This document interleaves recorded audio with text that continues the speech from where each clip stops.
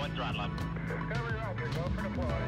Thanks to you and to everybody in the shuttle program. The crew is go for launch. Roger, nice to be in orbit. We have followed in their footsteps to get us where we are today.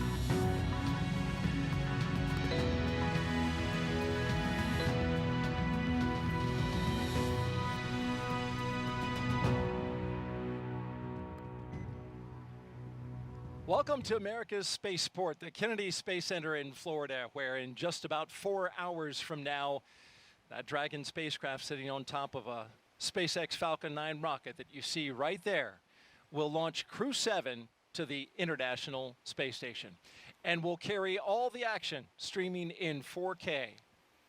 Welcome everyone to our launch broadcast. I'm NASA's Daryl Nail, and with me is NASA astronaut Jessica Meir. We are so happy to have you here for this countdown this evening. Thank you very much, Daryl. It is wonderful to be here tonight at the Kennedy Space Center. Now, for those who don't know, Jessica Meir, she is a veteran of the spaceflight program, and I want to show some video right now. This is 2019. This was the 221st spacewalk for Space Station Assembly, but it was the first to be conducted entirely by women. And Jessica Meir is one of those women that you see there in space. She partnered with fellow astronaut Christina Cook. They replaced a battery charge discharge unit, but it was a huge milestone for NASA. 2 years later, here she is in a lower profile role, the astronaut support person for Crew 2. There she is, number 38. She's in the SpaceX Ninja suit. And she was not only in the suit-up room, but she also traveled out to the launch pad with the astronaut, made sure she took all her pictures, right? Making sure she's documenting everything right there. There you see her at the top of the launch tower as Crew 2 astronauts Shane Kimbrough and Megan MacArthur made their way into the capsule. And of course, you helped facilitate a lot of things right there. Nice view that you see there. She's with us today, and you bring a lot of experience to the table, Jessica, and we hope to learn from you not only your experience as an astronaut in space, but also in what you did during the suit up for Crew 2. Yeah, thank you, Daryl. Those are some really nice memories, so it's nice to see a little bit of footage of that. This view from the suit room that you're seeing now of the current crew, Anne McLean is the astronaut support person, the ASP, that's in the role for our office, just like I did back in that previous video for Crew 2. So we are part of that team of the SpaceX Ninjas, helping the crews with those last preparations, getting into their suits, doing all the pressure checks, making sure that everything is proceeding nominally towards our launch. And it's nice because all of those other ninjas down there in those black suits, those are all SpaceX personnel. But the key is that we wanted to have some member from our NASA astronaut office there as well to still be supporting the crew for anything that they need. So that's why we have one NASA astronaut integrated with the team there. And as you mentioned, we actually go all the way to the launch pad as well. So at that time point when we are up on the launch pad getting ready for that final ingress, we're the only NASA person that is there at that moment. SpaceX, of course, we completely trust them to get everything ready for us for launch day, but it's nice to still have a representative body there for anything that is needed during that time period. So you'll see Anne McLean in a couple of these shots. I didn't see her number. Did you see her number there? She is number 21 in the space. I haven't seen her pop into camera yet. 21, there she is right there, actually just to the left behind the people in the front. Oh, there, yeah, good eye. Yeah, and another one of my 8-ball classmates. Yes. So. Yeah, Anne McLean, of course, spaceflight veteran herself, most recently as flight engineer on the International Space Station for Expedition 58 and 59. Twice a lead spacewalker herself during her 204 days in space, and as you mentioned, a fellow 8-baller. So we've got Crew 7, and those 4 crew members are currently in the 4 seats, which are, as I'm told by SpaceX, these are just like the seats inside Dragon. They are molded exactly the same, and they are doing their suit checkouts. Yeah, that's right. So right now they are in that same position. It's the same seat as you just mentioned. And the key there is that they are they have an interface of the umbilical line that is attached to their suit. So that is what they need to do to perform the pressure checks. So all of the gas, the air for the suit will come in through that line. They have their communications port through that line as well. So they're seated comfortably, getting ready, making sure that the integrity of their suits is all in check. You can see Jasmin Moghbeli there with her visor down. And the suit inflated, right? Exactly, yeah. So she is in the midst of her pressure check and looks to me like everything is going well. But of course, we want to make sure that those suits have good integrity in the event that we would ever have to use them on board the vehicle. There's Andy Mogensen sitting to her right. His visor's still up, so it looks like perhaps his test has not been initiated yet. And I believe they do perform these one at a time. So Andy has a few minutes there just to kind of relax. You can see the Danish flag on the left of Andy's suit because he is a European Space Agency astronaut, and he is from Denmark. Yeah, one of the, I believe the first astronaut from his country to go to space. Of course, he was on the ESA Iris mission. And we'd like to tell you more about these astronauts. But first, of course, we want to tell you that a lot of preparations have brought us to this point, including a dry dress rehearsal and a static fire of the rocket earlier this week, for those of you who are following along. You also know we stood down from yesterday's launch attempt for additional data reviews. But for now, all systems are looking good for launch. So we mentioned Andy, the Danish astronaut. He did have a flight previously. I think you just mentioned that, the Iris mission. It was a 10-day mission on board the ISS. So this is really exciting for him because this will be his first long-duration mission. And let's roll through the astronauts right now and our one cosmonaut and introduce you to the crew.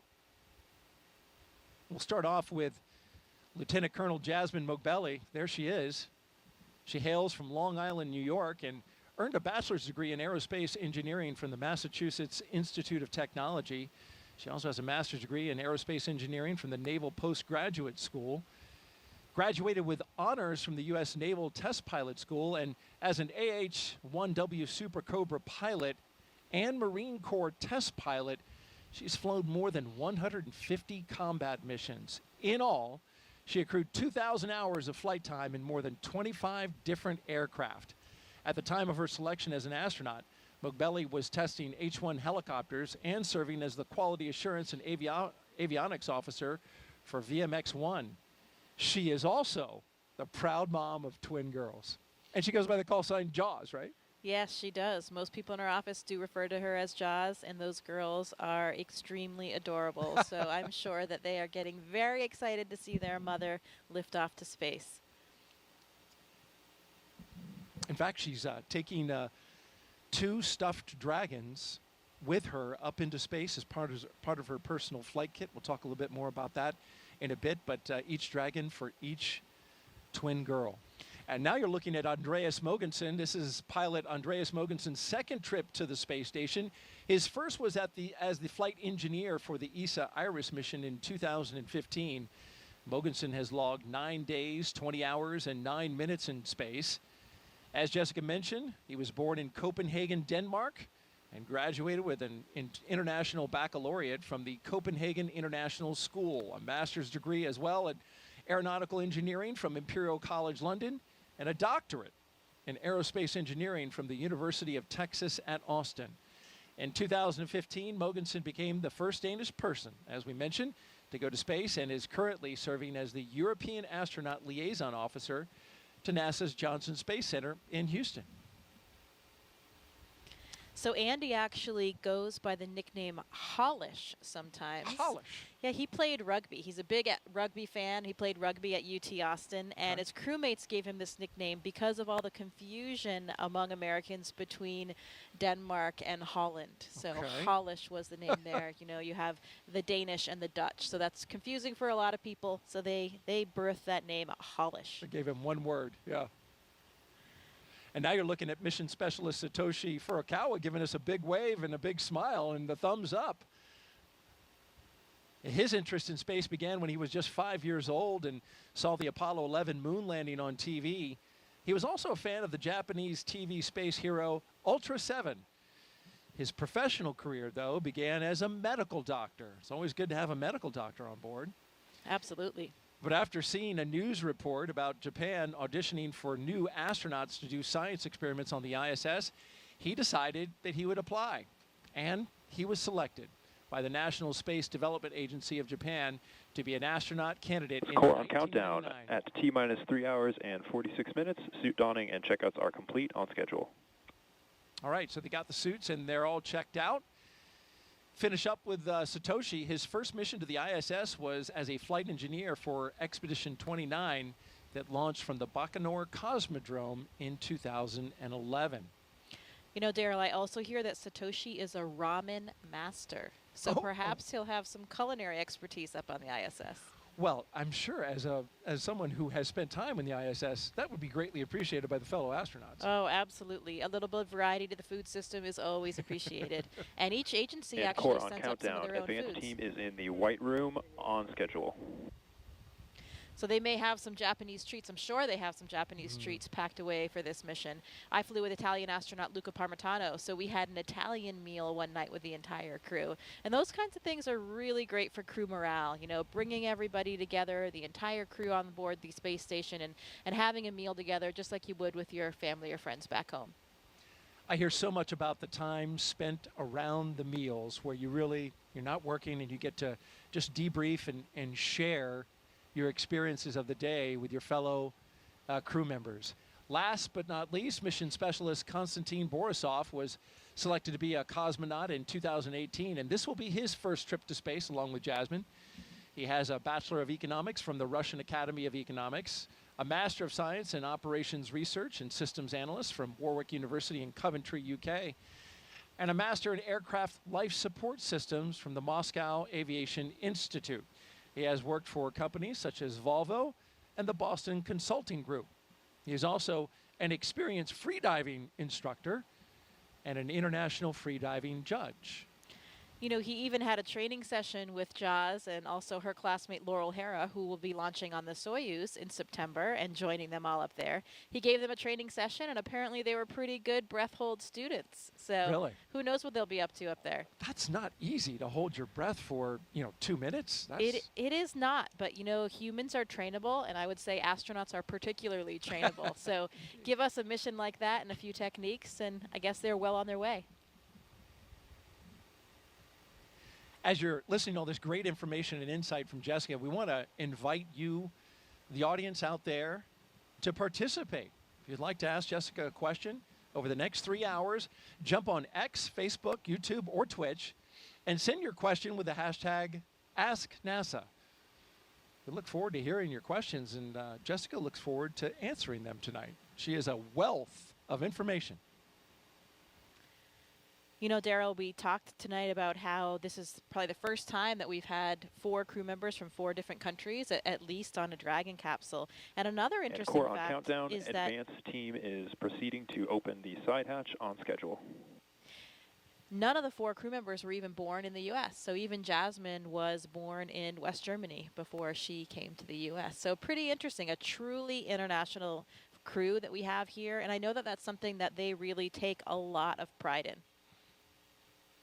That's a great point about this multinational crew, and each of them, because they come from a different country. Great point about the multinational crew. And because each one of them comes from a country, each one of them has a large support crew, right? Including a flight surgeon from that country. So for the launch and recovery director, that's a this is the largest total number of crew, not just for the actual Crew Dragon, but we're talking about for the support systems, both on the boat that goes out to recover them, as well as the emergency operations that are standing by to support in case anything happened. Yeah, that's a great point. Of course, we rely heavily on all the people on the ground. You know, we're the faces that you see up there and the ones that get to wear the suits and go to space, but it truly takes a huge team of all the individuals that support every aspect of our space flight. And as astronauts, we never forget that. And this crew probably has an incredibly extensive network all over the world as well. You know, we talked about how international they are. And Konstantin, he's lived in 4 different countries. Andy's lived in at least 8 countries. Wow. So a lot of people that they've touched, I'm sure, along the way. I love the story. You know, Andy actually worked in the oil industry in Congo and Angola after he studied aerospace engineering. And it was about the same time that the movie Armageddon was coming out. So at least for him, he was doing this kind of obscure job. But finally, you know, he had this movie where he could help explain to people that there truly was a connection between his current job and his dream to be an astronaut one day. Well, a guy from an oil rig going up into space, thank goodness he's not trying to steer a meteoroid away from hitting the Earth. Hey, well, he will be prepared for whatever comes their way. Bruce Willis style right there. Absolutely. And hey, Jessica, we got a question already teed up. Let's go ahead and take that from our social channels. At Savannah Brainery asks, are there any pre-launch rituals for crews? Yeah, that's a great question. And tradition is something that we do like to uphold. We have several rituals. For example, this crew, when they leave the suit-up room, they will sign a mission patch, and all of the other crews, all the other Dragon crews have done that before them.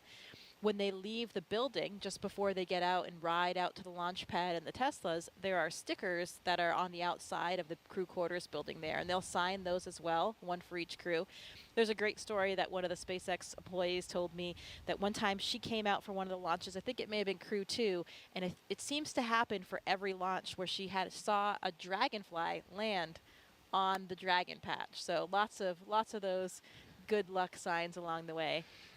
The crew. Indeed, the dragon. I've heard that. Like you see a dragonfly on launch day, that's supposed to be a good omen. Yeah, absolutely. The crew will play a card game. Yes. We'll have a view of that so we can save that conversation for when we see that later, before they exit that suit room. And then in the white room, so the small room that's really at the end of that access arm before they get into the capsule, they'll sign that as well. So lots of different traditions along the way. And I'm looking forward to that. You mentioned the card game.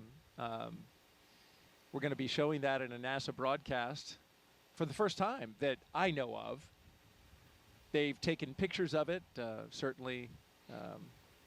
There's Konstantin relaxing. And by the way, those recliners, I understand it, are from the shuttle era. So they've got some miles on them. Yeah, again, that history and tradition is always very important to us here at NASA.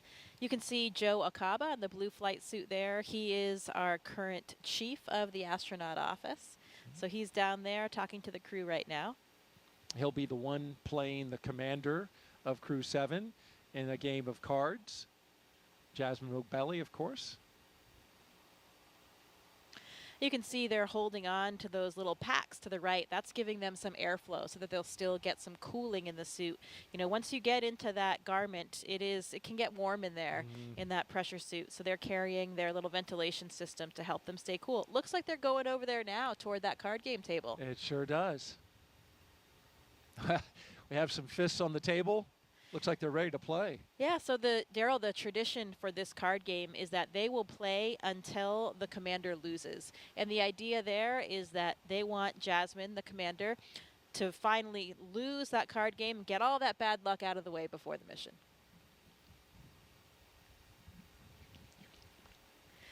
So here they are. I see Joe's shuffling the cards now. Shuffling the deck up. So Joe Akaba on the left, as she mentioned, chief of the astronaut office. On the right, Jasmin Moghbeli, the commander of the Crew 7 mission.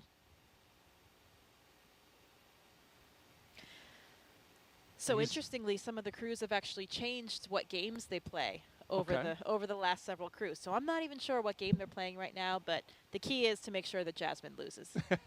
And by losing, they all win. Exactly. Get that bad luck out of the way now, and then, you know, this is just really gives us a nice moment of levity, a little bit of a laid-back atmosphere before they're really getting going and getting out to the launch pad. So like the social media question that came in, it's nice to have these traditions that are all part of the process that mean a little bit of a something to us. Okay, well, Jasmin cut the deck, and now Joe is dealing. Very dramatically, I might add. I think this might be a game that involves one card.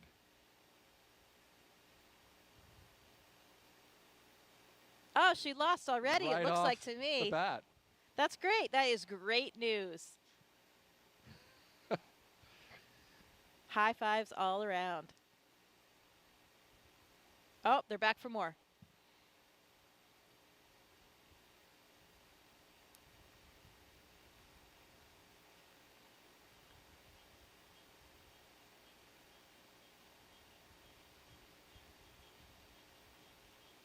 Looks like these guys are ready to launch today. I love the smiles on their faces. A lot of enthusiasm, like you said. It gives that, moment of levity.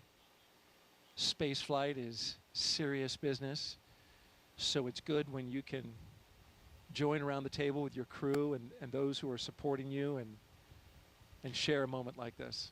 Yeah, I can tell you the camaraderie in that room right now is really palpable. You know, that SpaceX team that they have been training with and working with for so long now, preparing them for the flight.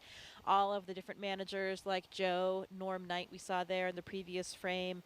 Lots of people that are there for them, supporting them and really enabling this space flight. All the people down to the ones that provide us with all of the things that we're going to fly up there to the space station. So a really great feeling, and I can see those genuine smiles all around tonight. And it looks like a member of the team received the official playing deck for Crew 7, which is a nice notion on their part. Yeah, great memento to have. So from here, folks, the astronauts will get some final photos. That number 34, I think, is that Sarah Gillis? It might be from SpaceX. I think that was Haley Esparza. Okay. That just walked this way. Yeah, that came towards camera. Yeah. Okay. Also, My correction. Yep, she's she is really the liaison between all of astronaut operations and SpaceX. So a lot of us know Haley really well. She is always a central part of all of our training and prepping for flight. She's wonderful. Number 34?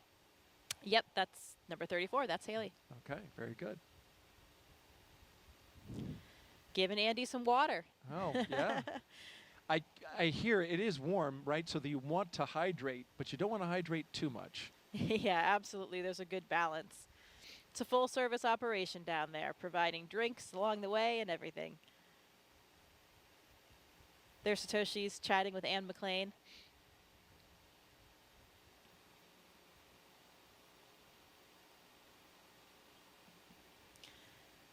And of course, this is all very, very choreographed for the timeline. They will exit that room at exactly that prescribed second and get down, do their signing, and get into the elevator.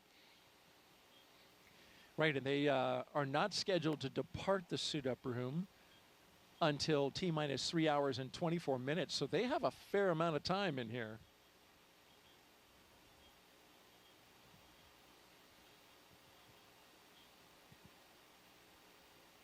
So you mentioned Jasmine's children. You know, all of these crew members have kids. And last year, Satoshi even became a grandfather.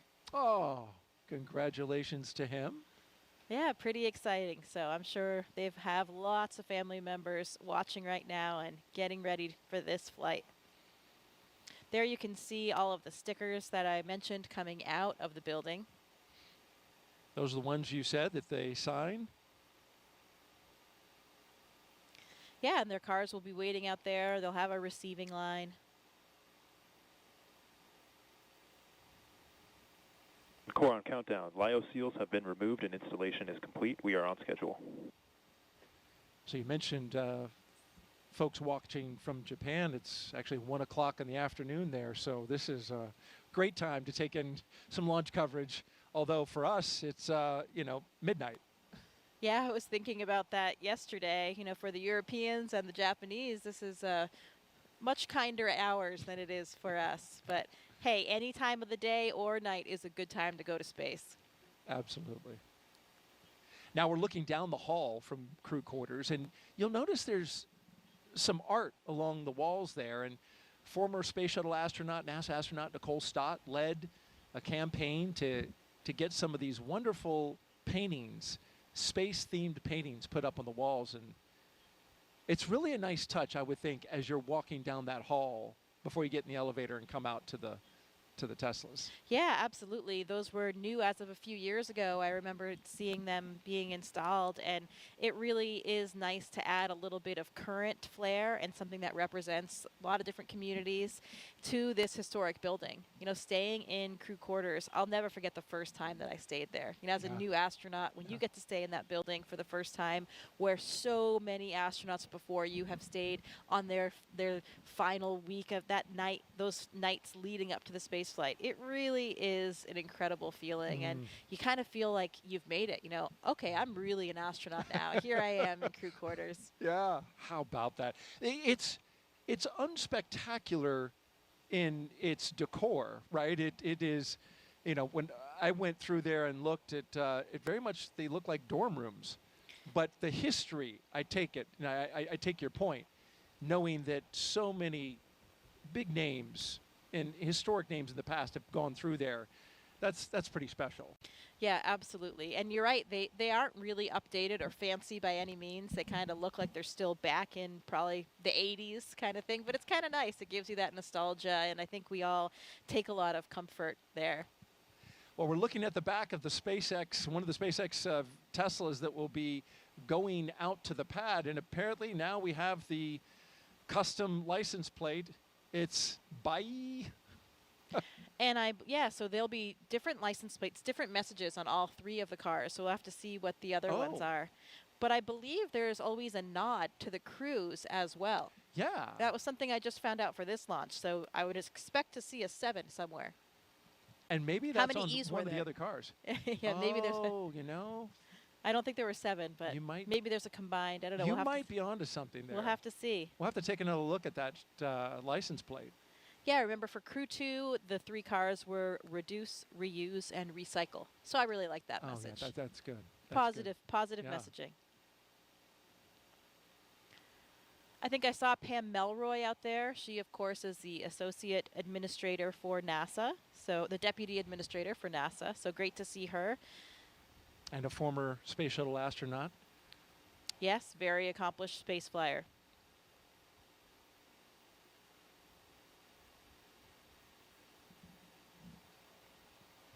You mentioned crew quarters.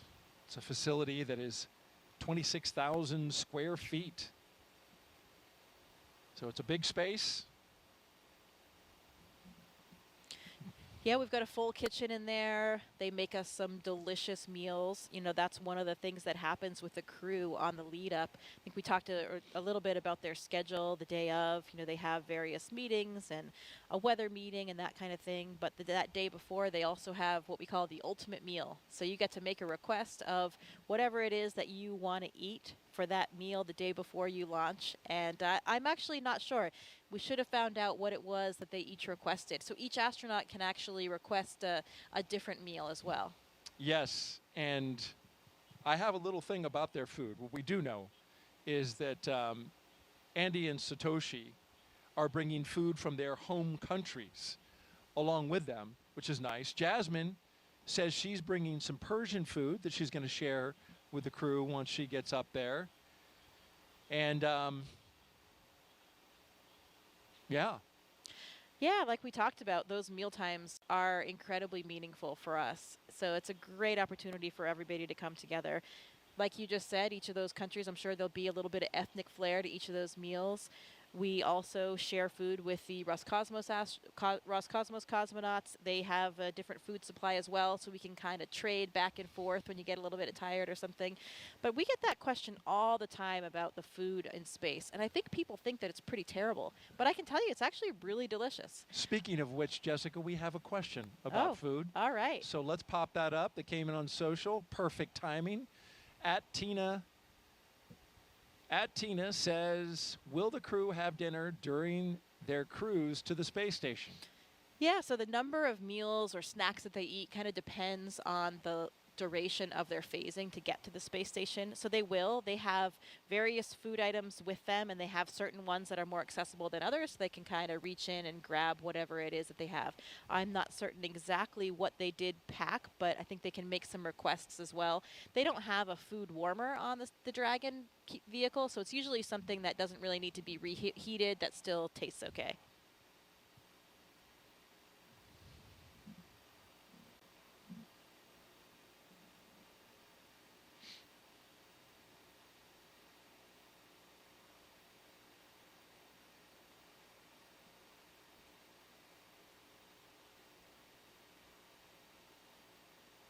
And our social participant who asked that question, she is actually here participating in a NASA social at Kennedy Space Center, which is an event we do for launches, invite various influencers and social media account holders to come out and participate in activities in and around the Space Center, as well as take in a launch. So she was right there, watching the coverage, presumably, I guess, on her phone when she asked that question.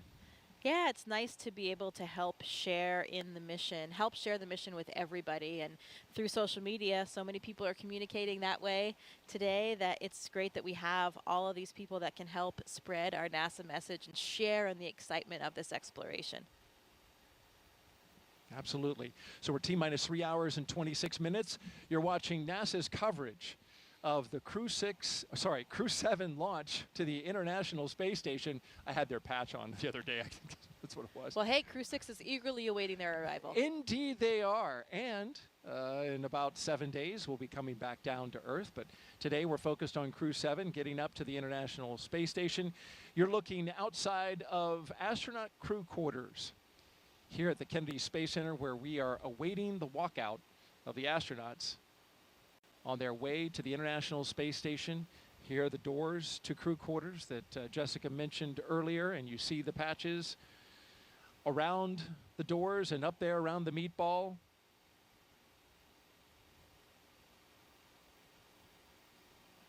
They're scheduled to walk out at exactly 3 hours and 20 minutes. So we've got about 5 minutes until they walk out of there. All right, 5 more minutes. You were talking about, of course, a lot has been made about the multi-international crew here, which is impressive. This is the first time in a Crew Dragon has had one person from a separate country. But I did some research, got a hold of the historian at Johnson Space Center, and she was telling me that if you go back to the space shuttle program, there was actually a space shuttle launch that was more diverse for nationalities, and it was STS-84. And the reason is that flight included C. Michael Foale, a British American, Elena Kondakova, a Russian, Jean-Francois Clairvoy, French, and the remainder of the crew were Americans. However, Carlos Noriega was born in Peru. So you've got 5 nationalities on STS-84. Yeah, that is a central element toward everything that we do. Of course, it is called the International Space Station, but it is something that is so important to all of us. This great example of what can happen when people from different backgrounds, from different places, all work together. And here they come, the astronauts walking down the hallway at astronaut crew quarters. 3 astronauts, 1 cosmonaut of Crew 7 waving as they go by into the elevator, headed down to the first floor. Behind them, Joe Acaba, I believe that's Norm Knight with the Flight Operations Directorate. It is. Core on countdown. Crew walkout and suit up room departure is in progress, on schedule. It's impossible to not smile when you're watching them walk out with those smiles on their faces, isn't it? It's contagious.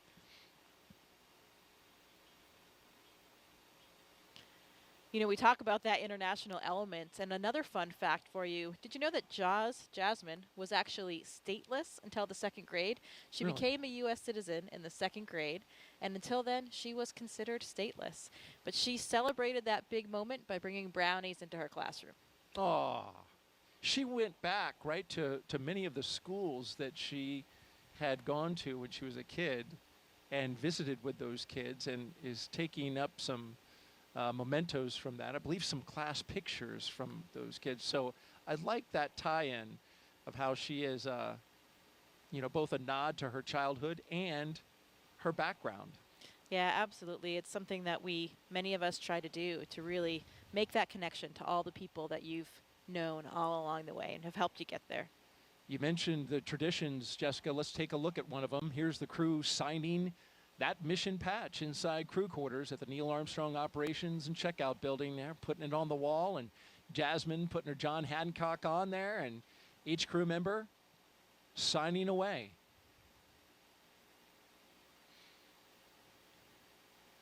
Lots of autographs and signatures to be had when you're going to space and when you come back. Something that we all get used to. It takes some getting used to, though, in the beginning. I Does mean, it? it's not, I mean, I certainly was not used to people asking me for my autograph before.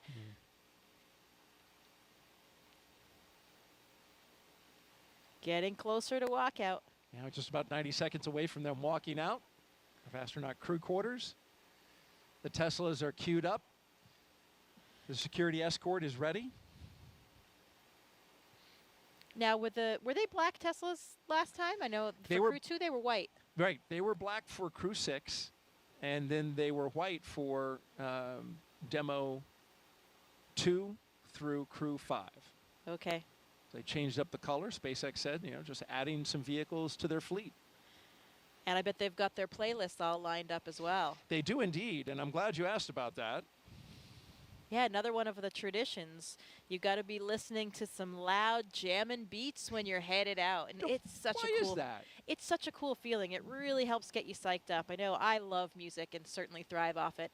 Since I was the astronaut support person for Crew 2, I did actually ride out in the Teslas with the crew, and it is such a cool feeling. You have lights and sirens kind of blaring with your escorts. You've got the music going loud. It was night just like this, and you're going out to this impressively lit launch pad. It really gets the excitement flowing and gets you pumped up.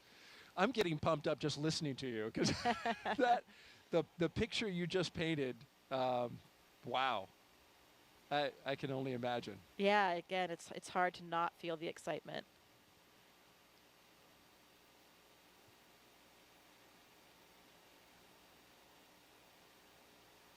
Well, we're just seconds away from them walking out the doors. You can see them behind the windows. And here they come. Crew 7 taking their first steps outside before their journey to space. Again, look at those genuine smiles. You really can't hide the excitement. From left to right, we have Konstantin Borisov, Andreas Mogensen, Jasmin Moghbeli, and Satoshi Furukawa.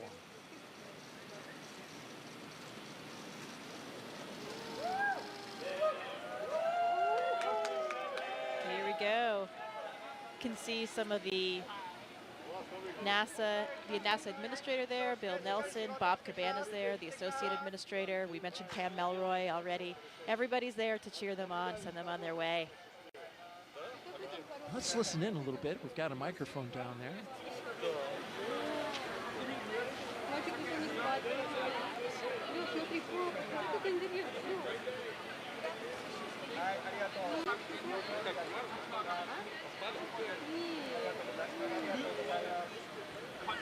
Прочувствовал? Да, начал кайфовать. Нет, вообще нет. Вот сейчас вот стоял, чтобы вас видеть, расплакаться немножко, отвлекся.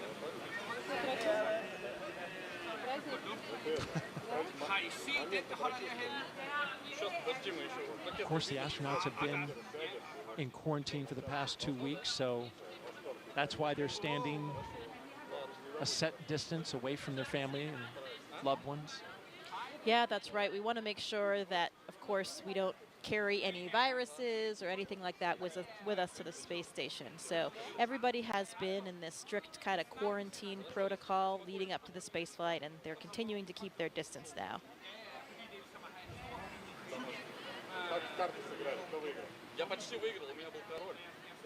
You guys see Alex Gerst, German astronaut from the European Space Agency there, and Takuya Onishi, a Japanese astronaut. You can see those blue suits toward the front, helping out, escort the families and with the guests. Both are space veterans, of course. Mm-hmm.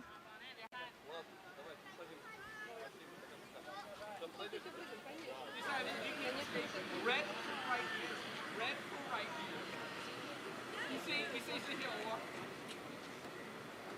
A double kiss from Jasmine, probably to her 2 girls. Yeah, and I heard Andy speaking Danish to his family.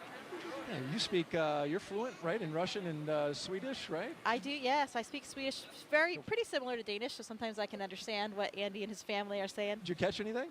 I did. He said, "We see us, we'll see you." Yeah, Oh, I did catch what he said at the end there. But Andy's family actually lives just a street away from me, so I see them quite how often. about that? Yeah. Well, that's nice. Here they go. Doors are closing. Well, this is a good time to talk about the playlist. Jasmine is going to be queuing up some Stevie Wonder, Whitney Houston, some hip hop. She's a big hip hop fan. And apparently so is Andreas, so that works well for the commander and the pilot, who will be in the O1 Tesla. Satoshi says he'll crank some 80s Japanese pop music. And I put that on my own music app just to hear a little bit. Unsurprisingly, a lot of synthesizer, just like 80s in America. And then Konstantin says he's going to crank some System of a Down, Pink Floyd. Look at that. I see Jaws twin girls. They're wearing little mini SpaceX suits. Oh, I have one of those for my daughter as well. They are adorable. They look exactly like the real thing. No kidding. You can see them just over at the window right now. I see, looking in at Mom. Riding on Dad.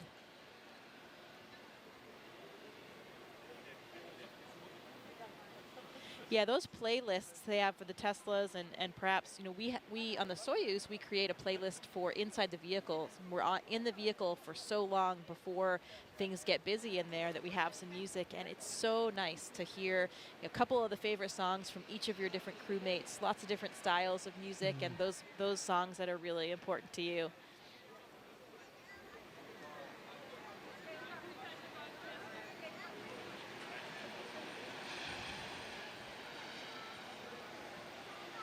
We got a social question. If you have one, send it to us. Hashtag AskNASA on YouTube, Twitch. See those X. see those outfits with I the see them. hood and everything. Yeah, and the hood for the helmet. They're really great. Cute. Got to dress like Mom. Be ready for game day. Oh, absolutely. And I imagine that helps a lot with this moment. Of course, they're quite young. But, you know, with children of a certain age, understand that there's some risk involved, and astronauts have to have that conversation with older children. Yeah, I'm sure it gives them something to identify with. You know, they're wearing the same outfit as Mom today and ready to cheer her along for her launch. So in the first Tesla, we've got the closeout lead and 2 suit technicians. In the second, the commander and pilot. And the third, the mission specialist, 1 and 2. And bye, they go. Bye, bye. I think you need a longer bye. You nailed it. Thank you. Thank you. There they go. And so as the crew departs the Neil Armstrong Operations and Checkout Building, this begins the 20-minute drive with a full security escort across NASA's Kennedy Space Center to Launch Pad 39A. So let's learn more about the crew in their own words. This may be Jasmin Moghbeli's first space flight, but the Crew 7 commander's resume is more than... Space in this international way is because it's a human thing to explore. Humans have always wanted to push the boundaries. We're curious beings. We want to know what is out there. My name is Jasmin Moghbeli. I'm the commander of NASA's SpaceX Crew 7 mission to the International Space Station. I was born in Bad Nauheim, Germany. My parents left Iran during the revolution and then ended up in Long Island, and Baldwin, New York is where I grew up. I always loved team sports from a really young age because you rely on one another, and that's something that I think is really important to know going forward in your career. Becoming an astronaut has been a dream of mine since I was in elementary school. But you think about a lot of kids say they want to be an astronaut in elementary school, but it just never went away from me. I loved physics and learning about how the world works. I went on to the Massachusetts Institute of Technology, studied aerospace engineering there, and then joined the Marine Corps after that. I wanted to fly jets, and wondering why would anyone want to fly helicopters when you can go fly jets? I thought you had to be a jet pilot to become an astronaut. And I wanted to still keep that door open. I actually went to watch STS-116 launch while I was waiting to start flight school.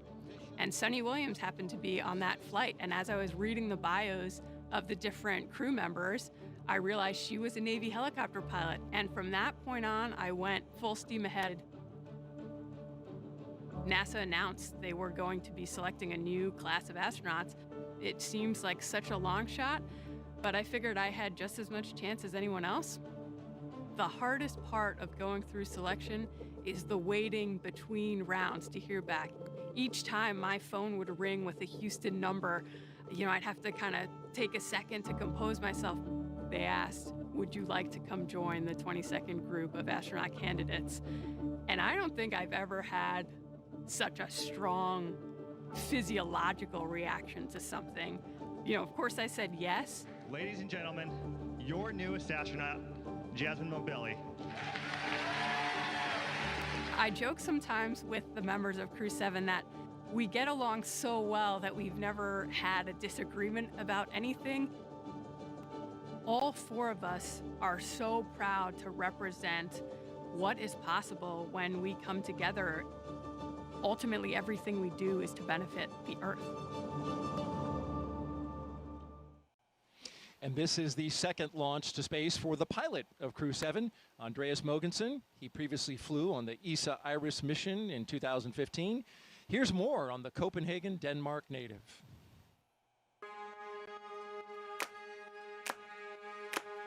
We explore the world not just physically, but also mentally by doing experiments that increase our knowledge of the world and the universe. And that comes from a need to understand the world that we're part of and a basic curiosity that I think all humans are born with.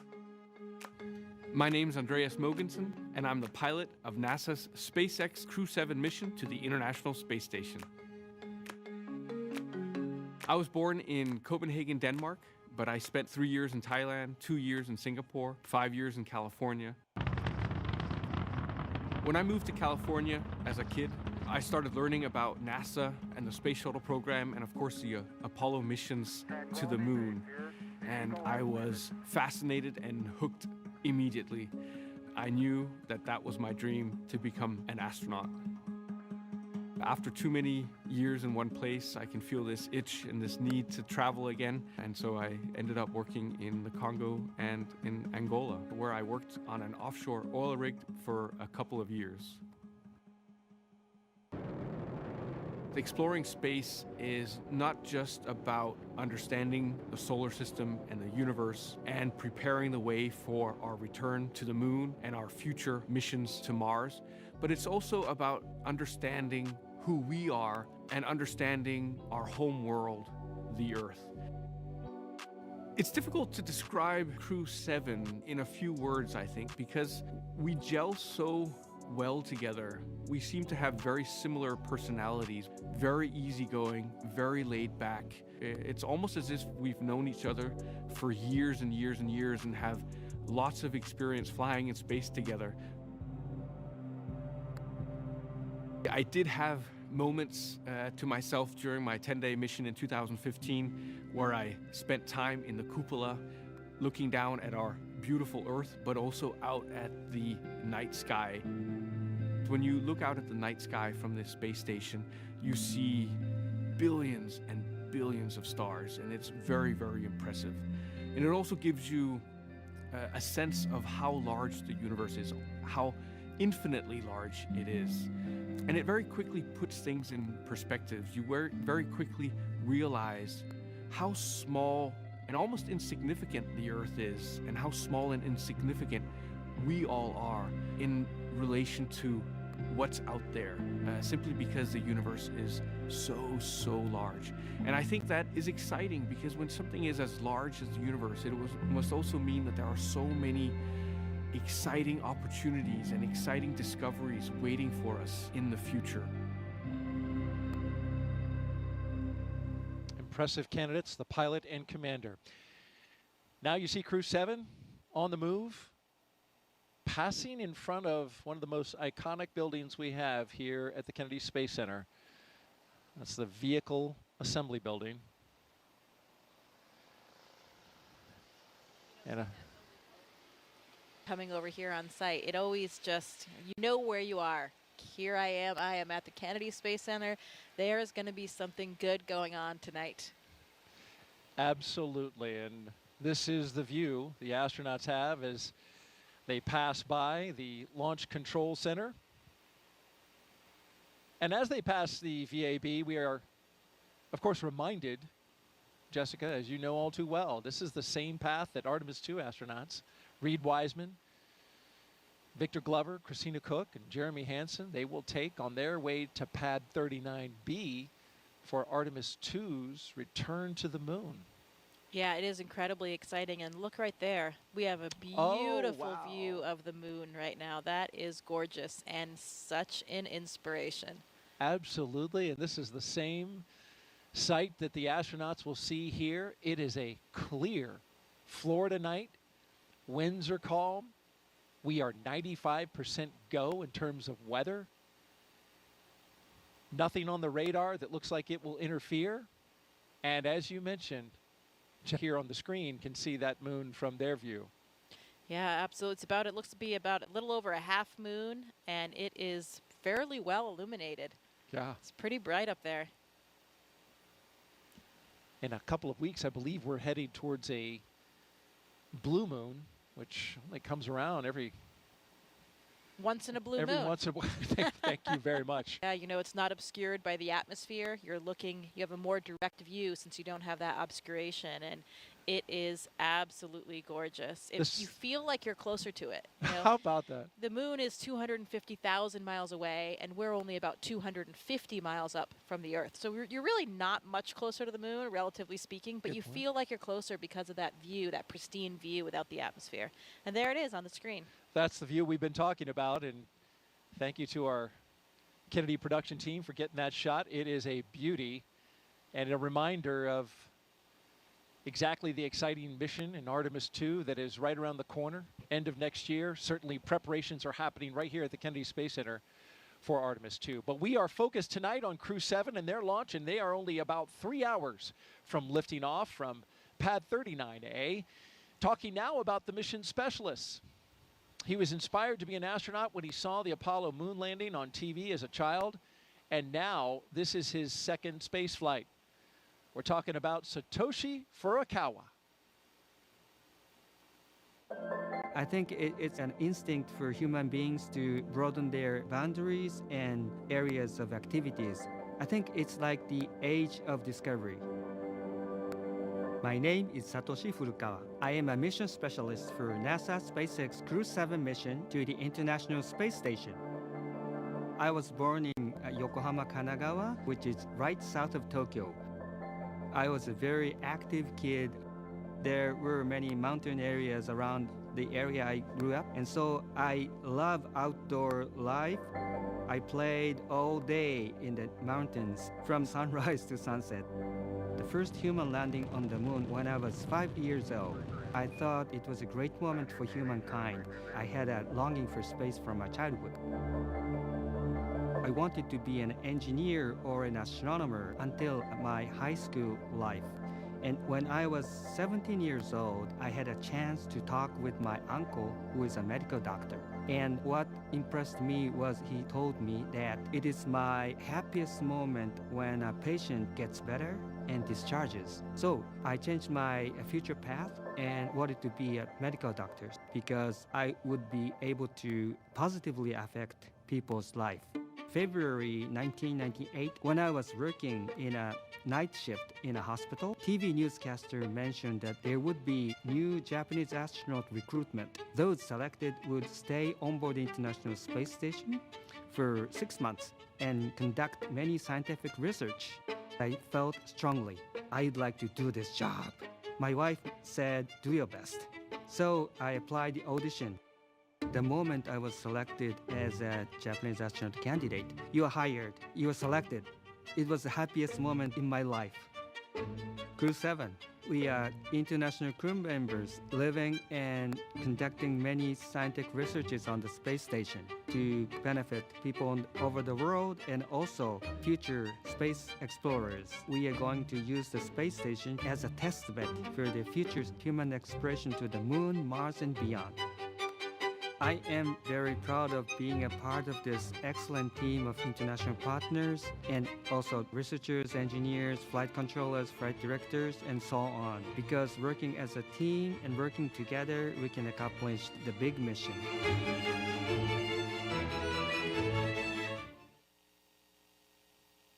And here's a great shot, Jessica, rolling up to the rocket where you can see it right out your window.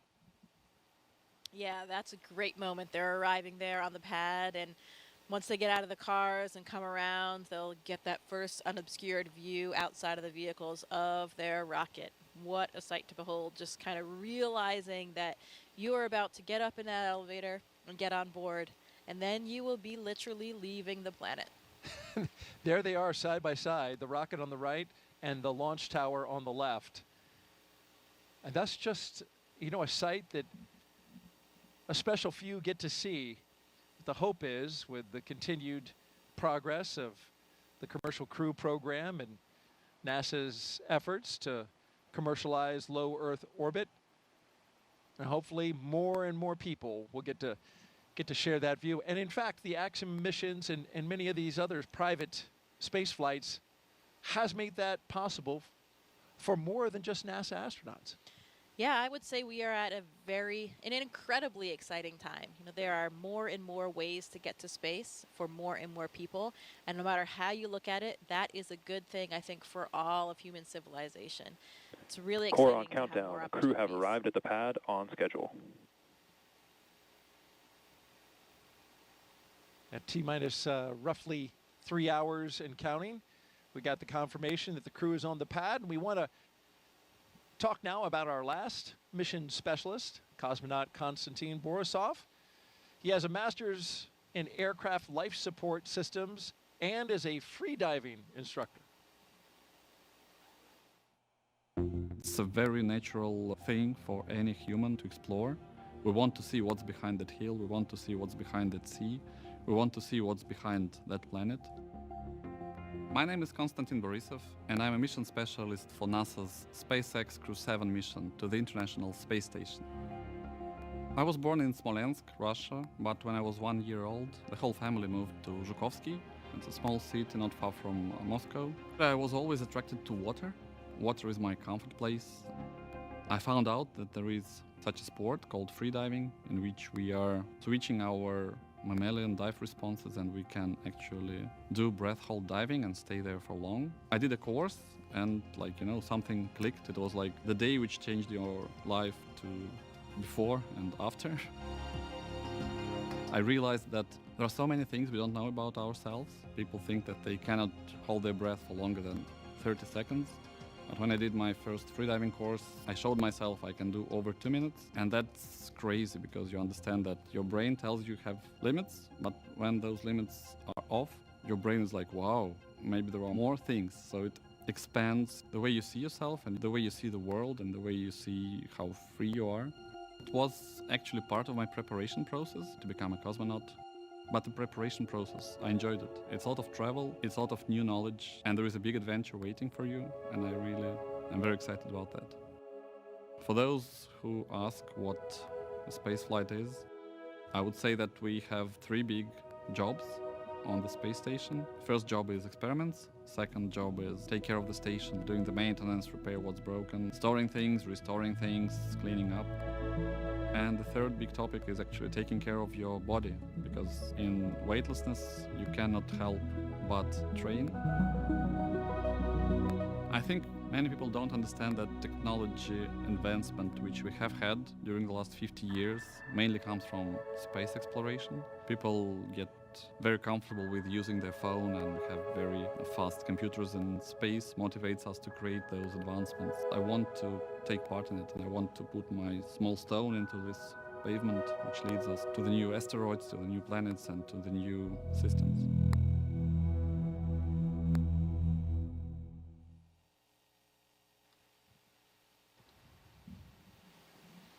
If you just joined us, we are T-minus 2 hours and 56 minutes until liftoff of NASA and SpaceX's Crew 7, a journey to the International Space Station for our 7th rotational flight. 4 new crew members coming aboard, and then about a week afterwards, Crew 6 and their 4 crew members will come back. You're looking at the top of the Falcon 9 rocket. You see the Dragon at the very top. And in just a little bit, we'll see the astronauts walk across that crew access arm and into the Dragon.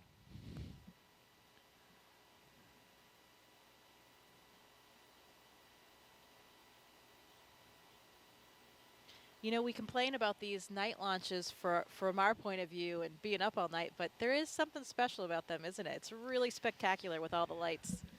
It is. It is special, and especially when the rocket goes off and just lights up the sky, turns night into like dawn.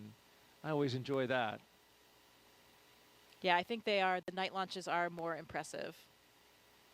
Just the contrast in the sky, you know. Absolutely, and you can see how still the winds were from that previous shot. The flags are not moving at all. Of course, we know it because the bugs are buzzing all around. Here we go with our commander and pilot, Jasmin and Andreas, making their way out for a view of the rocket. And there it is, that traditional lean back. You got to try to take it all in, and it's a tall rocket.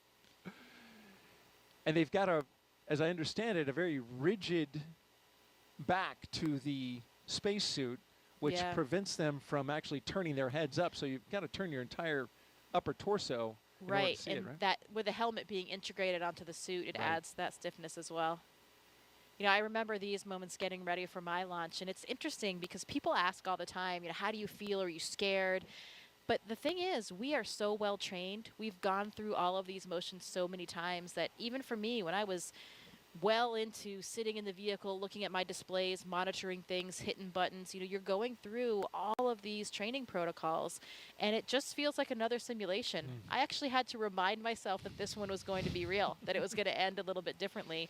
And then, of course, you hear a little bit of a fuel in the system, or you feel the rocket moving a little bit. Those things bring you back to reality and remind you that this one will have a different outcome. But, you know, it's not the astronauts that have any apprehension or are scared thinking about what's going to happen, because they're going through all of those motions that they've been so trained to do. It's really more for the families and friends that are on the ground. They're less familiar with everything. They don't have a full understanding of it. And of course, their loved one is sitting on the top of the rocket there. So, you know, it's interesting. People think that it's us that are worried about something on launch day, but it's really not. We're very well trained. We have trust in our hardware, in our systems, and all of the people on the ground watching everything so closely. And, you know, I know for me, I was just nothing other than 100% excited that my childhood dream was finally going to come true. 100%.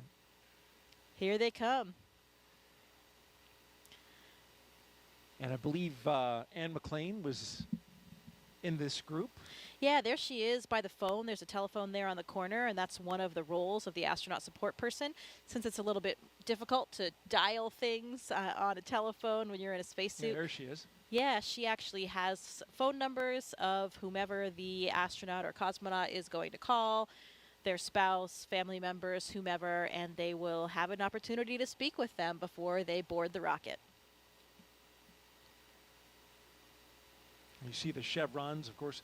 Those lead to the slide wire baskets in the case of a launch pad emergency egress. If it were cloudy or smoke-filled, those white chevrons would lead the way. So they go opposite of the chevrons to go up, but they point on the way out to the slide wire baskets. And also note that you see the graded floor. In the case of emergency egress, there would be a lot of water coming down. The sprinkler systems would activate and be just a deluge of water, and that water needs to drain off. So to keep the floor from being slippery, all that water drains off through the grate.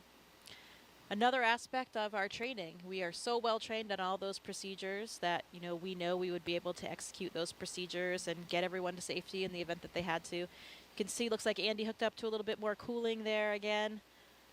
It is a warm night here tonight, especially if you're wearing one of those suits. 80 degrees out here in the east central coast of Florida, right here on the Cape.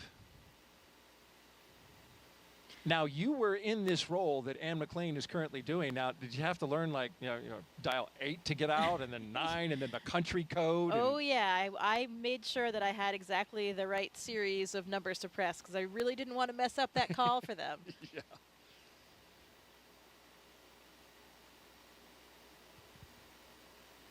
Is it, I mean, you must hear the phone call, right? You're standing right there. No, I mean, they will be talking. It's a little bit difficult for them because they have the helmet in and they're trying to get the phone handle in there. It's not a small cell phone. This is an old school real landline, kind of like a payphone. Looks like if you remember those, Daryl. Oh, I mean, we remember those, but some people watching might not remember those. I do remember. Oh, look, he's waving. He's waving on the cameras as well. I'm sure he's waving to his wife and 3 children. This is the first time for an ESA astronaut to be in the pilot position in a Dragon. So Andreas making a little bit of history here on tonight's flight. Jasmin taking a look over the rail. That must be a sight out there. It is. It's beautiful. So as the astronaut support person, once they finish with the phone calls and they get everybody in the vehicles, you're kind of just standing there. So you have a great view. All right, there are 2 mission specialists, Konstantin Borisov and Satoshi Furukawa. Taking it in. They're getting a lot of looks. Yeah. Big wave, thumbs up. It's interesting about that elevator when they go in. If they were to ask, which floor would you like? There's actually a button that says space. Yeah. They changed the 255-foot level to space. Which floor? Space, please. Oh, yep, right away. Let me punch that up for you. Always the best button that you want to press. But only the 4 of them will be making that final step to space. Everybody else has to come back down the elevator. That's right. And there's Jasmin Moghbeli, the commander, and Andreas Mogensen, our pilot, making their way across the crew access arm into the White Room. They'll get into the spacecraft, but first, Core on countdown. Crew have arrived at the White Room and are preparing for ingress. We are on schedule. Yeah, that other tradition that we talked about. There's the last signature that they'll have to dole out before they get all strapped in. It's interesting when we talk about all these training protocols that we have and the amount of time that we spend training, particularly for contingency scenarios. That's where we really want to make sure that our skills are sharp and we are ready for that in the event of any kind of emergency. We're ready to execute and get the job done. And most of our training for our ISS missions ends up being for launches and landing. And if you think about that, we're talking now about a 6-month mission on the space station, and that ride to space is only a few minutes and a number of hours before they get to space station, and coming down is usually even quicker depending on the profile. So it's really only a minuscule fraction of our entire mission, but because it is such a dynamic phase of getting to space and coming back, that's where a lot of our training is really focused. And as it should be, as you mentioned, the most dynamic part. There's a lot of energy that is required to get into space. Core on countdown. Crew ingress has started. And you got to get rid of a lot of energy when you come back. There go our pilot and commander carefully getting in. They don't want to mess up that seal, so you'll see him take a lot of time to crawl over that entryway, the side hatch.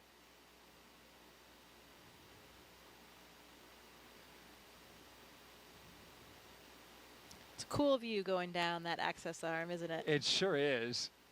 Again, I think that night sky helps with the dramatic scene we're creating here tonight.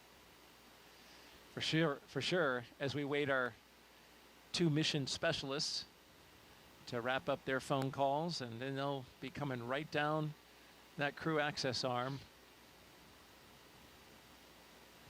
We've been doing this for 3.5 years now, but that crew access arm still looks futuristic.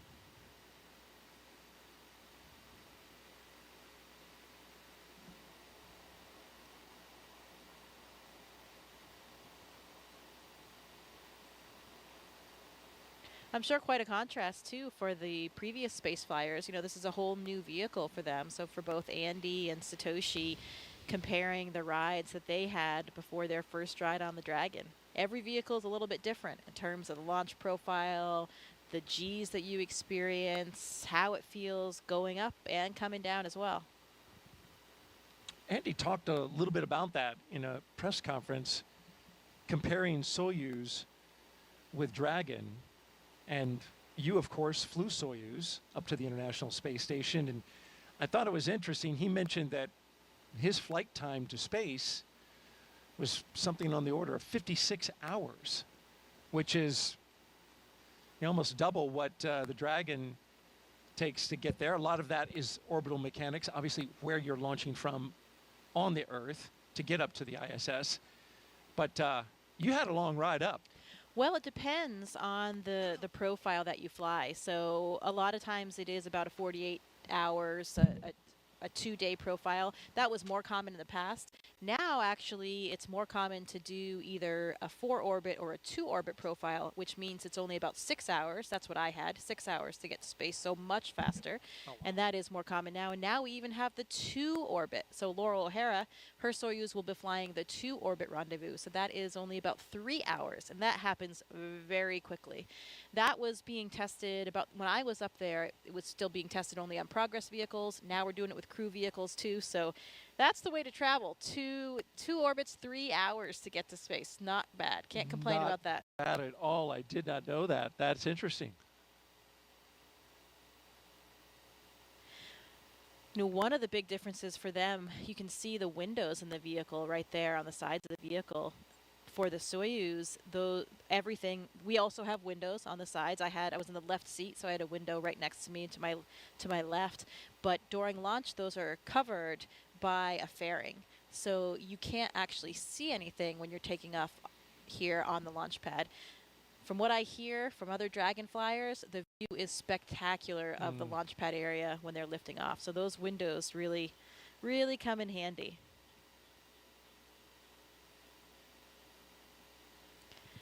You know, Thomas Pesquet tells me those windows are also really useful for viewing the northern and southern lights, the aurora from space station.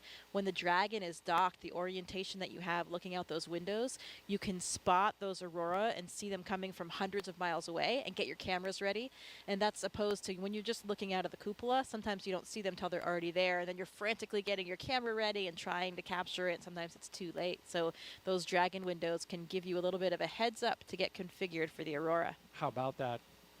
I mean, it's on my bucket list just to see an aurora from Earth. I just imagine what it'd be like in space. Well, you know, Daryl, people make fun of me for saying this, but it's still true. I've only seen them from space. How about that? You know, maybe that sounds a little bit annoying. I would love to see them from Earth as well, but it's nice to still say for now, I've only seen them from space. I was in northern Sweden last year hoping to get a view, but we didn't. Yeah, it's got to be just right in order for that to happen. You got to have some, as I understand it, some solar particles coming your way, right? Yeah, you have to have the right things happening out there in the solar system, but also have to have good weather here on Earth so that your view isn't obscured by clouds or. And here come our mission specialists. On the left, Konstantin Borisov, and on the right, Satoshi Furukawa. They're even dancing their way down the hallway. Oh, they're loving it.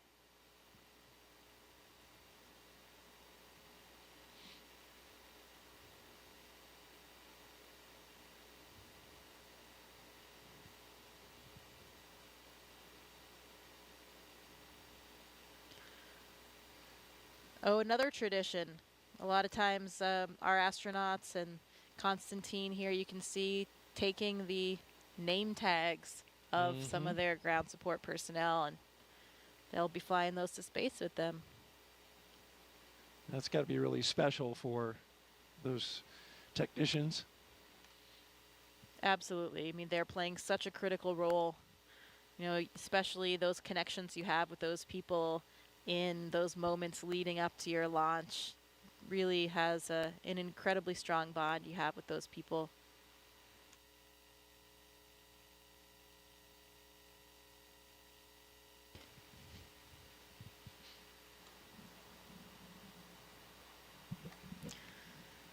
Any good astronaut or cosmonaut always has a Sharpie with them. I don't think there's a Sharpie pocket on this suit, but the technicians are handing them Sharpies to get this job done.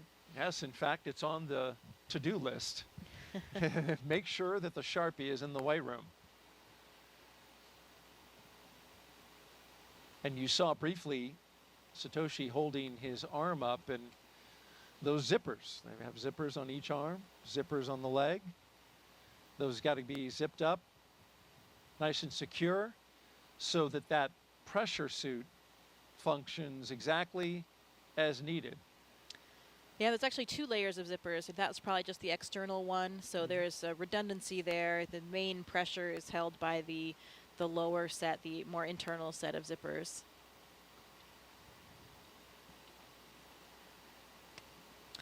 Another critical component of the way we do Core on things at NASA. countdown. Seat 1 and Seat 4 are beginning their ingress into Dragon. We are on schedule. You know, safety always comes first. We always have a lot of built-in redundancy to each system, including the spacesuits, to make sure that we can keep everyone on board safe.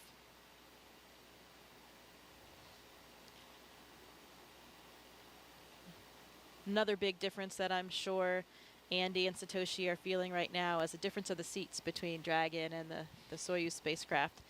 You know, you have a much more natural kind of sitting position in Dragon, a lot roomier for you to stretch your legs a little bit. You know, their heels will actually be kind of clipped in, not clipped, but there's a little runner there that you slide your heel in. It's a little notch in the boot. You slide that onto the boot plate to help secure your feet for the launch and landing process. But while they're sitting there on the launch pad, they can take a foot out if they want, stretch a little bit, and move around. Kind of like a ski boot and a ski, or a, you know, cycling shoes that have those. Yeah, kind of like that cycling shoe, but a little bit of a different mechanism. It's just kind of a front to back slide. You can see Andy looking up at the displays there. Looks like he's configuring something or checking something on the monitors. And Satoshi and Konstantin getting strapped in. They have their little satchels, that's what they call them, on their knee there. They have a tablet, so they have procedures on the tablet.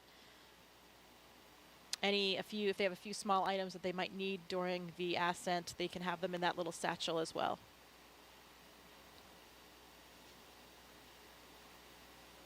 If you're just joining us, you're watching live coverage of NASA's SpaceX's mission known as Crew 7. Good morning to you. It's 12:48 Eastern Time here in Florida. And we're showing you live coverage here at the Kennedy Space Center. I'm NASA's Daryl Nail, joined by NASA astronaut Jessica Meir, giving us some great insight tonight. If you'd like to ask a question of Jessica, just jump on our social media channels, Facebook, X, and YouTube. Put in the hashtag #AskNASA that you can see at the bottom of your screen, and we'll get that question on the air.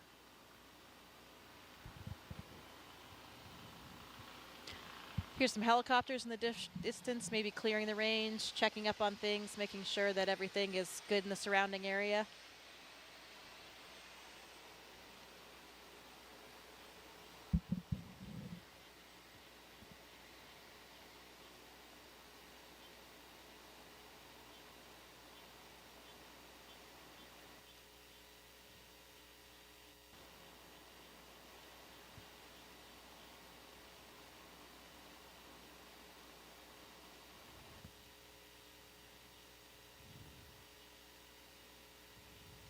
The Ninja in there making those final configuration checks, making sure the crew is strapped in correctly to be safe and comfortable.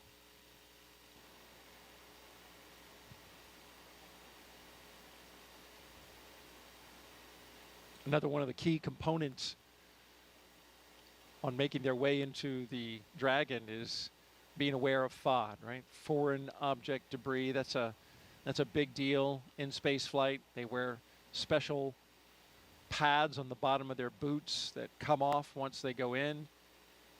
And then, of course, those technicians want to be aware of anything that falls off the astronauts and make sure that they collect it. You certainly don't want something floating around in inside the Dragon when you're launching.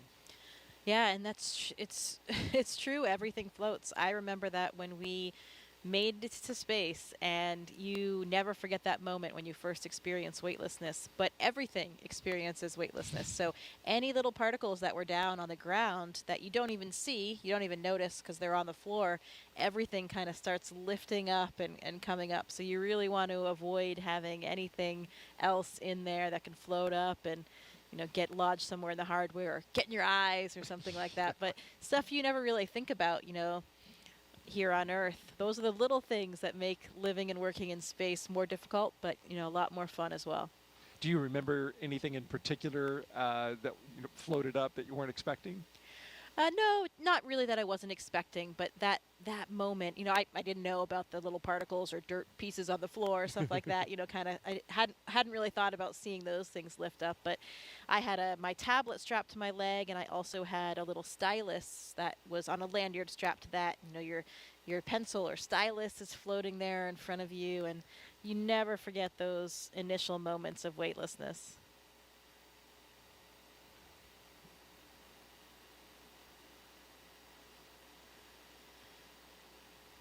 Pretty dramatic when you have that last engine cut off and suddenly you're in weightlessness and it's prolonged. Almost everybody has been on a parabolic flight at least before their mission. So you've had some periods of weightlessness, but those are usually only about 30-35 seconds. So you don't have that prolonged feeling. It's totally different.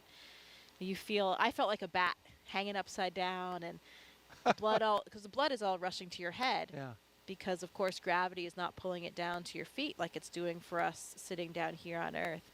Like you're hanging off the monkey bars, that kind of feeling of all the blood rushing to your head, and then it just doesn't go away. You kind of get used to it, and your body adapts a bit and becomes accustomed to the feelings, and you have a little bit of a redistribution of your body fluid, so things change over time. But, yeah, I just felt like I was hanging upside down, and here you are. You notice that. I've noticed that when I'm watching interviews on the International Space Station, some astronauts will look fuller in the face, and that's got to be exactly what you're talking now. Their blood pressure and all the pressure of the fluids internally are now going to distribute differently in space, right?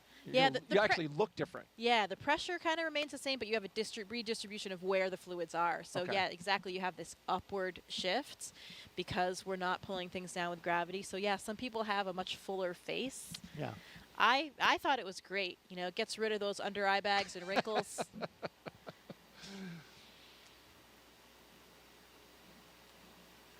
Very flattering, microgravity. Okay. I remember what you did on International Women's Day. You wore a dress. I did. Pretty sure that was the first dress in space. I think it was. And that clip really stands out online. Well, I think it's important, to represent everybody. Yeah. And I think that's what's so nice about the makeup of our office and of the partner agencies now is that you do have so much diversity in the office. Astronauts don't just look like one thing anymore. They don't come from one mold. We have people in our office that are, still the traditional military test pilots like the first astronauts, but we have scientists of all types. We have medical doctors. We have engineers. We have men. We have women. We have people from all different ethnicities and backgrounds. And, that makes it just a much more interesting place to work. There are so many studies on the ground, right, that show that we have more successful, more productive teams, and we have that kind of diversity and actually much more job satisfaction as well. Mm. I believe we have a social question as the astronauts are getting comfortable in their seats, got their harnesses on. Coming up in a little bit, we'll be articulating their seats up to launch position. And here's our question from Savannah again, who is here taking everything in with the NASA social group. How is it decided, Jessica, who gets to go up on each designated mission? Well, it's certainly not decided by us, I can tell you that. And we have a chief astronaut for each space agency, and for us that's Joe Acaba. We talked about him. We saw him in the suit room, and basically that chief gets to decide who is the right person to fly for each mission, and we get approval from people above him, his bosses as well. But he's really responsible for forming those crews and getting everybody assigned on their missions and making sure that he has a nice crew complement. And there's certain skill sets. All astronauts, as you mentioned, are not the same, but then there are skill sets that once combined with a crew Dragon, ready for comm check. are complementary. Copy, Dragon. Stand by for umbilical comm check. Yeah, absolutely. Now for the space station, we all have the same training. So everybody is trained on everything from science to spacewalks to flying the arm. CDR, PLT, MS1, MS2, comm check. Loud and clear, help me. Core, loud and clear. How's you loud and clear? How me? Core's got you loud and clear. This one has you loud and clear, homie. Core's got you loud and clear. So I have you loud and clear, homie. Core's got you loud and clear. Umbilical comm checks are complete. Report when ready for seat rotation. SpaceX Dragon, roll go.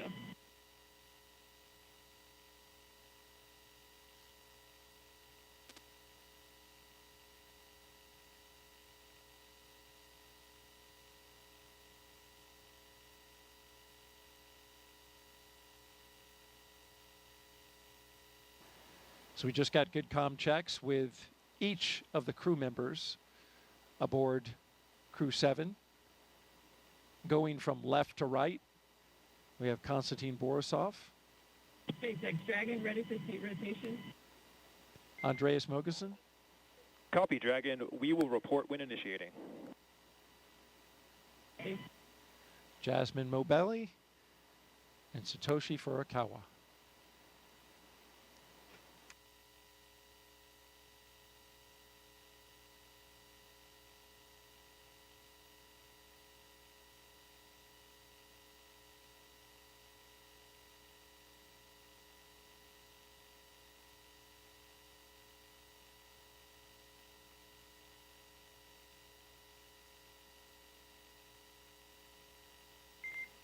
And Dragon SpaceX initiating seat rotation.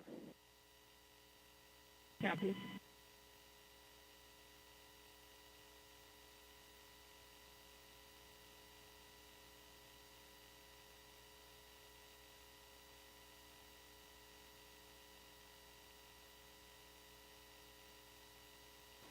So there they go. With a big wave as they rotate the seats upwards so they can be better configured for launch, of course, and also they'll be able to see their display panels directly in front of them. Yeah, and the main reason why we want to launch and land in that position is for the G forces, the gravitational forces that we experience. Get up to 3 or 4 Gs on launch and landing, on a nominal launch and landing. And when you take those G forces through your chest, so when you're on your back, those forces are coming straight down, so they're hitting through your chest. That's much easier to deal with than if you were sitting straight up, then they were hitting your head. That would really drive the blood out of your head, and that's why, if you're flying a jet, that kind of Dragon thing. SpaceX, seats are in the launch position. You are go for Section 2, suit leak check preparation. SpaceX Dragon copies, proceeding to Section 2, suit leak check preparation. So yeah, if you're a pilot and you have those G-forces that you're experiencing while sitting up, the blood can drain from your head, and that's why you can get dizzy or lose consciousness, and you have a G-suit on, or maybe you do different maneuvers to help counter that. So it's much easier on the human body to take those G-forces through your chest. And we train in centrifuges as well so that we become accustomed to what those G-forces are, how they feel, and make sure that you can still feel comfortable, function with what you have to do. For me, for the Soyuz training, we did a lot of that in Star City with the centrifuge. We went up to 8 Gs. And we also did some landing profiles under the G, so you're in the centrifuge and you're controlling where your descent is to make sure, to see what that would really feel like for the real day. And actually, I was pretty surprised. Taking those Gs, as we said, through the chest is a lot easier to deal with. 8 Gs is a lot, though.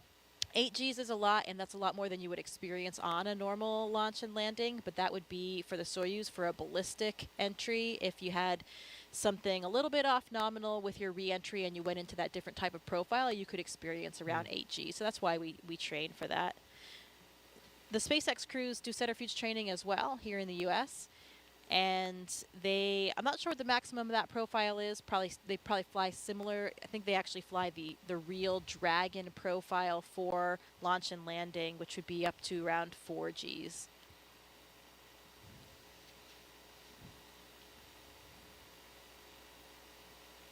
We're getting great stuff from NASA astronaut Jessica Meir as we count down to liftoff of Crew 7. Now just T-minus 2 hours and 25 minutes and counting. But hey, you don't have to be an astronaut to share in this experience, folks. Take a look now as our Crew 5 astronauts explain how you can get your virtual guest passport and be part of the excitement.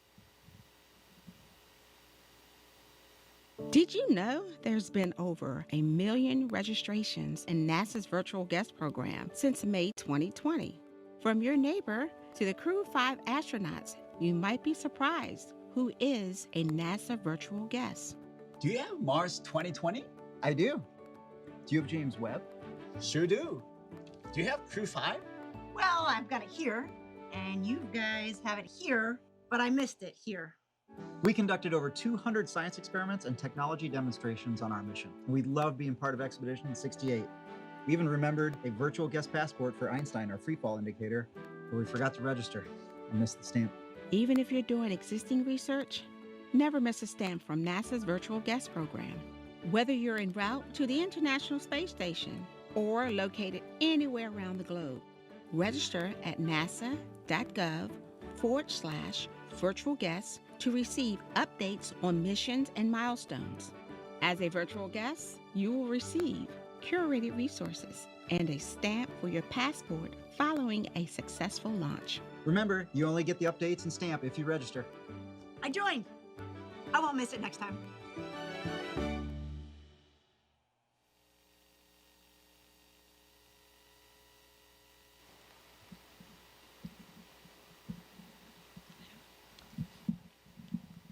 If you missed the QR code, you can jot this website down.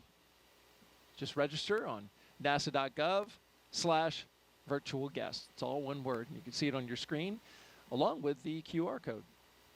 Be our guest. We want to have everybody here with us along with our mission. It's incredibly important to us. This isn't our mission, not as the astronauts or cosmonaut on board. This is everybody's mission. All of our agencies, all of our countries, really the entire planet and all of humankind. And we really do take that seriously. It's a lot of responsibility, but we want to be able to share it with everybody. It's an important part of the job.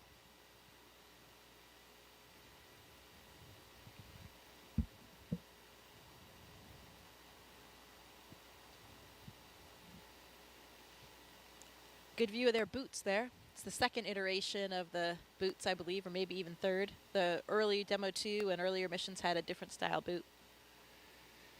Yes, Andreas Mogensen's knees and boots are prominent in this particular shot. And once they test again, the pressure suits, we'll see those inflate and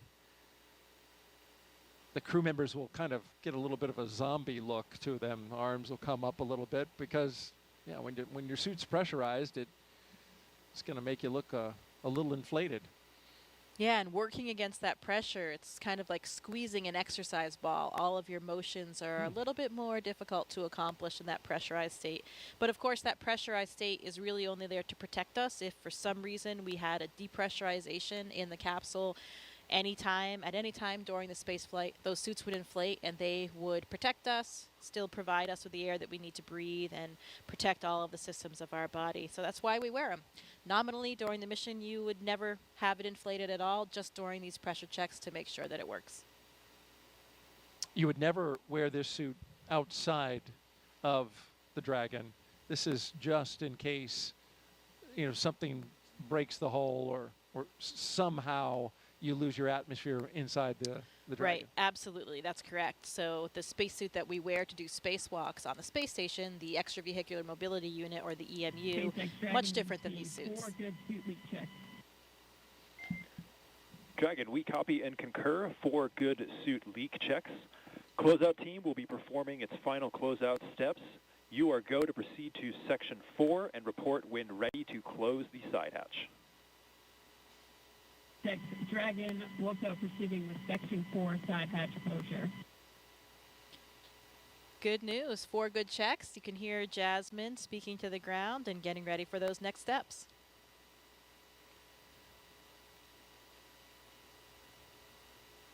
And the SpaceX team and Crew 7 is right on schedule.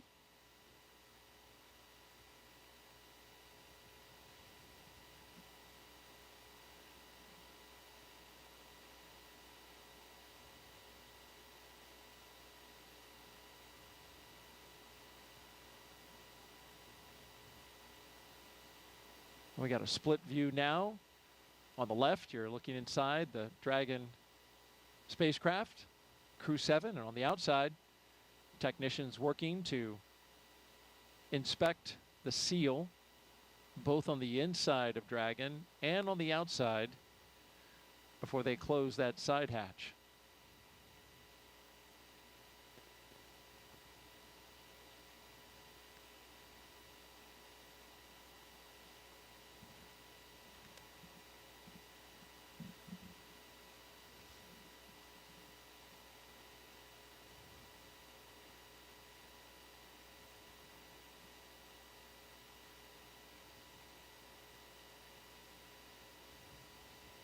Dragon crew is ready for side hatch closure.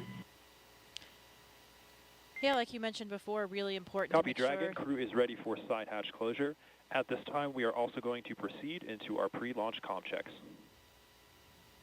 Want to make sure nothing is along that hatch seal. Even a hair, something as small as a hair, can disrupt the seal. Another reason why those ninjas are all really covered up so that they don't, have anything fall in when they're going in and out of the hatch. In fact, we did have a hair breach the seal and had to reopen it up on a previous mission and get it cleaned out. Exactly. Another reason why we do these checks, to make sure everything is in the proper configuration before we go. Dragon, SpaceX, comm check. SpaceX Dragon has you loud and clear. How me? Core has you loud and clear. TDRS comm check is complete. Stand by for comm checks with DC, MD, and LD in the launch configuration.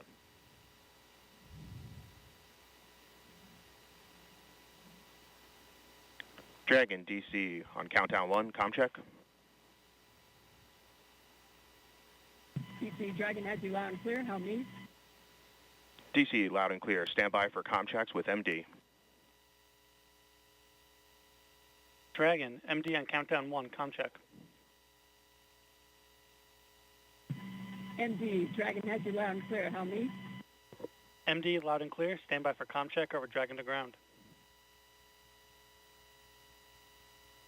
Dragon, MD on Dragon to ground, comm check.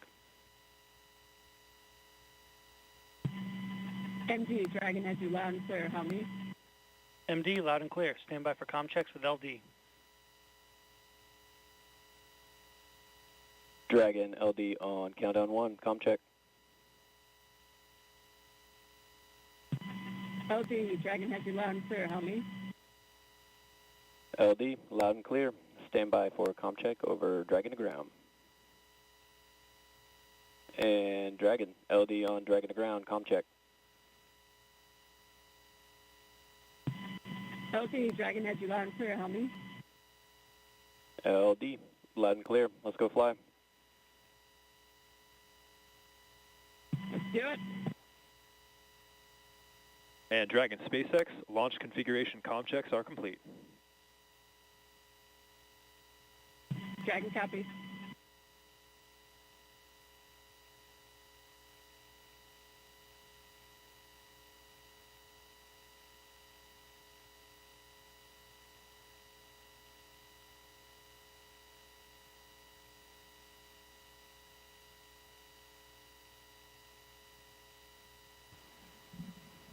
So we just had the communication checks across the ground stations and the TDRS satellite network.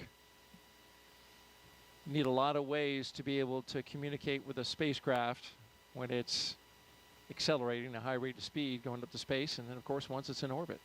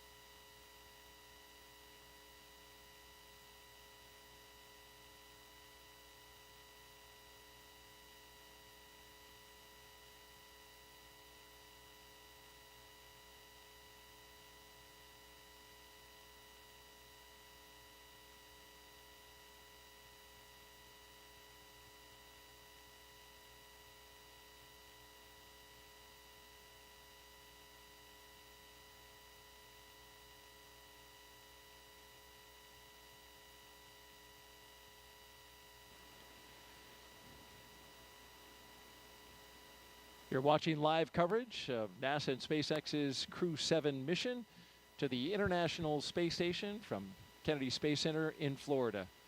NASA's Daryl Nail joined by NASA astronaut Jessica Meir as we count down to liftoff. Crew 7 got up early this morning, T-minus 7 hours. Had their medical checks, their pre-launch meal. Got suited up at roughly around T-minus 4 hours. Drove out to the pad. Arrived at the pad at right around T-minus 3 hours and change. And since then, they've gone up the launch tower and into the Dragon, where they are strapped in, secured, had their suit leak checks, individual comm checks, and spacecraft communication checks. And now we are awaiting the closure of the side hatch. And we've got a range of time in which this can happen. Yeah, we're looking pretty smooth so far. Those good leak checks, good comm checks. Crew is all situated and ready. I think those feelings of anticipation are building up now as they start thinking about what's going to happen in 2 hours and 13 minutes from now. It will be exciting, and we will have all the best views. It certainly will be exciting, and we'll have all the best views as they go into space. If you're just joining us, you're watching live coverage of SpaceX and NASA's Crew 7 mission to the International Space Station from here at the Kennedy Space Center in Florida. We have beautiful weather for launch. We are 95% go. It doesn't get any better than that, Jessica. Wow, I don't think I've heard a number that high for a while. Yeah, sounds great. The 45th Space Wing started going to increments of 5 percentage points. They used to do just 10, but then they changed it to 5. Now the best you can get, it used to be 90%. Now it's 95%. All right. Can't ever get 100, though. It just has to be, 95. Well, we've got a lot of overachievers on board. That's probably difficult for a lot of people in our office not to get that 100%.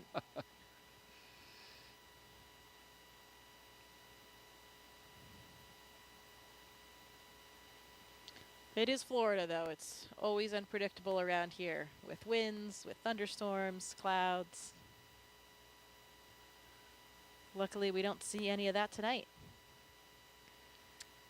Or this morning, I guess I should say. This morning, indeed. 1:15 a.m. Eastern Time right now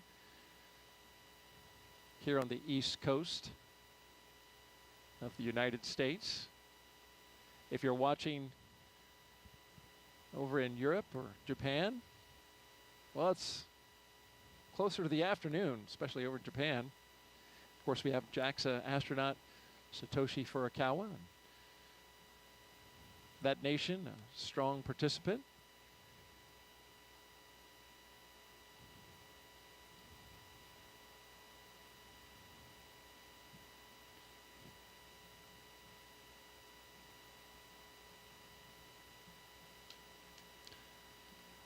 "7:16 a.m. in Copenhagen, so Andy's fans are probably waking up. What a great way to start their day over there in Denmark. Great start to a weekend on a Saturday morning. Absolutely. Wake up, have a cup of coffee, and watch your countrymen go to space. And once Andy, speaking of Andy, once he arrives at Space Station, he'll be able to take over as commander of the International Space Station. That's quite a responsibility. Yeah, it absolutely is, and it's a nice experience to be able to have some different representation in those roles. You know, he's not the commander of this vehicle, but he'll be the commander on board the ISS, and each of those carries a lot of different responsibilities. And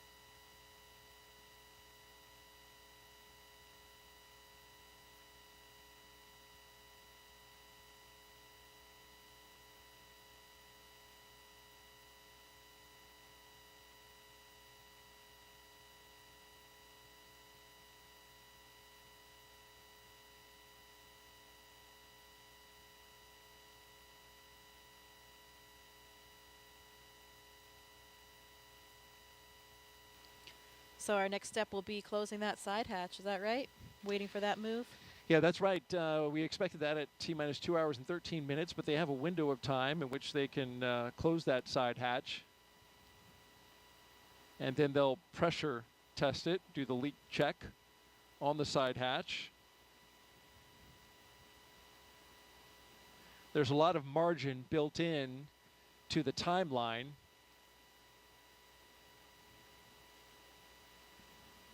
So that in case they have something come up, they have time to work it. We've seen that happen on a few missions prior.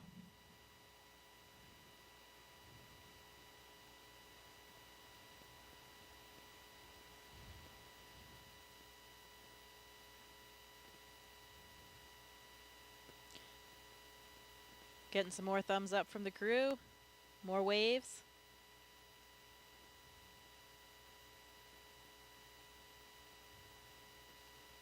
And Dragon SpaceX, the closeout team is taking its final steps in preparation for side hatch closure.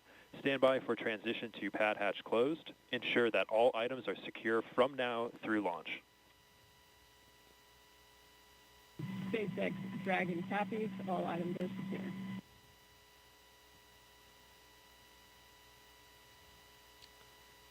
Just like we mentioned, want to make sure that things aren't going to be floating away from them in the launch environment. Straps and Velcro are your best friend when you're in space. I've always likened that call to the stow your tray table and put your seat upright, you know.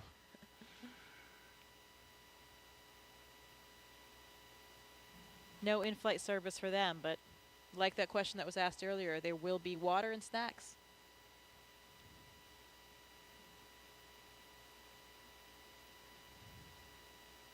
And as we await side hatch closure, if you've got a question for our own Jessica Meir, NASA astronaut, just punch up hashtag #AskNASA on the social sites, Facebook, X, and YouTube.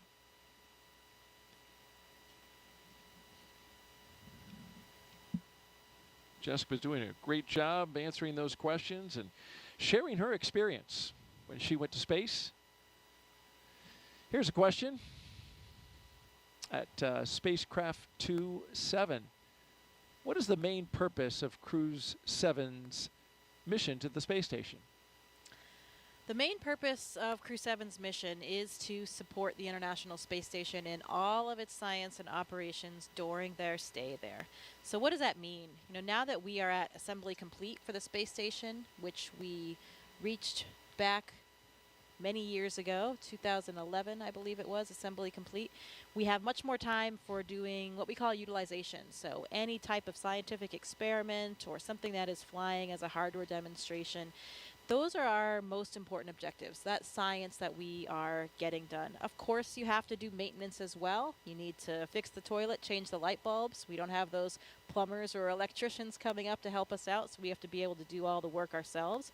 We do spacewalks. We have to do certain repairs outside the space station. All of those things are part of a nominal mission. Visiting vehicles will be coming to the space station with all of the cargo on board.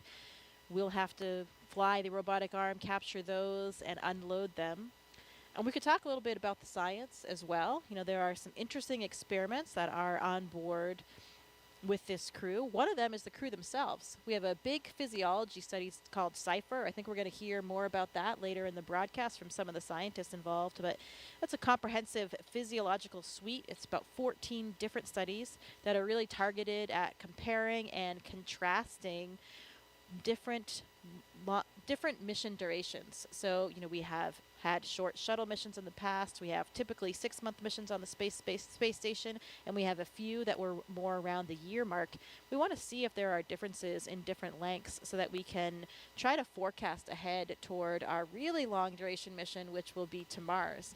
You know, that mission right now with current methods and of Dragon technology will SpaceX, be about 3 years. we are commencing a health check for the launch escape system. Expect a momentary flight computer state change followed by a transition back to pad hatch closed. SpaceX Dragon copies.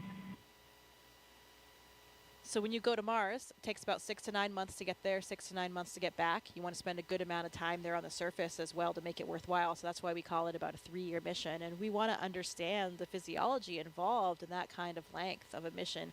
So that's really what this CIPHER study is designed to get at. Try to understand the differences between these short and longer. You know, what happens between 6 months and a year? Is there just a plateau that is reached? Do things stop changing? Or do we have a linear increase in certain parameters or that kind of thing? We want to understand more about those experiments. There's a sleep in orbit experiment that sounds pretty interesting. I think Andy will be a subject for that one. I'm not sure, maybe someone else as well. That uses an earbud EEG, an electroencephalogram, to measure brain waves, look at brain activity during sleep. So pretty cool EEG on board. You know, I speculated that it would be so cool to have an EEG on board crew members to see what's happening to the brain when you first go up in microgravity for the first time, because you are navigating in this 3-dimensional environment for the first time. You know, sitting here, of course we're in 3D, but we're not really using things above our head, in the ceiling, on a ceiling, and that kind of thing. On the space station, we use all of the planes. We use the floor, the ceiling, all of the walls, all equally. And so you're navigating in this different way, and these different pathways are really forming in your brain in order to accommodate for that. It was a really interesting feeling I felt during the first few weeks I was in space, where I felt like my brain would actually do these flip-flops. If I went from the floor up to the ceiling and I was working there, you know, here on Earth, when we think about how we navigate and move around, it's all in relation to down, because we have this gravitational vector pointing down toward the Earth. When you don't have that in space, you know, suddenly there's no right or left. And if I'm up on the ceiling working, my brain would kind of reinterpret that as being the floor or the deck, as we call it on the space station. So then when I, lifted my head up, I didn't know which way to turn because, I was on the ceiling, but my body felt like it was on the floor. And that takes a couple of weeks for your body to get used to. And I think these new neural pathways are forming. And such an interesting thing for me as a physiologist because I felt like I could really feel that happening. And Dragon SpaceX for post-ingress briefing.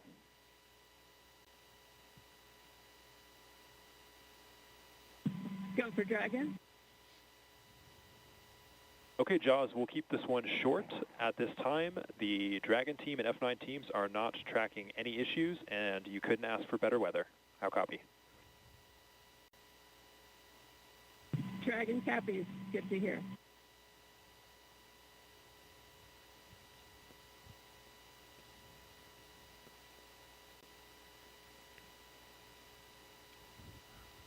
So you feel that up in space. You feel the difference of how your brain has this remarkable plasticity. Your brain can adapt in this new way. And after a couple weeks, I didn't feel that anymore. You're saying you actually felt? Yeah, you could sort of feel this flip-flop. It's a strange thing to kind of describe, but you could sense it almost. And then a few weeks later, that feeling was gone, and I was, more effortless in terms of navigating around the space station. You become really graceful in your movements. Just the tip of a finger can push you off toward one direction. So it's really interesting to see how the brain and the body are so moldable and adaptable and ready to just, take on whatever new environment it comes across. Wow. And that Cypher study that you mentioned, that in dual components there, right? Not only physical, but also psychological. Yes. That's exactly what you're talking about. Yeah, absolutely. And both of those factors are involved in that study. So should be pretty comprehensive and give us a lot of data that will be really critical toward those future missions.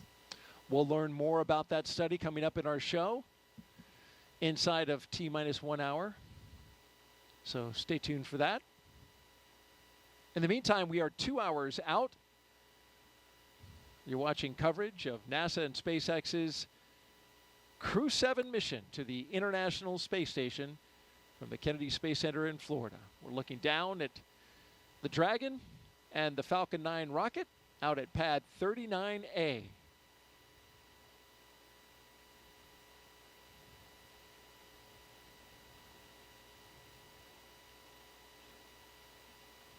It's been a smooth countdown so far.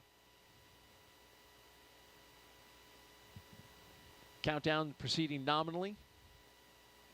Onboard Dragon spacecraft endurance. We've heard the communication checks between the Dragon team and the crew.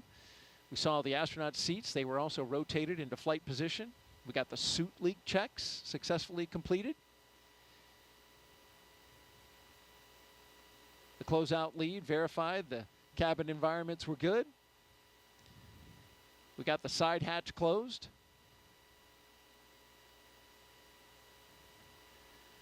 And then after all that, the SpaceX closeout team will perform the final leak check on the hatch.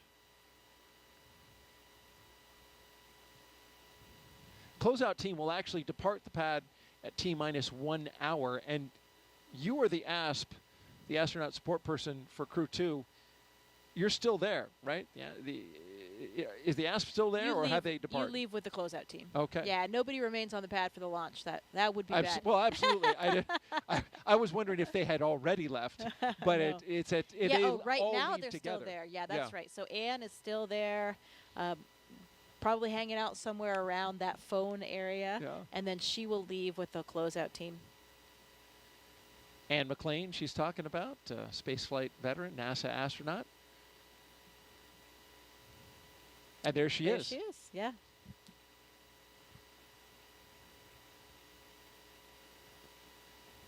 So those technicians, they stand by at that location. They are just on the other side of the crew access arm in the launch tower. And then you have a designated SpaceX team that is inside that white room.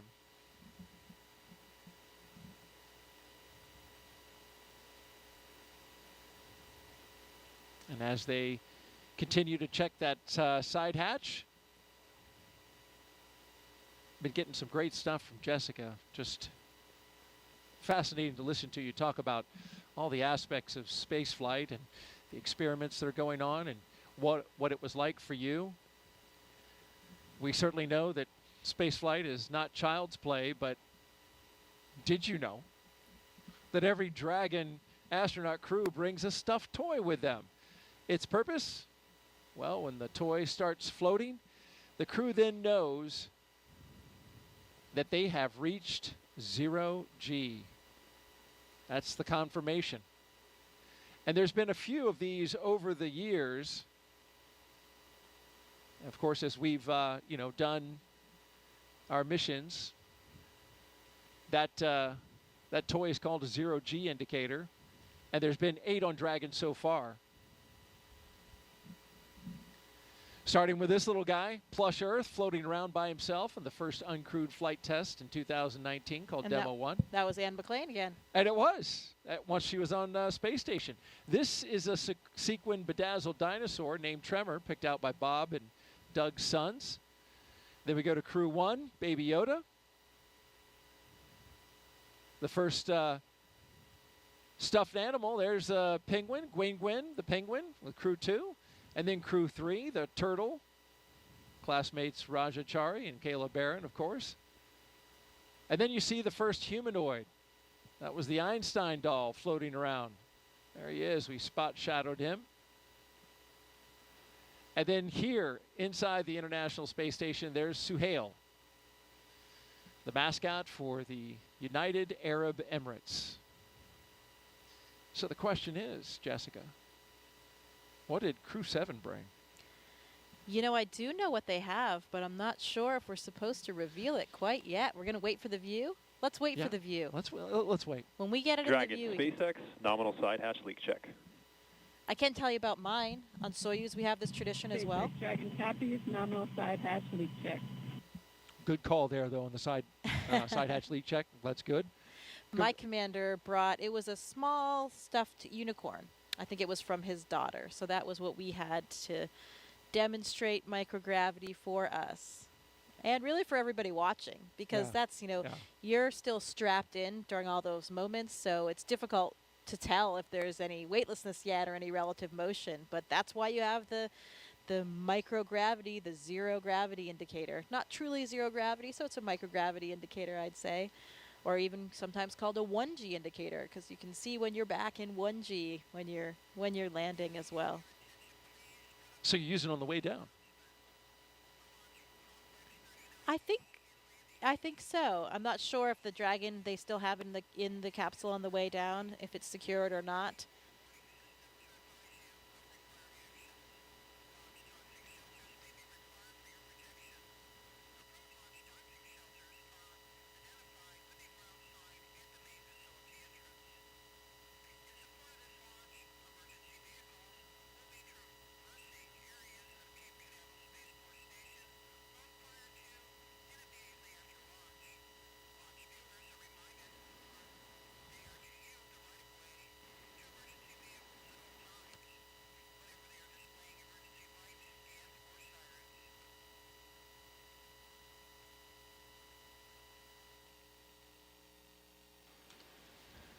Yeah, it's a fun tradition, though, and it's, a group activity, or at least usually up to the discretion of the commander. Who's going to choose it? Maybe it's your first space flight.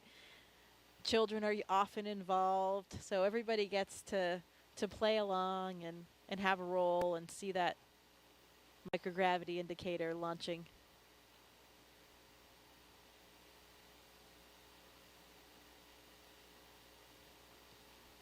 And while we've got a moment here, Jessica, we want to catch everyone up on our preparations for our first launch of a crew around the moon. First in more than 50 years. Let's take a look at our Artemis Moon Minute.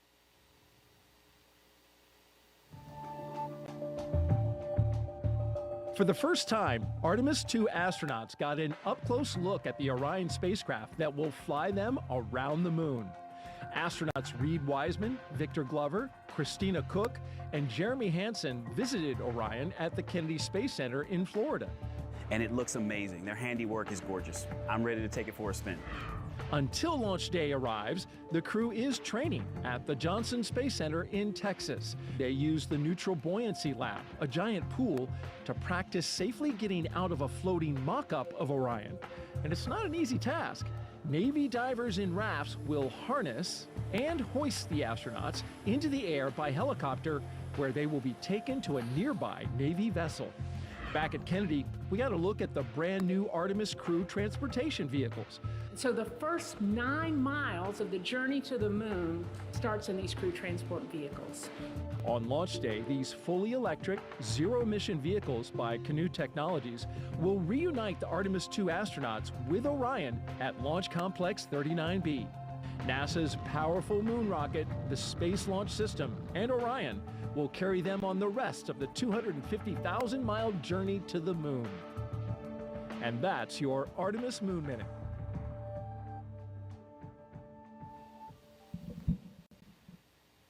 For Artemis updates, please see the QR code on your screen right now. Or you can visit the website at nasa.gov/Artemis 2. Certainly, you know all the crew members for Artemis 2, but also friends with the A2 crew, and 2 of them, Christina Cook and Victor Glover, were even part of your astronaut class, the 8 Balls, right? 2013? Yes, that is correct. Yeah, I am good friends with all 4 of them, and especially with those 2, with Victor and Christina being my classmates, it makes it even more meaningful. You know, when you are classmates with new astronauts, there were 8 of us, of course, called the 8 Balls, and they're like your brothers and sisters, truly. They really are. And I know if anything happened day or night, I could call on any one of them, no questions asked. And it's really, really exciting that we're going to be sharing this moment with them.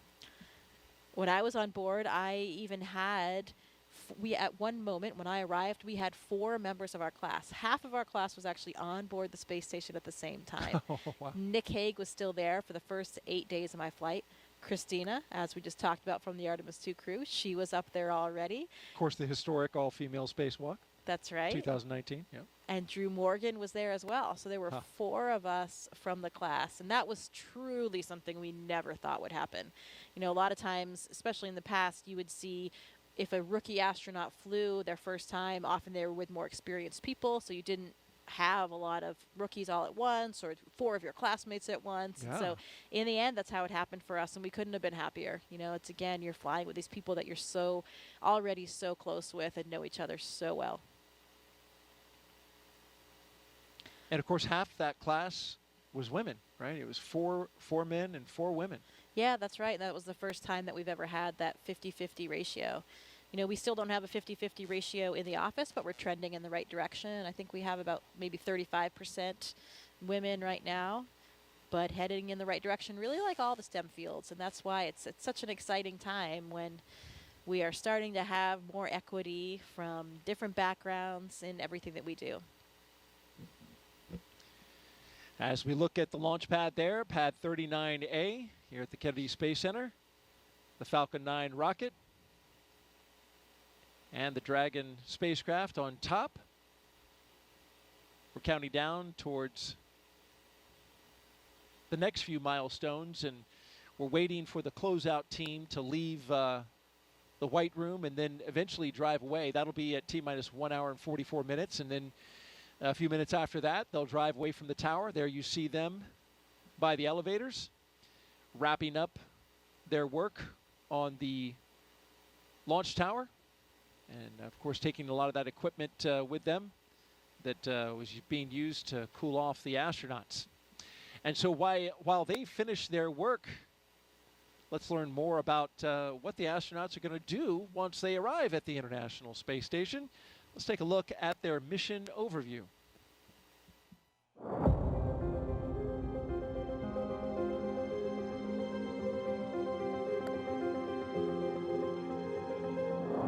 Our Crew 7 mission will take our 4 crew members to the International Space Station, which is, think of it as an orbiting laboratory around the Earth. In the broadest sense, Crew 7 and Expedition 70 is about the exploration of space, because a lot of the science and technology development that we do on board the space station not only benefits future missions to the Moon and Mars, but it also benefits humanity and it benefits the Earth. The main topic of our work is always science, so we have numerous scientific projects and scientific experiments which we are part of.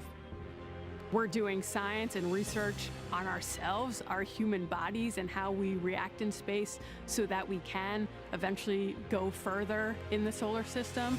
Using the long-lasting microgravity environment on board the International Space Station, which we cannot obtain on the ground, we can perform many scientific research that makes our life on Earth better.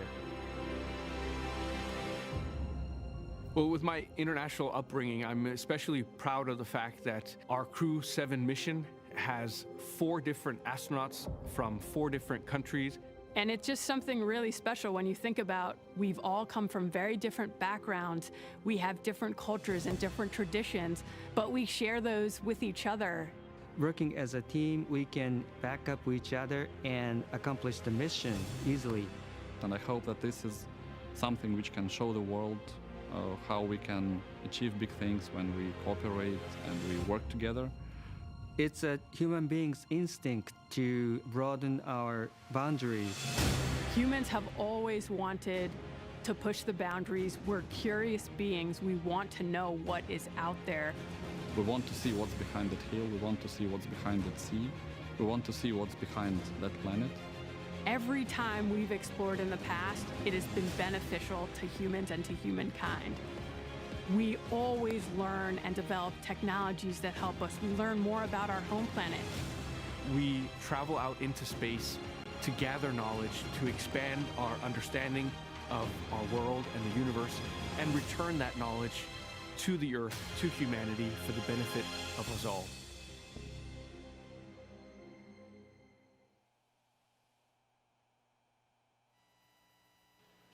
Welcome to the International Space Station Flight Control Room at NASA's Johnson Space Center in Houston, Texas, where teams work around the clock to monitor work and life aboard the orbital laboratory. Mission Control Houston is essentially the nerve center for operating the International Space Station, working in tandem with our partner agencies and providers around the globe. Together, we've ensured the station is ready to welcome Crew 7. Leading the team inside the room right now is Flight Director Chris Dobbins. He will lead the joint NASA SpaceX Go, No-Go polls once we're in integrated operations with mission controls here in Houston and SpaceX in Hawthorne, working together to bring Crew 7 to its new home in space. Like many launches to the International Space Station, today's launch has an instantaneous launch window, meaning the crew must launch at exactly 3:27 a.m. Eastern Time to line up with this space station. Launching at that time puts us in an orbit where Dragon's thrusters, which don't have the same power as Falcon 9, can carry Crew 7 the rest of the way to the space station. When Crew 7 arrives at the space station, they will no longer be referred to as Crew 7, but rather as Expedition 69 flight engineers. They'll be declared Expedition 70 once the Soyuz MS-23 departs in a few weeks with NASA's Frank Rubio on board. He will land September 27th with the longest single spaceflight by a U.S. astronaut with 371 days in space. Once on board, Crew 7 will conduct a direct handover with Crew 6, and Crew 6 will remain on board the station until their scheduled undocking day. A direct handover also helps ensure a continuous U.S. presence on the space station, a record approaching 23 years in duration.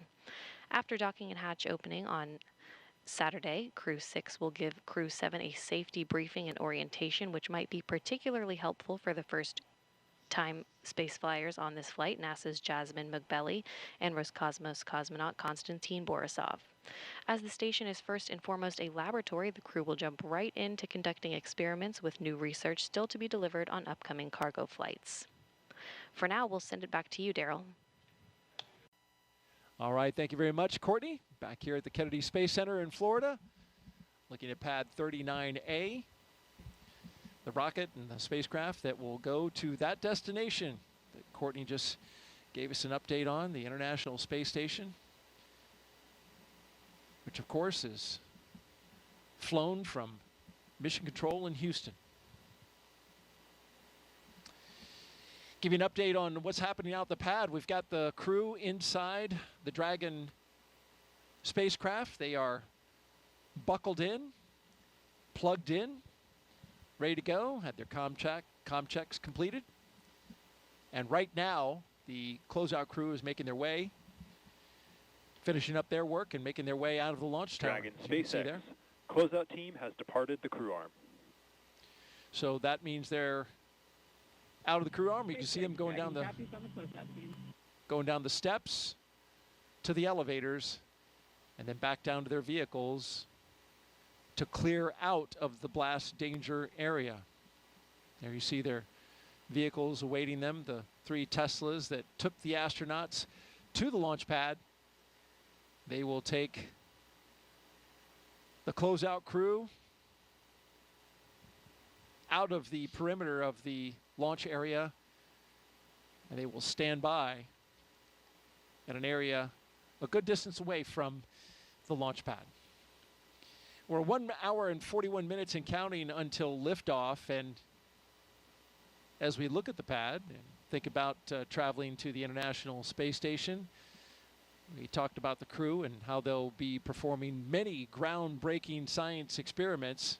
Let's take a closer look now at some of that science they'll be doing.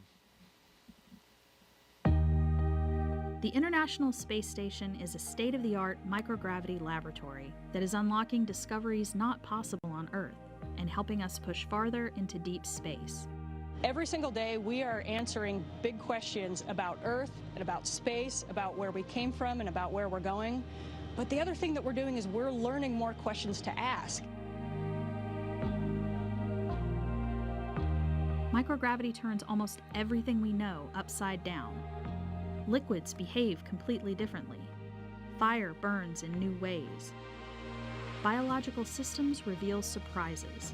There's a few things that have made me gasp out loud up on board Space Station. Watching heart cells actually beat has been a pretty big one. We're studying ways to grow food in microgravity. I got to tell you, these are pretty amazing. We're learning how human bodies react to life in space and how to keep crew members safe and strong on long-duration exploration missions. Deadlifts are awesome on Earth. They're also awesome in zero gravity. We're testing technologies that will be critical to our return to the Moon and Great Leap to Mars. Our research has contributed to medical and social benefits on our home planet, allowing us to find new ways to combat disease back on Earth and develop technologies to deliver clean water to remote communities in need. The spectacular vantage point of more than 200 miles above our planet supports our monitoring of Earth's climate, natural disasters, and plant life. The orbital perspective that we have here on the ISS is just absolutely amazing. Earth is gorgeous. The growing new space economy, so vital to our continued progress in space, is flourishing in low Earth orbit. We're inspiring future generations from a platform that is one of the largest international collaborations of our time. We're doing science at 17,500 miles per hour. Come along for the ride.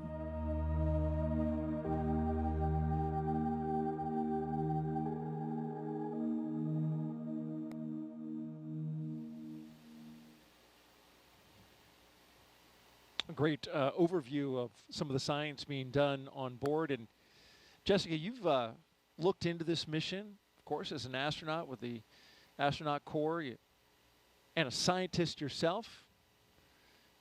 You're pretty curious about some of the science that's going up on this mission. Yeah, we talked about some of the experiments already, the CIPHER, physiology and psychological experiment, the sleep in orbit experiment. There's another one that I find particularly interesting. It's called ISS external microorganisms. So this is a really cool one because for the first time we're going to be taking samples during the spacewalk to determine whether or not the space station releases microorganisms through things like life support vents. So we'll be swabbing and collecting these samples to try to understand how far they go, how many of them are there, how far they travel, and get a good idea for what it would be like. In particular, if we think about going forward and being good stewards because, I like to think about when we travel, we need to be good stewards of our planet. So if we're going to the surface of Mars one day, we need to understand what kind of contamination we might be having and what kind of effect we might have on that planet. So this microorganisms experiment will help understand a little bit more of the impact that we have. And to me, that is the ultimate experiment because it is science and a spacewalk at the same time. Oh, yeah. My two favorite things. So if I could knock both out at once, that would be incredible. A double winner right there. And so they're going to actually swab the outside of the space station? Yeah, they're going to collect those samples during that spacewalk. How about that? Now, what are these vents that you're talking about? What are they venting? So some of the vents are for the life support system. So, we are introducing an atmosphere into the space station to give us the air that we need to breathe. And so there are some vents associated with life support systems in general, stuff that is off-gas or released to the external environment. Out into space. That's yeah. right. Yeah. And so you're wondering if by chance there could be some microorganisms out there growing, which would just blow my mind if there were. Right, and perhaps rapidly evolving in the space environment. How about that? Fascinating. And as a scientist, Jessica, you did a lot of work early in your career. You've talked a little bit about that. And it calls back to an experiment that is worth mentioning now that had some amazing results. And when you were working on this experiment, it even got a catchy name called Mighty Mouse. And I was wondering if you could share a little bit of that with our audiences. This is a mission to the International Space Station, and science is at the forefront. You were involved in an experiment that had some pretty incredible results. Yeah, the Mighty Mouse experiment is one of my favorite ones to talk about for a couple of reasons. One, I'm a physiologist, as we mentioned, and so there's a lot of similarities between the work that I've done and working with animals. This experiment looked at the myostatin and activin pathways. So these are very important molecular signaling pathways that influence muscle degradation or breakdown.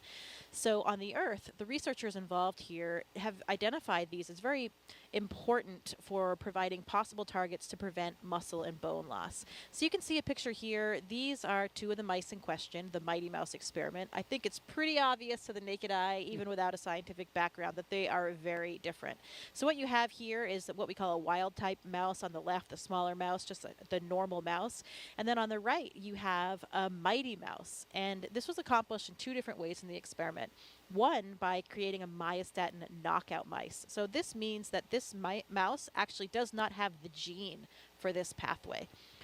So as you can see, this mouse, these myostatin knockouts, have 2 times the muscle weight compared to the other mice. So because you're blocking that pathway, degradation is not inhibited, and they have much more muscle on board. And you could feel that in the mice. When I was doing the experiment, holding the mice, you could feel how strong they were and how much bigger they were.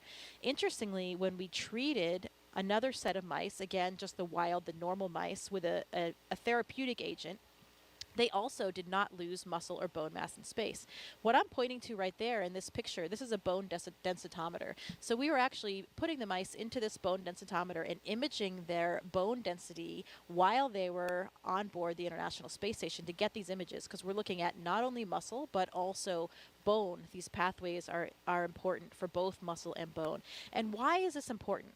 This is important for a lot of different reasons. First of all, here on the ground, we have a lot of different disease states that have different types of bone loss or muscle wasting. Muscular dystrophy, osteoporosis, heart disease, any kind of disuse wasting of the muscle for like elderly people or bedridden people. And if we can understand more about the mechanisms involved in these pathways, we can help those patients. And the other interesting thing about this experiment in general is that it also has applications to space. You know, you saw a video earlier of us exercising in space, incredibly important part of our day. We have 2-hour blocks on our schedule because if we don't exercise every day, we will have significant muscle loss and bone density loss. We have these really large systems on the space station, these pieces of exercise equipment to keep our bones and muscles healthy. But when we talk about going back to the moon, going to Mars for long periods of stay, we'll have smaller capsules. We won't have these big pieces of equipment. And so we might need to employ some of these strategies that we're learning about on the International Space Station. So that's why this experiment is such a favorite of mine. It really touches life back here on Earth, helping patients with various disease states, also is applicable to the future of space travel as well. And even I'll cap it off with a really interesting story of the investigators. Se-Jin Lee and Emily Germain Lee, they met back in college. Se-Jin was working on the myostatin pathway, the one involved in the muscles, and Emily, before she was his wife, she was already working on the activin pathway, the one involved in bone. And they realized, although they were working separately at the time, they had this very complementary system that worked in concert. And if they worked together, then perhaps they could solve some of these even bigger questions. They were incredibly excited. They had always dreamed of having an experiment of theirs fly in space, and they had demonstrated these concepts on the ground. So it was really cool to be part of this team and watch that experiment come to fruition and to have such dramatic results. Again, those mice that were treated with this therapeutic agent did not lose muscle and bone density in space, while the ones that were not, just like us, had dramatic losses in both of these. So really interesting to see that these agents were successful in space and the applications it might have for the future. And amazing that it was, an experiment. The results, of course, incredible, and they obviously, you can see them in the photo of the mice and how it turned out. But I mean, this experiment was right in your wheelhouse, right?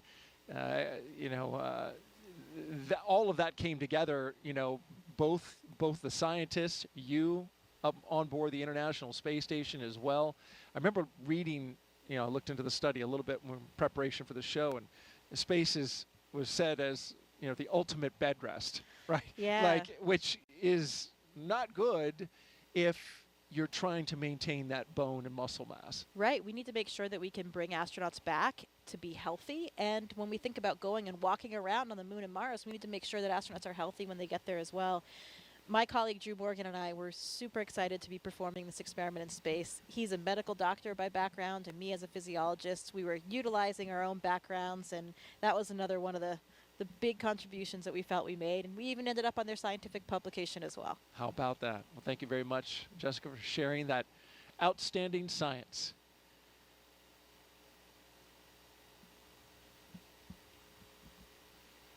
T-minus 1 hour and 30 minutes and counting. We're awaiting the launch escape health check.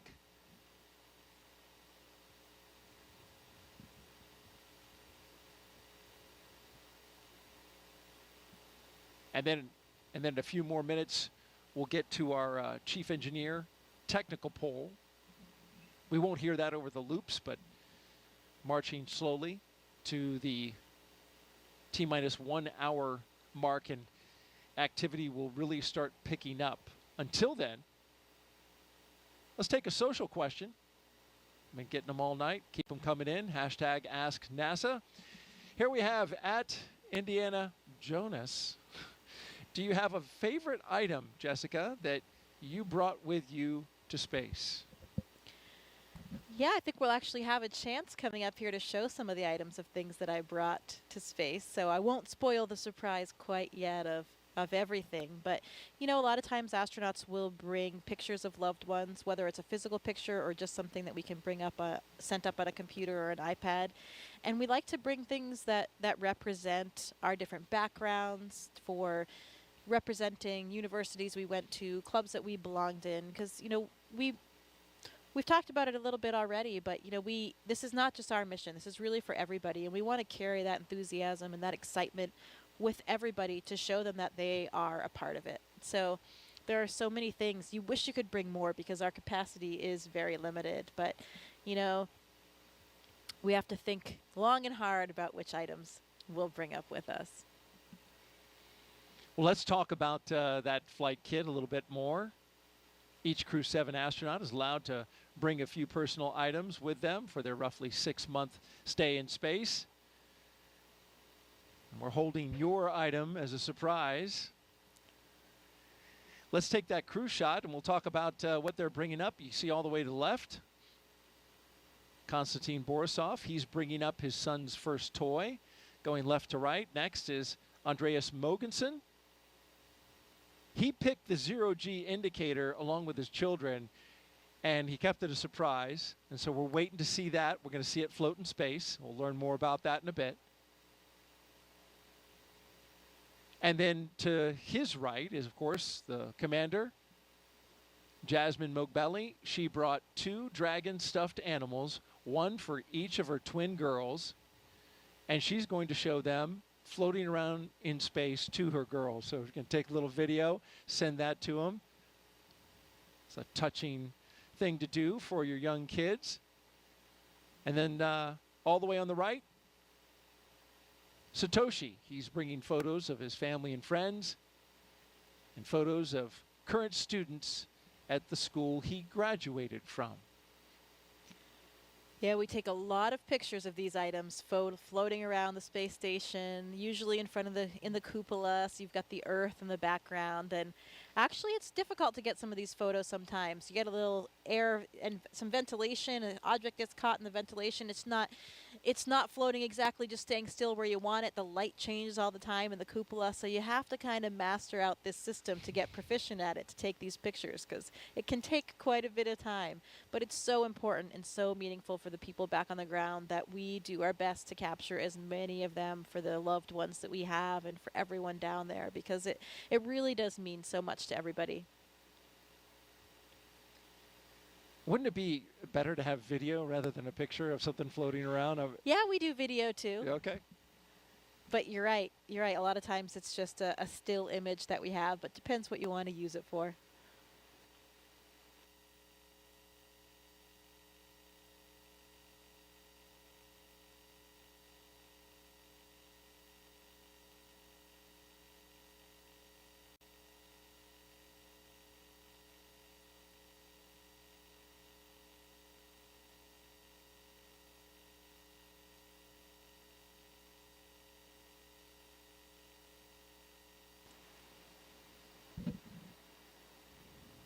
Great stuff there by Jessica Meir, NASA astronaut, with us on the broadcast. Thank you very much, Jessica. And continuing to count down, 1 hour and 25 minutes and counting until liftoff of Crew 7. You're watching NASA's coverage.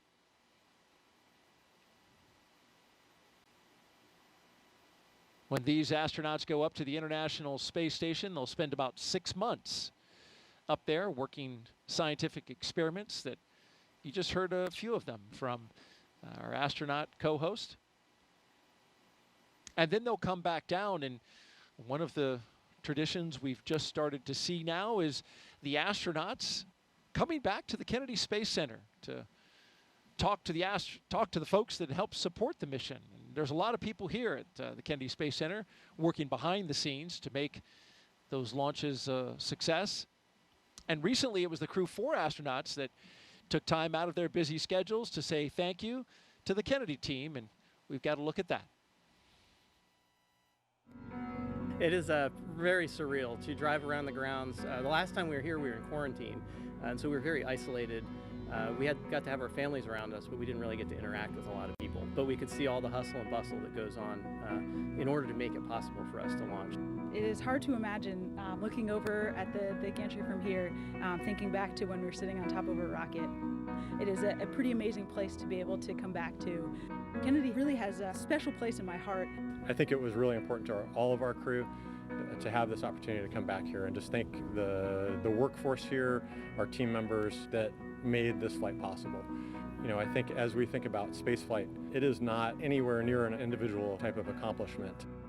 Yeah, just absolute gratitude for the teams of people that just ensure our safety, ensure that there's always an eye looking over every piece, every detail, and ensuring that launch goes off without a hitch. So many of you have been a part of that journey, your investment, your expertise, making us successful in our work and getting us home safely. And we're grateful for the work that you're doing. So it is incredibly special to be back here and get to actually interact and thank all the people that contribute to the mission and were able to get us off the ground and bring us home. It's just an amazing place, just such a talented pool of people that enable such amazing expeditions to fly out of the Kennedy. So it's really cool to be back here and to get to meet the people that are making all of that happen.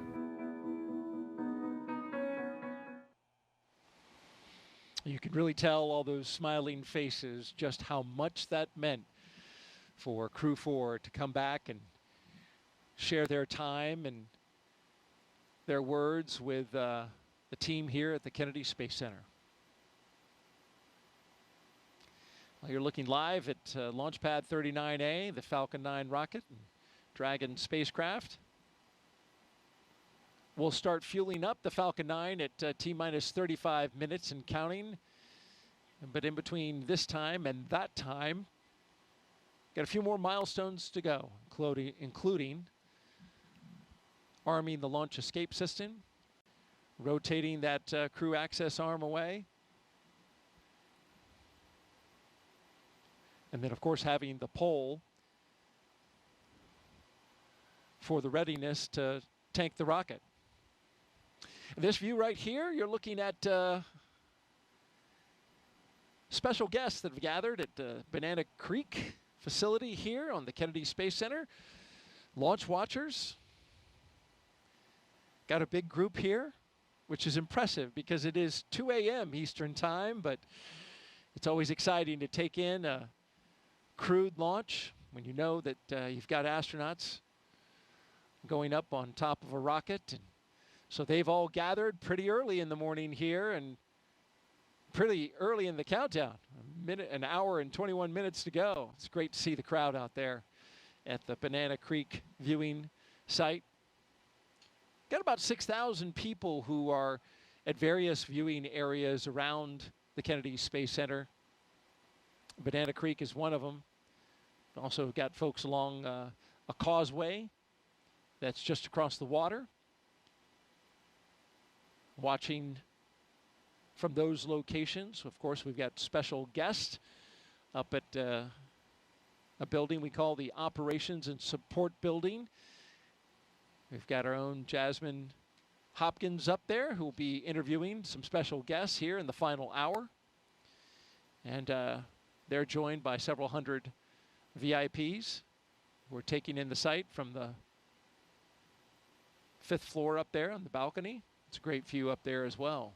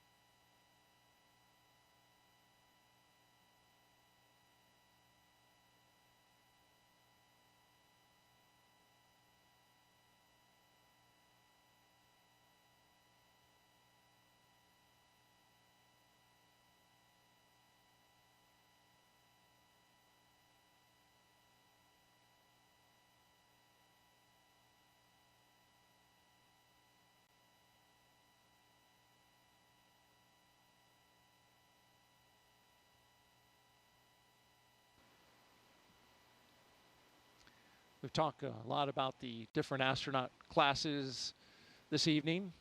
Of course, our astronaut co-host, Jessica Meir. She's from the 8-ball class of 2013. Our crew tonight, the commander, Lieutenant Colonel Jasmin Moghbeli, is the only NASA astronaut going up on this flight. It's a multinational flight. But she is one in many and a highly accomplished group of astronauts selected in 2017 and nicknamed the Turtles. But I think for me what's really special is that we all just come from such a diverse set of backgrounds and experiences.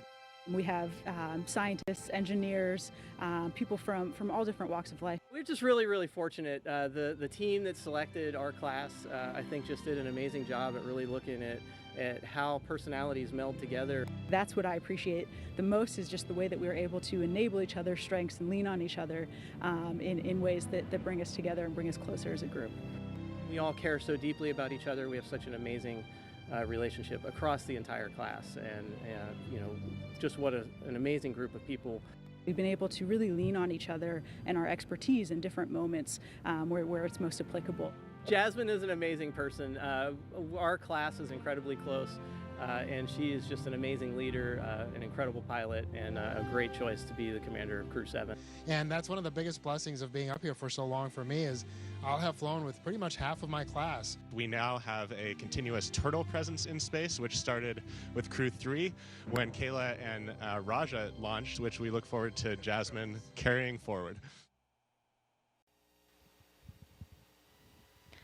So the Turtles class, an amazing class. They were the class that was selected just after my class of the 8 balls, and pretty cool that they have this kind of run of the space station right now. I remember when we were saying that about the 8 balls, but Jasmin, will be joining her classmates Frank Rubio and Woody Hoberg on board. They are already up there awaiting for her. And then Laurel O'Hara will be joining from her Soyuz launch in the middle of September. So pretty exciting to have all of those turtles up there at once. And I know that's how it felt for me. Daryl and I were talking earlier about when I arrived on the space station and we had 4 members of our class all up there at the same time. And in thinking about it, I think I've talked about all 7 of my classmates during this broadcast. You've seen photos of most of them in the previous coverage. And it just shows how we really do become like a family here at NASA in the astronaut office, especially with those classmates. We talked about my classmate Ann McLean. You saw her as the astronaut support person on the pad, helping the crew with all of those final preparations. We saw Christina from the spacewalk footage from the spacewalks. Actually, we did 3 spacewalks together, Christina and myself, during our mission. And you saw Victor and Christina in those Artemis images as well, as they are now in training for the incredibly exciting Artemis 2 mission. You saw some footage of Nicole Mann and Josh Cassida from their recent mission on board the space station. They were on Crew 5, so again, carrying that legacy with them. We talked a little bit about Nick Hague earlier as well. Nick was there on the space station when I arrived.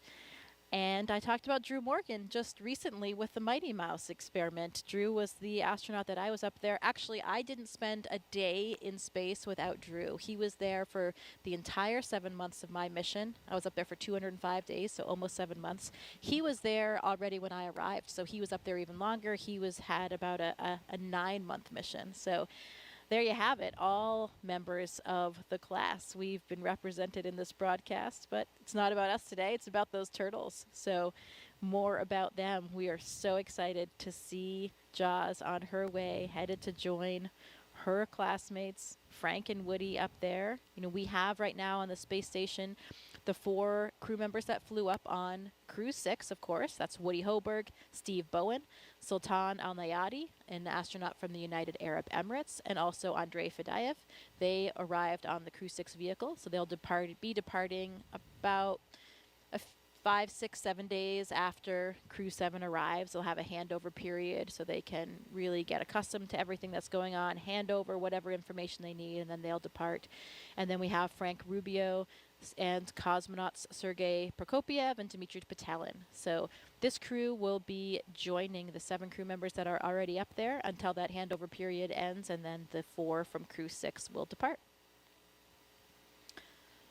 The Soyuz crew is scheduled to land, I think, September 27th. So Frank will finally be returning home from space back here to the U.S. And his mission was extended, so he will have been up there for over a year when he lands. Finally, and he's going to break the record, right? Longest That's continuous stay in space. That's right. It has been an incredible mission for him, but of course everyone is very excited to have him back on the ground as well. And I'm sure he will be just as excited to be back on Earth and be able to visit his friends and family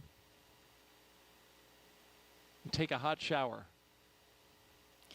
Showers are always very welcome when you come back. You know, you do get surprisingly, you feel very clean on board. I was surprised by it, but it's kind of like a sponge bath that we get up there, but you really do feel clean. And part of the reason why is you just don't feel as dirty as in space. You know, not even your clothes are really resting against you when you're in microgravity. Everything's kind of floating. You don't go outside and get sweaty in the hot Florida humidity like us sitting here in these chairs getting a bit hot. You just don't experience that because you're never sitting down.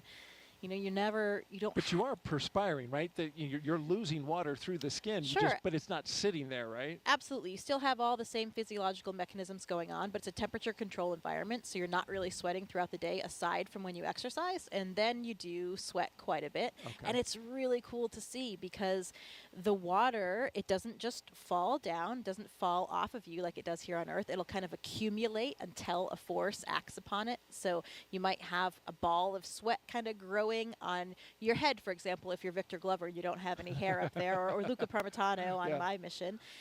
And yeah, it behaves differently until it'll come off in a with a Just once you have motion imparted onto it.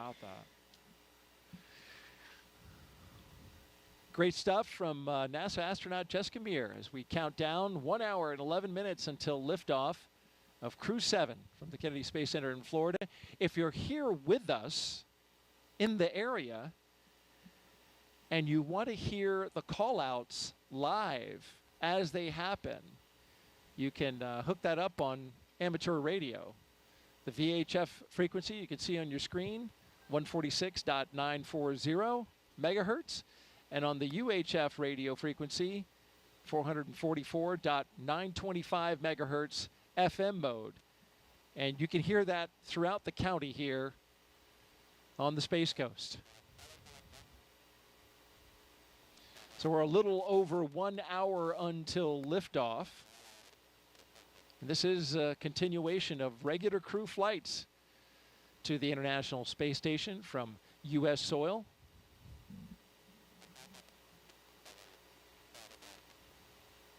SpaceX's Crew 7 mission will be the company's 8th crewed spaceflight for NASA, following the crewed test flight Demo 2. It will also be SpaceX's 11th crewed spaceflight overall, including the private orbital mission Inspiration 4 and Axiom missions 1 and 2. Our crew at the very top in the spacecraft Endurance. It will be the third flight for that Dragon that you see right there on top of the rocket. The Falcon 9 booster, well, that's a brand new one. Booster 1081 on its first flight. In fact, fuel bleed has started.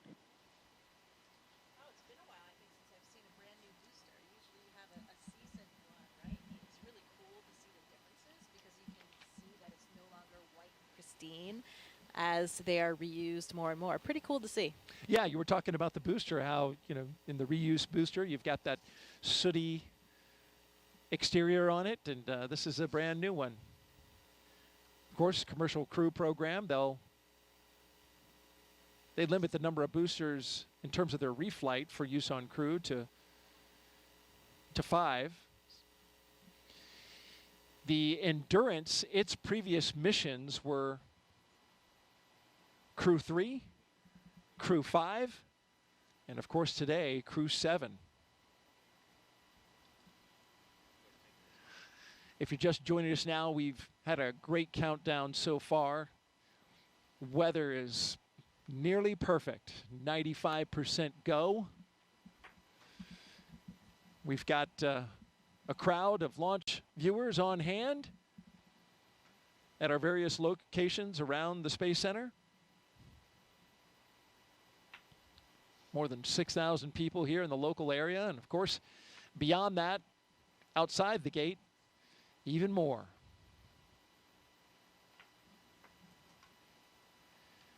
Now, we mentioned this, once we get to an hour to go until liftoff, things will start really picking up. We get close to that go, no-go pole that will arm the launch escape system.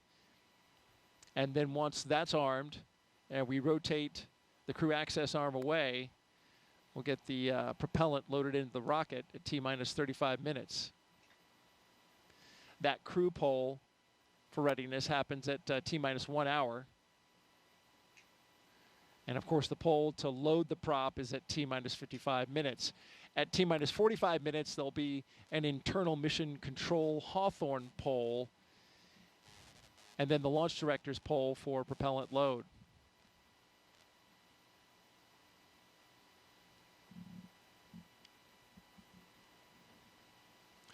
I mentioned the crew access arm. That'll retract when we get to T-minus 40 minutes. And the crew will get the call to close their visors and arm the launch escape system.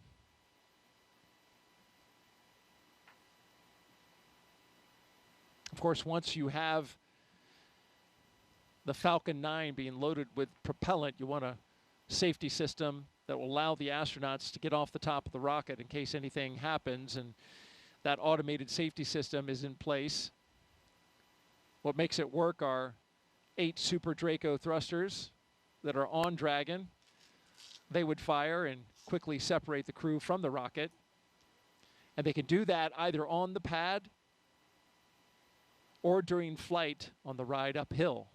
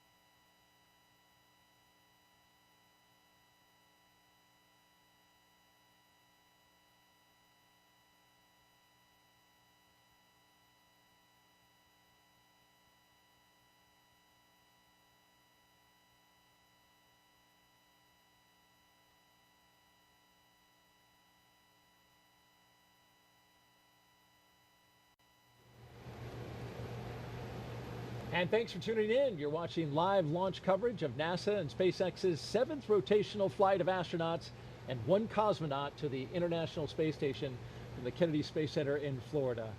NASA astronaut Jessica Meir has been with us over the past 3 hours, talking about Crew 7 as they have prepared for launch. Also talked a lot about science and a phenomenal number of other fascinating topics. We really appreciate you being here. We're now closing in on T-minus 1 hour until liftoff, and your thoughts on how we've done so far? Things have been proceeding nominally, as we say in the space business. Things are looking good. The leak checks were good. Comm checks were good. The hatches closed. I think we're in good shape. And the weather, what did we say? A 95% favorable odds for weather. So looking good, and I'm feeling good about it tonight. What about you, Daryl? Oh, I am feeling fantastic, and it's good. We both got the positive vibes going. You mentioned the weather. It's nearly perfect.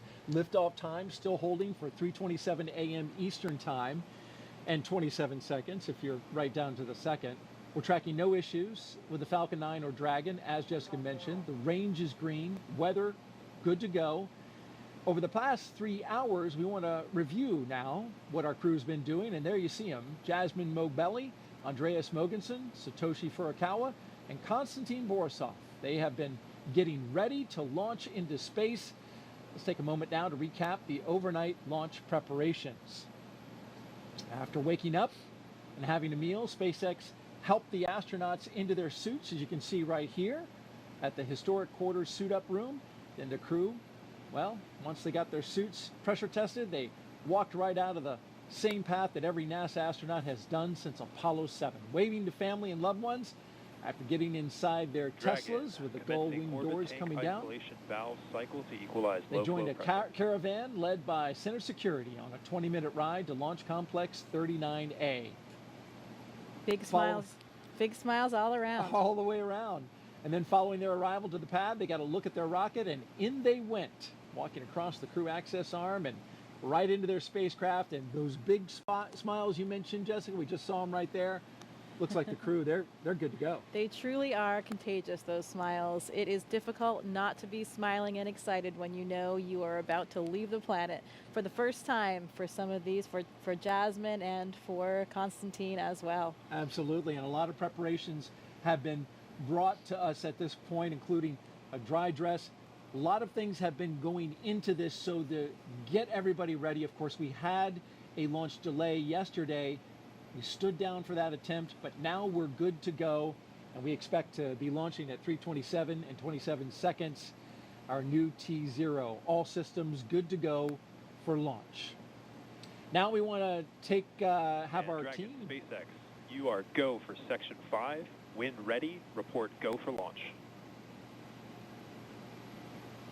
Dragon copies, go for Section 5. Okay, and with that call out at this time, we're going to expand our coverage. We'd like to welcome in SpaceX and NASA commentators joining us live from Hawthorne, California, where the SpaceX mission team is located. Welcome to Jesse and Leah. Thanks, Daryl, and hello to everyone watching around the world. I'm Leah Cheshire with NASA Communications. And I'm Jesse Anderson, an Integration and Test Engineering Manager here at SpaceX. Leah and I are joining you today from SpaceX headquarters in Hawthorne, California, as we count down to liftoff of Crew 7 just under an hour from now. And of course, Crew 7 is our 7th operational mission with SpaceX, flying astronauts for long-duration missions to the International Space Station, but it also comes with an important first. Crew 7 is the first mission in which every seat in the spacecraft is filled with a crew member from a different international partner agency. Represented are NASA, ESA, the European Space Agency, JAXA, or the Japan Aerospace Exploration Agency, and Roscosmos. It's also the first time an ESA astronaut has served as pilot of Dragon, so Andreas Mogensen is adding that to his list of accomplishments. The Dragon flying today will be making its 3rd trip to station, having previously supported Crew 3 and Crew 5. And much like on those missions, our teams will be staffed around the clock in mission control, which is just behind us, to monitor Dragon and the mission, not just today, but throughout the entire mission, from liftoff to Crew 7's arrival at the space station, all the way through splashdown when the astronauts return back home to Earth. On console or headset and mission control are 6 key SpaceX Our copies. 6 Crew key 7 is positions. go for launch.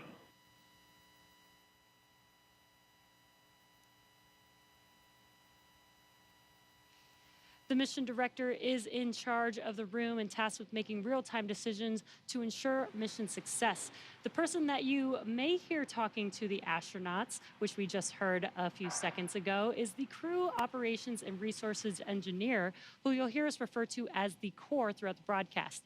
And the 4 additional team members are focused on vehicle systems, including avionics, navigation and control, software, propulsion, life support, and communication with ground support teams. Apart from mission control, our Falcon 9 team is currently located in the Launch and Landing Control Center at Hangar X. With less than an hour until launch, they are settling in for final checkouts, propellant loading, and for launch. And of course, NASA has its own team members at NASA's Mission Control Center in Houston, Texas, who have been preparing the International Space Station for Dragon's arrival. They recently gave their go for launch and confirmed the station is ready to receive Dragon and the new crew. Now, upon liftoff, today's flight to the space station will take almost 30 hours, with Dragon flying autonomously the entire way. And just like autopilot on a commercial aircraft, the crew always has the ability to take manual control of the spacecraft if needed. It continues to be a smooth countdown, and we're looking good for an on-time liftoff. Coming up at T-minus 45 minutes, the team will report their readiness for propellant load with a final go-no-go poll. In the meantime, NASA's Courtney Beasley is going to help us take a closer look at propellant load and launch go-no poll. Go-no-go polls open at 55.80, procedure 1.160. Thanks, Jesse. I'm here in the International Space Station Flight Control Room in Mission Control, Houston. What we have our sights set on today is low Earth orbit, which you'll sometimes hear us refer to as LEO. This is classified as orbits around Earth that are 1,200 miles or lower. There are a lot of satellites in this orbit, including the Hubble telescope, and of course today's destination, the International Space Station. The space station's orbit averages at 260 miles above Earth, but varies based on its apogee or perigee, the highest and lowest points of its orbit. Being that the space station is 260 miles above Earth, crew members are too far away to make things out like cars, people, or buildings. But they can see other landmarks around the world, and the long camera lenses they use help them zoom in on familiar sights of our home planet. NASA astronaut Steve Bowen captured Cape Canaveral on Florida's Atlantic coast earlier this month, near Cape Canaveral Space Force Station and NASA's Kennedy Space Center, where Crew 7 is launching from today. The contrast of the colors between the Indian River and Atlantic Ocean become much more pronounced from space. And here's a beautiful nighttime shot of the city lights of Mecca in the desert valley of western Saudi Arabia, captured by NASA astronaut Woody Hoberg on July 26th. Human presence on Earth becomes much easier to see at night. And this final image was captured by NASA astronaut Frank Rubio of Vedima Lake, one of the largest in Argentina, on May 7th. Each of these images are taken from the vantage point of the International Space Station that orbits roughly 260 miles above Earth. Satellites collect imagery of Earth too, of course, but the International Space Station is unique in seeing these viewing opportunities because astronauts and cosmonauts can tell scientists on the ground what they're observing and what stands out in real time. We can't wait to see what Crew 7 captures, but for now, we'll send it back to Hawthorne. Jesse and Leah.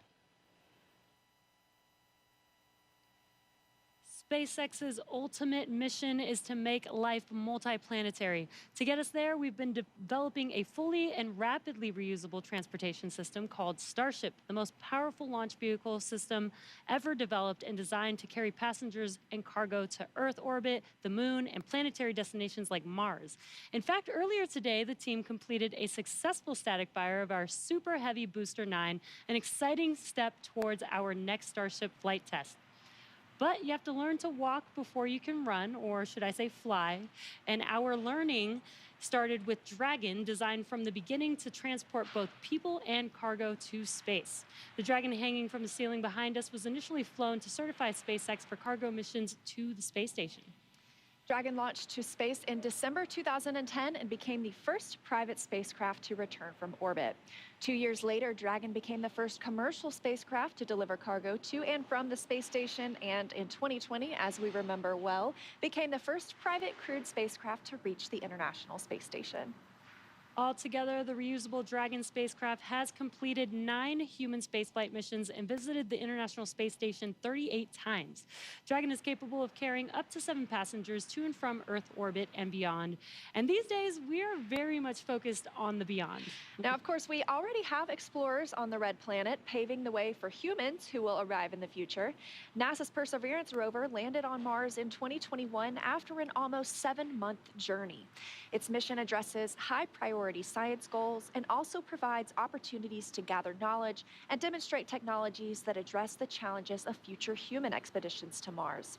These include testing a method for producing oxygen from the Martian atmosphere, identifying other resources such as subsurface water, improving landing techniques, and characterizing weather, dust, and other potential environmental conditions that could affect future astronauts living and working on Mars. Now, of course, Perseverance also brought along another passenger named Ingenuity. This is the first helicopter ever flown on Mars. There's Ingenuity being deployed from Perseverance and those historic flights that we've seen so far. When the time comes for human explorers, they'll have to take everything with them for a surface mission. Building bases or even cities on Mars will require huge amounts of cargo and eventually crew. So we're designing Starship from the beginning to carry hundreds of tons of cargo into space and be able to be refueled in orbit. Before Mars, Starship will play a key role in the exploration of the moon.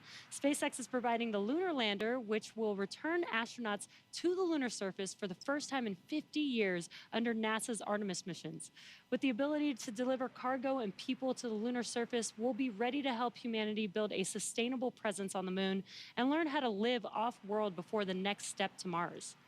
Today, however, we are going a little closer to home, and the work we're doing on the space station also paves the way to Mars, but it takes place in low Earth orbit. As Courtney mentioned, the area includes any spacecraft that orbits at or less than 1,200 miles from our home planet. That's pretty close in comparison to our moon, which is almost 240,000 miles away and is referred to as deep space. Deep space missions like future missions to Mars will challenge us like no spaceflight journey has before when we start looking to send humans millions of miles away from home. Long-duration missions on the space station, just like Crew 7, directly inform how we'll plan to support the first humans bound for the Red Planet on missions that could last months or even years. So we really look forward to those human missions to Mars. And right now we're paving the way with today's exciting mission, plus through Artemis launches to the moon. For now, I'll send it back to Daryl and Jessica at KSC. Thank you very much, Leah and Jesse. And to keep our astronauts safe while on missions to the moon and Mars, NASA is working to understand the long-term effects of living in space. Earlier, NASA's Jasmin Moghbeli caught up with NASA's Chief Deputy Science Officer for our Human Research Program. One of the investigations launching on Crew 7 is nicknamed CIPHER, and it will study the physiological and psychological changes in up to 30 astronauts. Joining us now to talk more about it is Kristen Faub from Johnson Space Center. So Kristen, tell me about your title and the 14 different investigations that make up CIPHER. Yes, I am the Deputy Chief Scientist at the Human Research Program, and 14 research studies, all wrapped into one research complement called CIPHER. What we want to do is study the impact of microgravity on bone, exercise, vision, behavioral health, and not only as individual elements, but how they all interconnect together. And not only do we want to study that, but we also want to understand the impact duration has on the human body and microgravity. This is going to be really important information for us for the Artemis missions and for Mars. Right, Kristen, and on that note, we have been studying in low Earth orbit for over 20 years now. So how is CIPHER adding into that? Yes, 20 years, and we've learned a lot about the changes that happens in the human body in space. Plus, we also have learned a lot about the twin study that happened a few years back. So CIPHER is just a build on top of all of that knowledge that we've gained so far, plus all of the technology that we have today and data analysis. It's a great time to start CIPHER. It really is. And after the launch of Crew 7, how soon can we expect to get the data back from CIPHER? Well, once we start getting data, we'll start processing it, and then when we start to understand some of these observations and findings over hopefully these 30 crew, it's going to take time because 30 crew, it's going to be a lot of information. But once we start to find some interesting observations, we'll let you know. Absolutely. It will be well worth the wait. Thank you so much for being here tonight, Kristen. It's my pleasure. Back to you. All right, thank you, Jasmine and Kristen. We're going to turn it over now to Hawthorne, California, and check in with our team at SpaceX headquarters for an update on the launch progression. How are we doing? Thanks, Daryl. I'm Ronnie Foreman, a commercial sales manager here at SpaceX. We are coming up on just about 46 minutes until launch, and our teams are carefully moving through the process to liftoff. A lot of preparations have brought us to this point today, including a dry dress rehearsal and static fire earlier this week. For those of you following along, you'll also know that we stood down from yesterday's launch attempt for additional data reviews. But for now, all systems are looking good for launch. So next up, our launch director will check in with the team for readiness, both for prop load and for launch. The 7 SpaceX responsible engineers, often called REs, indicate that they are go by voting electronically. The launch director will also check in with the Dragon mission director, or MD, on the nets, and NASA launch manager to make sure that they are ready to move forward as well. And as Jesse mentioned earlier, the Falcon and Dragon launch teams, as well as key NASA launch members, are in the Launch and Landing Control Center at Hangar X in Florida. On screen, you have that incredible view of the Dragon spacecraft with the crew access arm still in the service position. The crew right now is on board Dragon, waiting to get the green light to stow the crew arm for launch and arm the launch escape system. Great shot of our astronauts there. Once the launch director gives the go-ahead, we should get a good view of the access arm as it swings away from the capsule. The range continues to be go for launch, monitoring the clearance area surrounding our launch pad, as well as the air and sea space along the flight corridor. And at Kennedy Space Center, weather is looking good for launch. If you're joining us on the ground in Florida, you know it's just about 82 degrees outside with light ground winds. Overall, we are looking good for launch in just about 45 minutes with a 5% chance of weather violation.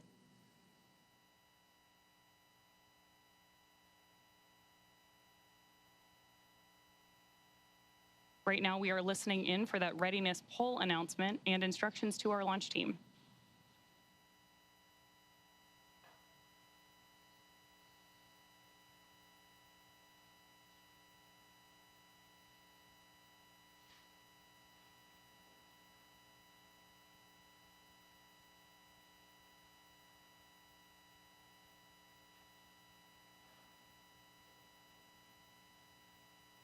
Again, this poll is going to be the go or no-go to move forward with propellant loading for today.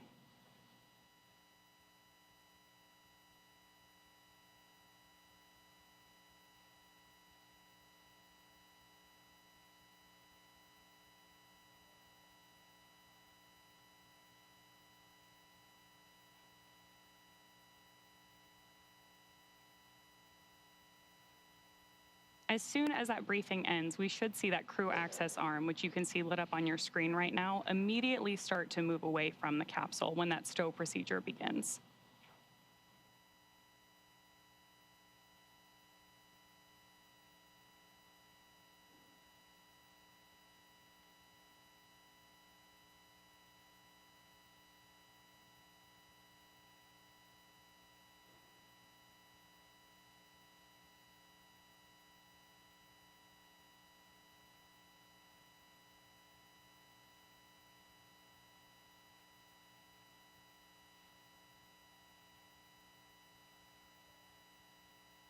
Coming up on just 43 minutes to launch.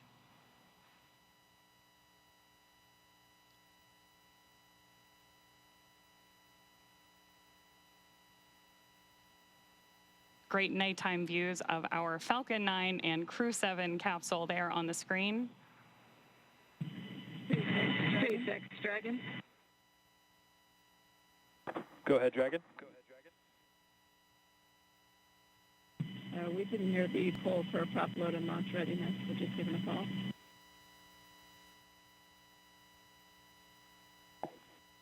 And sorry, Dragon, I just missed the last of your sentence there. Can you please repeat? Yeah, from Dragon, we just polling is complete. The joint NASA and SpaceX teams have polled go for LES arm, propellant load, and launch. For all operators in MCCX and Hangar X, both control rooms go into lockdown at T-minus 45 minutes and will remain in that state until the launch escape system is disarmed. All operators are to remain at their console, maintain a sterile cockpit until MD confirms successful disarming the launch escape system following orbit insertion or propellant offload in the event of a scrub. For non-urgent no-go conditions, brief the CE or LD and they will approve aborting the countdown. For urgent issues affecting the safety of the operation, operators shall call hold on the countdown net. Launch control will abort the launch audio sequence immediately and proceed into launch abort. At T-minus 10 seconds, launch control will be hands-off and relying on automated work criteria for the remainder of the count. Operators advise the launch director whether structural breakup or fires imminent or occurring per Dragon manual escape flight rules. Launch control at this time, you may proceed with arming the crew arm for movement.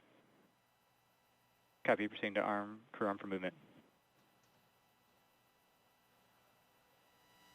And with that, we are moving forward toward launch. Propellant loading will begin in just over 5 minutes, but in the meantime, let's check back in with Daryl and Jessica. All right, thank you very much, Ronnie. Crew access arm retraction started. We now have crew access arm retraction. So if you look in your screen, you can see there the crew access arm moving away from the Dragon. Another great shot of it there, articulating away. It takes about 90 seconds to 2 minutes to move away, and this is a critical milestone, Jessica, as that arm moves away, because now that means if the astronauts needed to get off that rocket for whatever reason, they could either bring the arm back quickly, and it can move, as I understand it, a lot faster than it's moving now in the case of an emergency egress, or they would move forward and arm the launch escape system. That hasn't been armed yet. So this is the moving and stowing of the crew access arm so that we can clear that away from the rocket and get ready to lift off.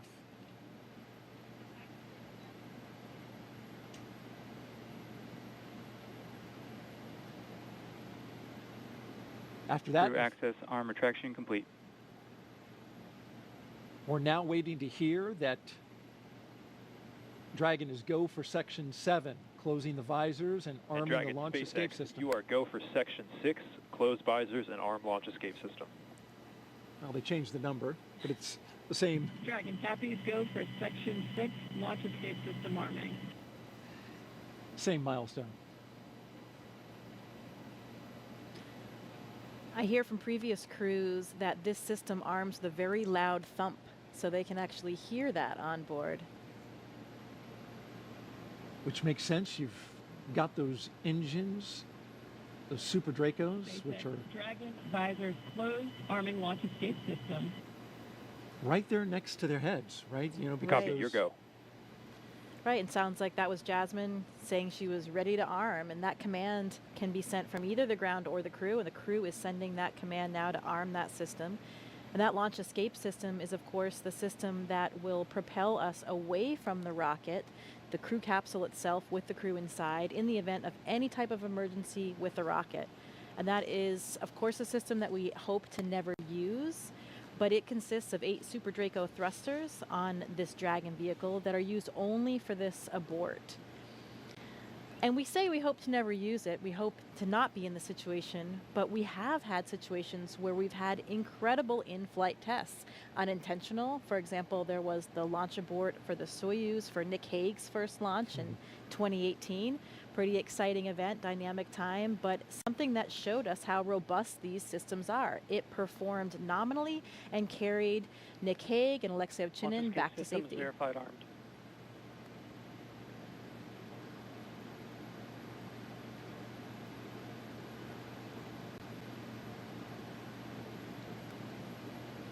we got the verification of the launch escape system now armed.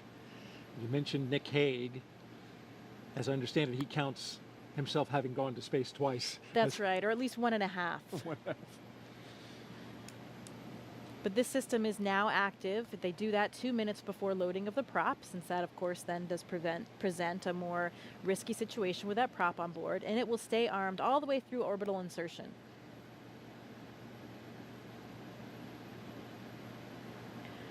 I've also been told by previous Dragon crews that you can hear the system of valves opening and actually even the flow of the fuel itself as it comes on board.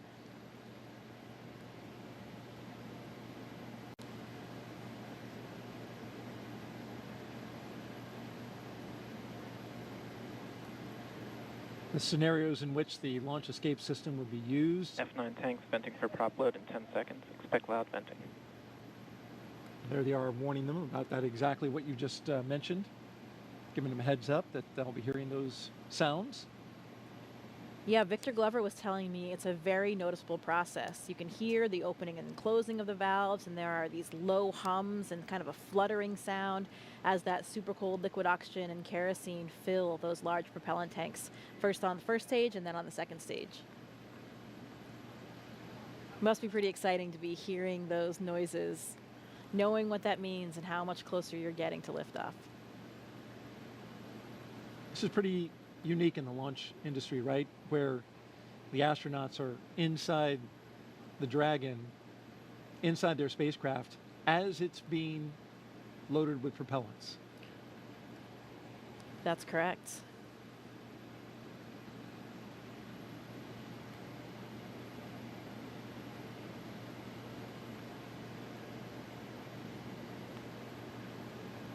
That launch escape system you're talking about,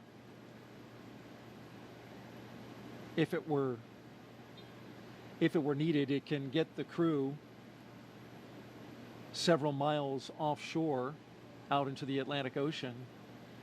It's those Super Draco engines capable of moving Dragon half a mile in just 7.5 seconds. So that's equivalent to a peak velocity of 436 miles per hour. So it really moves. It can also get it off the top of a moving rocket as well, so right. It's got to have that kind of power. Right, at all those different phases, all the way until they're in orbit.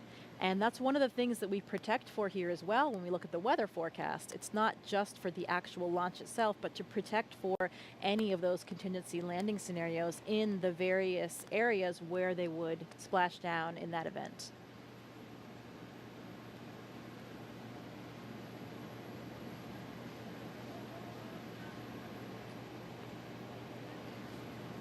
Propellant load has started.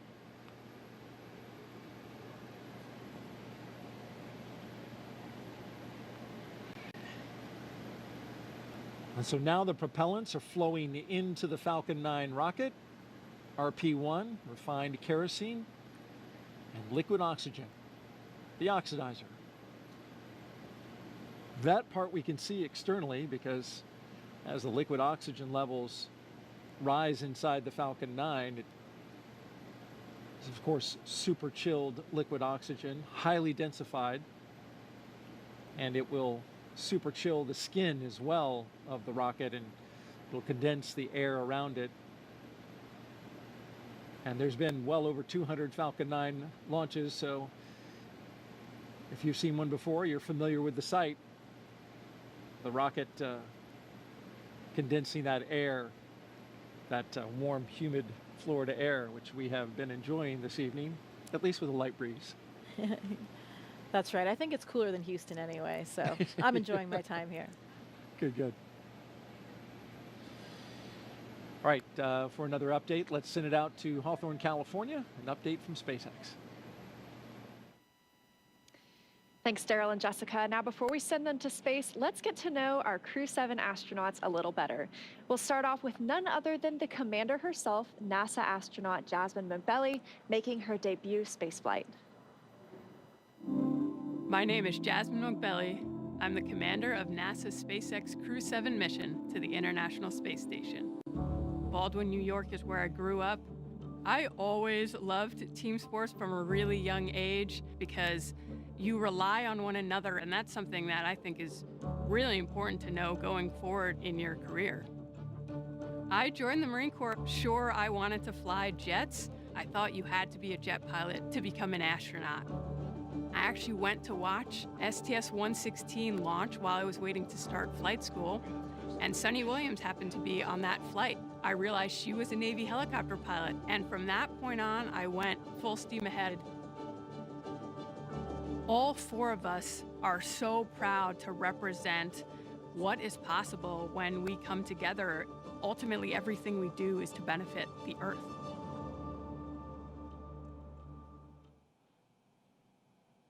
Right next to Jasmin in Dragon Endurance is Andreas Mogensen, today's pilot representing the European Space Agency and making his second trip to low Earth orbit. My name's Andreas Mogensen, and I'm the pilot of NASA's SpaceX Crew 7 mission to the International Space Station. I was born in Copenhagen, Denmark. In 2008, ESA were looking to select a new class of astronauts, and I applied together with about 8,500 Europeans. So I thought, there's just no way that I'll get selected. The chances of being selected are too small. But that changed when we were down to about 20 candidates. My first mission to the International Space Station was on a short 10-day mission. I had to hit the ground running as soon as I arrived on board, and as soon as I landed back on the Earth, I knew that I wanted to go back to the space station. I'm especially proud of the fact that our Crew 7 mission has 4 different astronauts from 4 different countries and 4 different agencies.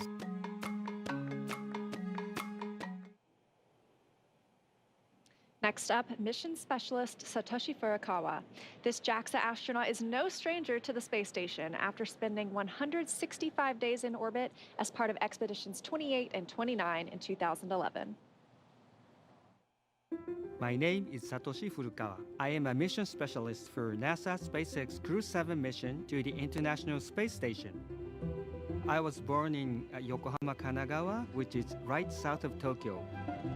The first human landing on the moon when I was 5 years old. I thought it was a great moment for humankind. I had a longing for space from my childhood.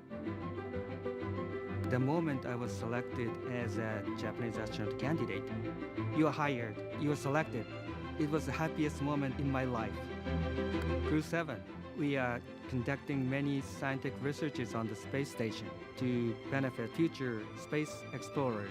I am very proud of being a part of this excellent team of international partners and also researchers, engineers, flight controllers, flight directors, and so on. Because working as a team and working together, we can accomplish the big mission.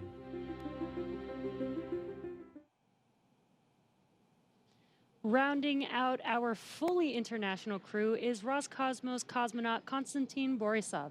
He was selected to the Cosmonaut Corps in 2018 and today marks his first flight to the orbiting laboratory. My name is Konstantin Borisov, and I'm a mission specialist for NASA's SpaceX Crew 7 mission to the International Space Station. For those who ask what space flight is, I would say that we have 3 big jobs on the space station. First job is experiments. Second job is take care of the station, doing the maintenance, repair what's broken, storing things, restoring things, cleaning up. And the third big topic is actually taking care of your body, because in weightlessness you cannot help but train. I think many people don't understand that technology advancement which we have had during the last 50 years mainly comes from space exploration. People get very comfortable with using their phone and have very fast computers, and space motivates us to create those advancements. I want to take part in it, and I want to put my small stone into this pavement which leads us to the new asteroids, to the new planets, and to the new systems.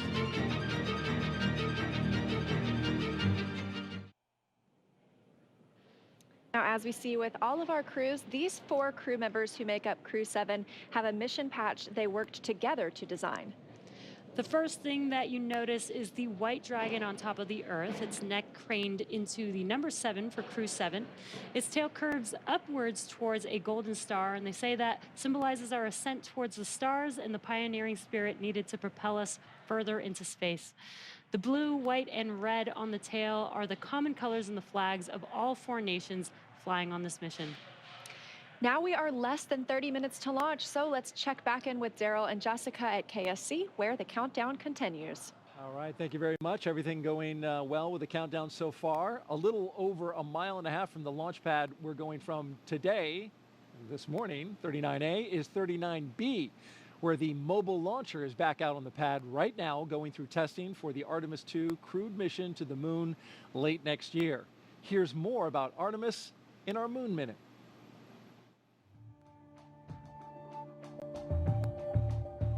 For the first time, Artemis II astronauts got an up-close look at the Orion spacecraft that will fly them around the moon. Astronauts Reed Wiseman, Victor Glover, Christina Cook, and Jeremy Hansen visited Orion at the Kennedy Space Center in Florida. and it looks amazing. Their handiwork is gorgeous. I'm ready to take it for a spin. Until launch day arrives, the crew is training at the Johnson Space Center in Texas. They use the Neutral Buoyancy Lab, a giant pool, to practice safely getting out of a floating mock-up of Orion. And it's not an easy task. Navy divers in rafts will harness and hoist the astronauts into the air by helicopter, where they will be taken to a nearby Navy vessel. Back at Kennedy, we got a look at the brand new Artemis crew transportation vehicles. So the first 9 miles of the journey to the moon starts in these crew transport vehicles. On launch day, these fully electric, zero-emission vehicles by Canoe Technologies will reunite the Artemis II astronauts with Orion at Launch Complex 39B. NASA's powerful moon rocket, the Space Launch System, and Orion will carry them on the rest of the 250,000-mile journey to the moon. And that's your Artemis Moon Minute. And for Artemis updates, there's a QR code on the bottom left of your screen, right there. Actually, bottom right. You can visit, you can use your cell phone to scan it, or you can visit the website at nasa.gov/Artemis2.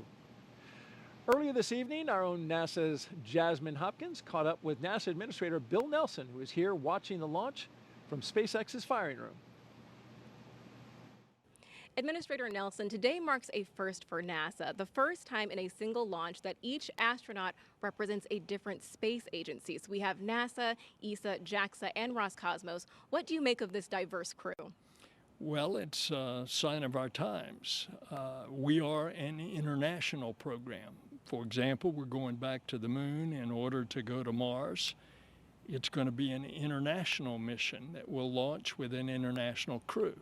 So too, tonight's launch is entirely an international crew, save for the commander, Jasmin, an American astronaut. And so here we go. Now, isn't it interesting that what space does in our NASA program, it unifies us. It brings people together. And this is so true with what we're seeing tonight. Right, and Administrator, you recently visited South America, and later on this year you're planning to visit India as well. Why is it so important for NASA to foster these international partnerships? They are delighted, indeed, eager to learn more about NASA and to partner with NASA. And so that's what we find when we go to another country. It's usually the president that wants to see us. And for example, in this South American trip, we talked to the president of Brazil and Colombia about what NASA can provide in the way of information from our satellites to help them protect the Amazon rainforest from being destroyed, which is a high agenda item for those countries. Indeed, it's a high agenda item for the entire world. I'm going to India. India is one that we want to have a close relationship with. We've already been doing things such as science experiments with India. We've got a major science program going that will be Earth observing with India next January. But now we're going to train and fly an Indian astronaut. So it is happening as we speak, and the United States has been the beneficiary of it. Absolutely. Administrator Nelson, thank you so much. Back to you. As we continue to count down, let's take a closer look at the vehicles that will be taking Crew 7 to the International Space Station today. Starting from the very top of the vehicle is the Dragon spacecraft. In total, there are 16 Draco thrusters Dragon can use in space to help navigate the spacecraft to its destination, each providing 90 pounds of force. That doesn't include the 8 Super Draco thrusters used for an abort, which are no longer active once the crew is in orbit. And just wanted to note, one thing that we did miss just a moment ago was a call to the crew. There was a sensor issue that they are tracking. However, they are just continuing with the count, continuing to monitor it. And so we are continuing to discuss what we have in front of us, which is Dragon. Together, the Dragon spacecraft and its trunk stand over 26 feet tall. There are 2 windows on the spacecraft, plus 1 under the nose cone. The nose cone opens shortly after launch to expose the forward bulkhead thrusters and docking mechanism that will connect with the space station. Dragon's trunk holds solar cells, which power Dragon while it's in free flight. The trunk can also carry unpressurized cargo, and on some cargo resupply missions, we use Dragon's trunk to deliver the new solar arrays that are being installed on the space station. As always, Dragon will be delivered to orbit today by SpaceX's Falcon 9 rocket, which provides 1.7 million pounds of thrust on its first stage, thanks to its 9 Merlin M1D engines. Once the first and second stages separate, these engines are also used to help land the first stage. The first stage will perform 3 burns today as it makes its way back down to Earth. First is the boost back burn, where 3 of the M1D engines will reignite to help flip the first stage around to head back to the launch site. The second burn is the entry burn. That's where a single engine will reignite and shut down to help slow Falcon 9 down as it prepares to re-enter the Earth's atmosphere. And then finally, the landing burn. That'll be where 3 engines will slow down the rocket enough to perform a precision landing back down on landing zone 1. Meanwhile, the second stage continues to orbit, powered by 1 single Merlin vacuum engine with over 220,000 pounds of thrust. The second stage will secure Dragon's entry into low Earth orbit before separating, leaving Dragon to continue its journey to the space station on its own thrusters. About 40 seconds after separation, Dragon's nose cone deploy sequence will begin, exposing its guidance navigation controls that help Dragon autonomously fly to the space station. With T0 coming up in just about 20 minutes, our teams at the Cape in Hangar X are doing a series of system checks to ensure Dragon and Falcon 9 are ready. Let's check in with Ronnie for a quick status update. How's it going, Ronnie? Thanks, Jesse. We are still looking good for an on-time launch just over 20 minutes from now, and we'll keep monitoring all the vehicle systems. There we heard the call out for RP1 load complete on stage 2. So that means we are, of course, getting closer to liftoff. Both Dragon and Falcon 9 continue to be healthy, and we're not tracking any major issues at this time. Right now, we're continuing to prep the vehicle for flight, and propellant loading began at T-minus 35 minutes. We also heard the call out a few minutes ago that the launch escape system is now armed. The range, which is monitoring keep-out zones and among other key flight requirements, also continues to report no issues, and they are go to support launch tonight. Weather also looks good, and we are still tracking just a 5% chance of violation at our T0 time. But as a reminder, today we have an instantaneous launch window, driven by the orbital mechanics constraints of 2 spacecraft meeting in orbit. Fun fact, the technical term for that meeting is called a rendezvous. So at this point, if we hear a hold for any reason, we will have to stand down tonight because of that instantaneous launch window, and instead target our backup opportunity, which is tomorrow at 3:04 a.m. Eastern Time. But for now, with all systems go, let's turn it back over to Courtney for a status update from Houston. Thanks, Ronnie. The flight controllers here in Mission Control Houston are ensuring that the space station is ready to receive Dragon. They're also checking all communication links between the station, Dragon, and the ground are working properly, and right now everything is proceeding as planned. Teams here in Mission Control Houston, the team in Hawthorne, and the astronauts aboard the station will monitor the autonomous docking of Dragon tomorrow when they enter joint operations, which happens when the spacecraft enters the approach ellipsoid, which is an invisible boundary that helps us monitor spacecraft arriving and departing.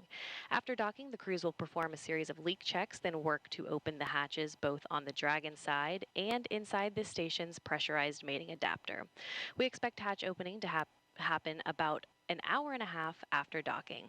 Once on board, the astronauts will be greeted by the space station crew and will then join in for opening remarks for the new crew members. Here in Mission Control, Flight Director Chris Dobbins is on console overseeing the team for launch, and Flight Director Judd Freeling will be on console tomorrow for docking. That's it from here in Mission Control Houston. I'll toss it back to the team in Florida. Daryl, how's it looking? All right, thank you very much, Courtney. And if you just joined us, T-minus 17 minutes and counting from the 7th astronaut rotation mission to the International Space Station under NASA's Commercial Crew Program. Commander Jasmin Moghbeli, pilot Andreas Mogensen, or Andy Mogensen, and mission specialist Satoshi Furukawa and Konstantin Borisov are strapped into their seats inside the Dragon Endurance. They're at the top of the rocket. Falcon 9 rocket fueling. That operation is well underway. Launch escape system is armed. Of course, that means Dragon is prepared to launch itself. SpaceX, stand by for an update on the sensor. Teams are still discussing and looking for our path forward. As you just heard there, SpaceX is Dragon copy. Looking at a sensor issue.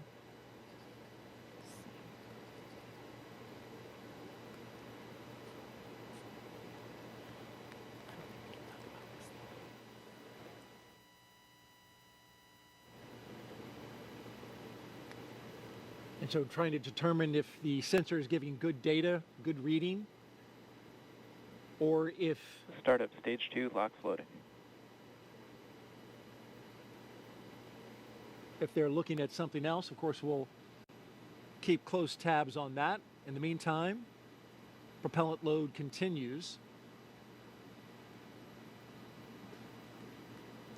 I think sometimes you have hits on sensors for other reasons. We want to make sure that we are getting an accurate reading of what's happening with the system they're looking at. Probably trying to decide if it's a real signal or if it's a hit from some other reason. There's a lot of redundancy in the systems, as you mentioned, and those sensors have to make sure that the engineers understand exactly what they're looking at. So we'll, again, keep tabs. In the meantime, here's a little bit about Crew 7.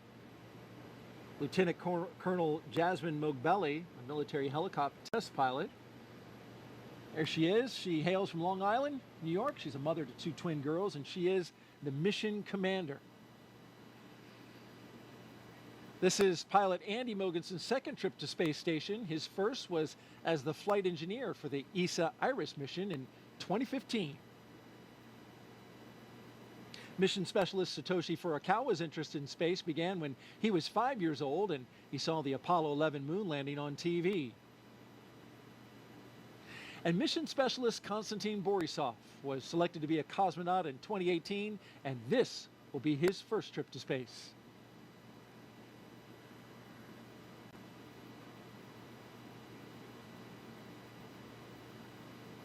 We've got more than 10,000 people all gathered, including these folks.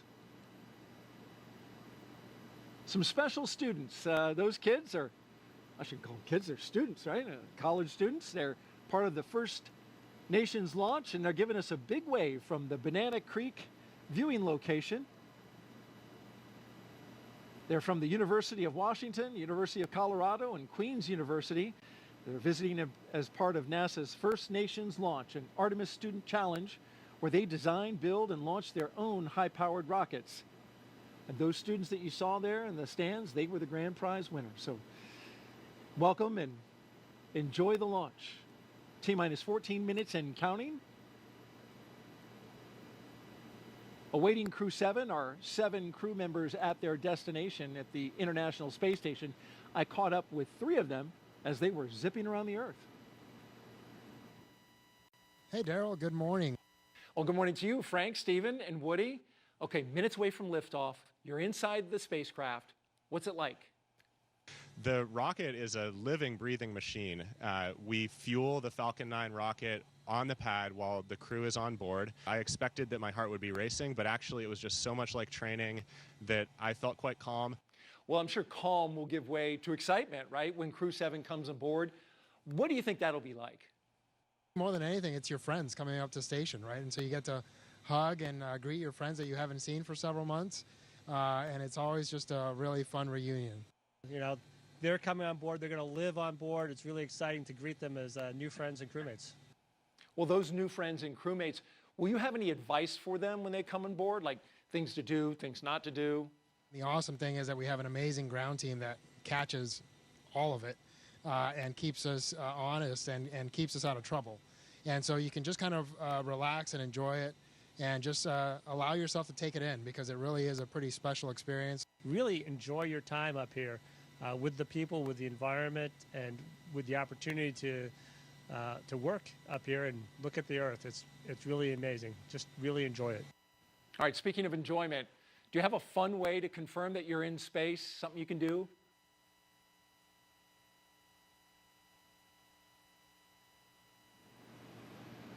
You want to give that move a score, Jessica? I don't know. It required assistance from 2 crew members, so I don't know. I'll give it an 8.5. Okay, that was very kind. All right, well, before the Crew 7 got into their spacecraft, they got a picture with the Falcon 9 booster that will take them up into space. There they are on the business end of those 9 Merlin engines. Once we leave planet Earth, these fine folks at Johnson Space Center will take over. Dragon This is mission SpaceX. control. We are still continuing to assess that sensor and proceeding with the count. Okay, so as you heard, they're SpaceX Dragon copies, continuing with the count while the feed assessed. still working the sensor, but at the same time continuing to load the propellants on board Falcon.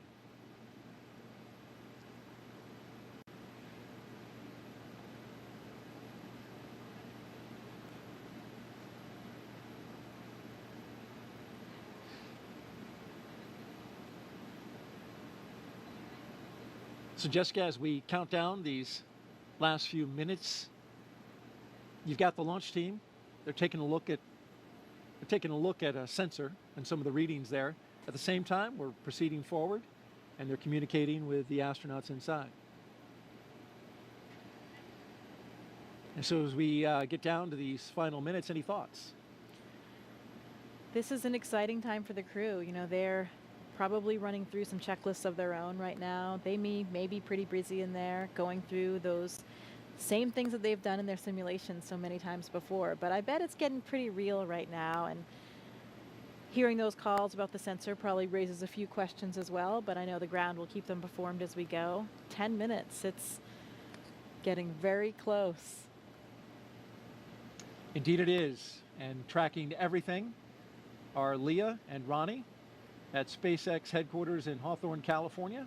Will take us through the rest of the count. Thanks, Daryl. Our next major countdown event will be at the T-minus 10-minute mark, so coming up here, And when the Dragon Falcon 9 SpaceX, launch stand by for display configuration. There we go ahead and have the Dragon astronauts are standing by for display configuration, which will let them know that we are even closer to liftoff. The launch commit criteria that we're waiting to hear that call out for are specific thresholds and pieces of information about the entire Falcon 9 system needed to make sure that the rocket is healthy. Of course, we do have many systems in place to ensure that the rocket and crew are both safe leading up to liftoff and during flight.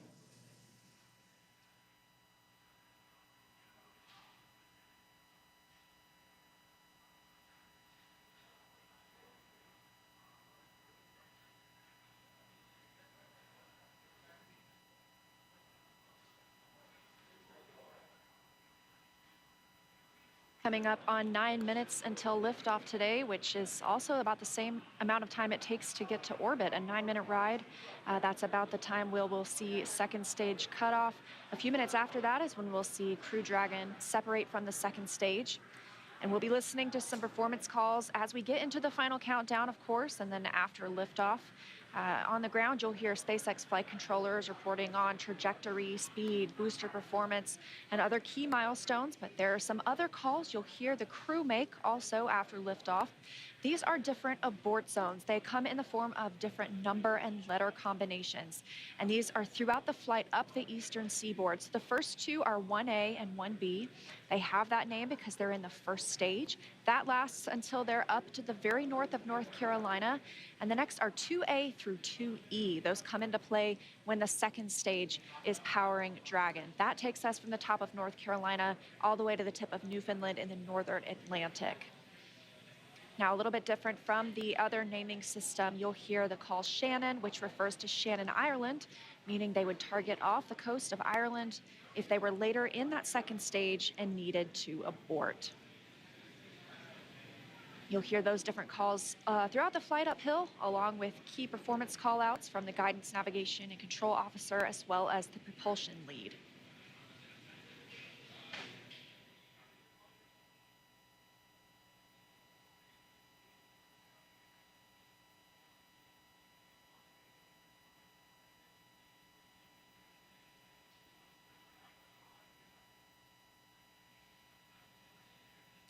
One of the next callouts that we're listening for is the announcement that Stage 1 engine chill has started.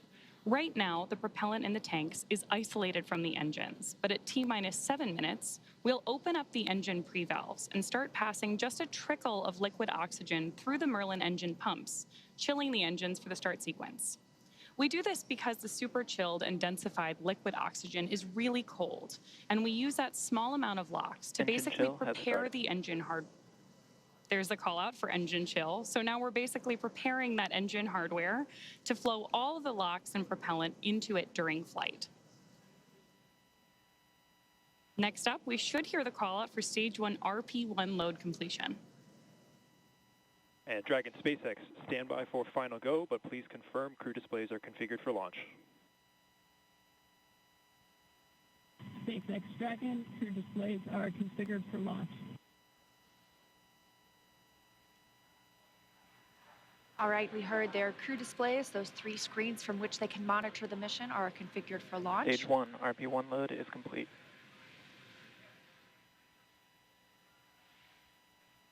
In confirmation that RP1, the densified kerosene or the rocket fuel that propels the crew into orbit, loading is complete on the first stage. We did hear the second stage was completed a short time ago as well.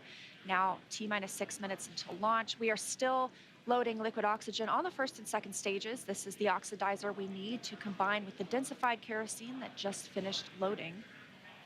Coming up, we will hear the call for Dragon to configure for terminal count and then transition to internal power at about 5 minutes until launch. Then we'll hear the propellant tanks on Falcon 9 are getting ready to pressurize, adding some additional rigidity and structural support as we get ready for the strong back to retract.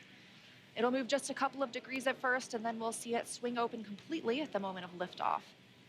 That strong back provides access to Falcon 9's fueling lines and umbilicals for the prop load and the different gases being loaded on board. So we're continuing to check through a couple more fueling milestones, including one around the 2-minute mark, where we will hear that the liquid oxygen is finished on board the second stage.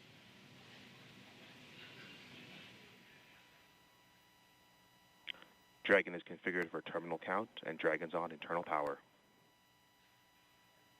Falcon tanks are pressurizing for strong back recheck.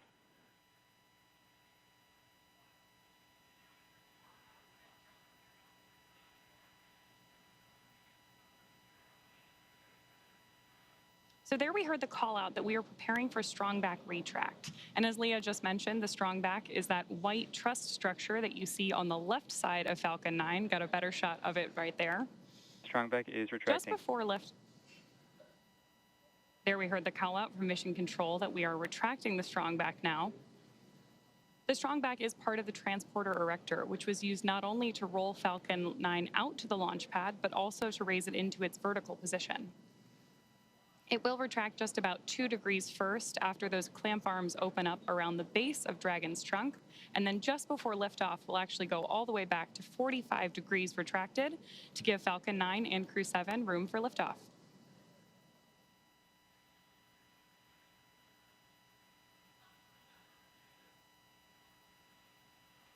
Now under 4 minutes until launch. Next up, we're looking for the first stage liquid oxygen loading to finish at T-minus 3 minutes. You're starting to see some white clouds on your screen. That is vapor, it's normal. We'll continue to see that build up as we get closer to launch. Obviously, this liquid oxygen that we're loading is super chilled, so a little bit of that will boil off in the hot Florida air.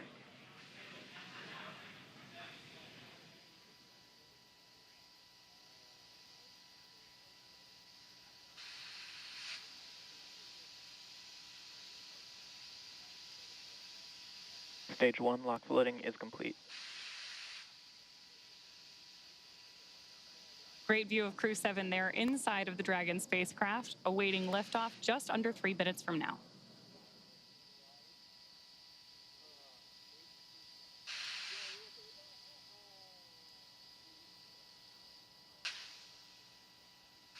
Dragon is in terminal count.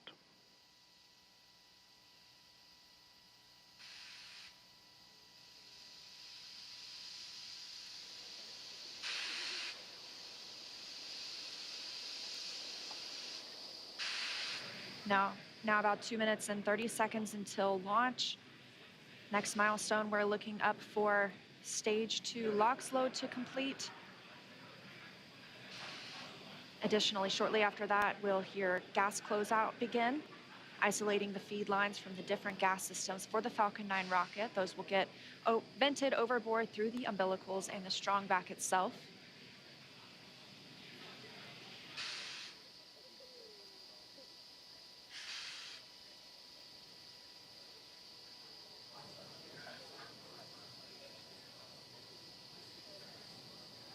Stage 2 LOX loading is complete. Dragon is in auto idle.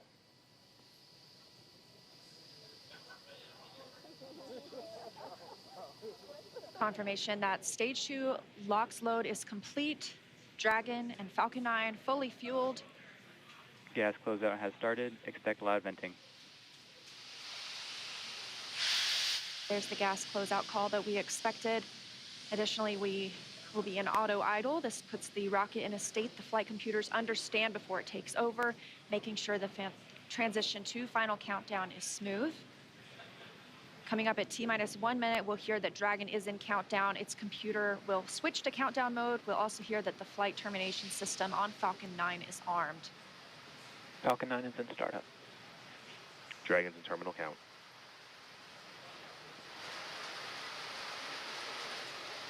Dragon's flight computer in countdown and configured for launch, and the flight termination system now armed. Less than a minute until liftoff today. Dragon, SpaceX. This flight termination Go for launch. system. Dragon copies, go for launch. You heard it, Crew 7 getting the go for launch, just 30 seconds away for an on-time launch. At the time of liftoff today, the space station will be flying 260 miles over southeastern Iraq. T-minus 15. K-minus 10, 9, 8, 7, 6, 5, 4, 3, 2, 1. Engine full power. And liftoff. Go Falcon, go Dragon, go Crew 7. Endurance ascends, an international crew destined for the International Space Station. Stage 1 That's propulsion is 1.7 nominal. million. Good calls from the propulsion officers here. Propulsion's nominal.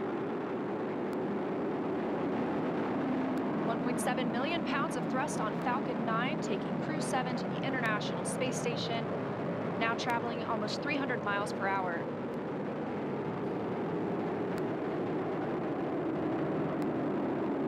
Nominal power and telemetry. We are just about T plus 45 seconds into the 7th rotational crew mission on board Dragon and Falcon 9, and right now the vehicle is throttling down to help us pass through the period of maximum dynamic pressure.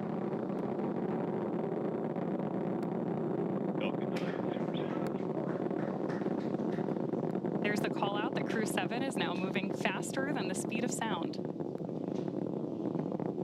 Max Q. Stage 1 throttle up. Confirmation we have moved through max Q and are throttling back up. Copy, 1 Bravo. Heard that call from Jasmin on Crew 7, as well as confirmation from the ground. The call out for 1 Bravo means we are in the second and final abort mode for the first MVAC stage, chill continuing is to underway. get good performance. We've got engine chill on the second stage MVAC engine. We will then be looking for MECO, or main engine cutoff, where the 9 engines on the first stage will cut off ahead of the first and second stages, separating. Then the single Merlin vacuum engine on the second stage will ignite. We are now coming up on 2 minutes into the flight, the spacecraft traveling over 2,000 miles per hour. Really incredible nighttime views of Falcon 9 and Crew 7 on your screen right now. So as Leah just mentioned, we are keeping an eye on a couple of critical flight milestones coming up back to back here. Stage 1 throttle Those down. are going to be MECO, so main engine cutoff now that we're throttling down stage 1, followed by stage separation and second stage ignition. Main engine cutoff. Stage separation confirmed. Copy, 2 Alpha. MVAC ignition.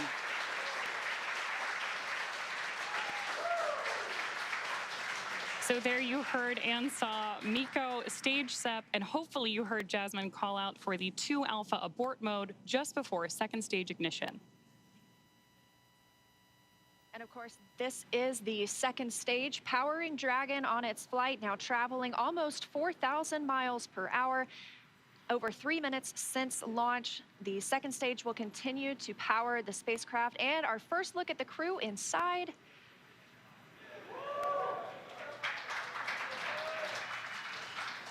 We'll be standing by for SECO. That's the next major milestone for this second stage engine. That comes shortly before 9 minutes into the flight, so we've still got some time on this engine. So right now, while Crew 7 makes its way to orbit, our first stage booster is making its way back to land. So you may hear the call-outs here on the net shortly that we are in the middle of our boost back burn.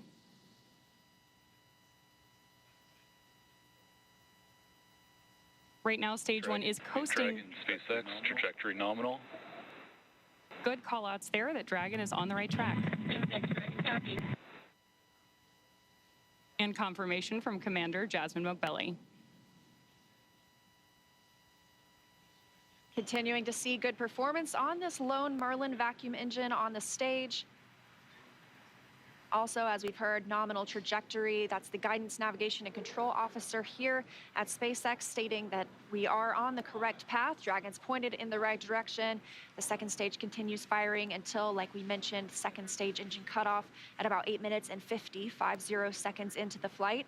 Right now, we are 4 minutes and 30 seconds since our on-time liftoff, now traveling at 5,000 miles per hour. This single Merlin vacuum engine can provide over 220,000 pounds of thrust in the vacuum of space, doing its job to take our crew to the International Space Station today. Dragon, SpaceX, trajectory nominal. More good news from Mission Control. Acquisition of signal, Bermuda.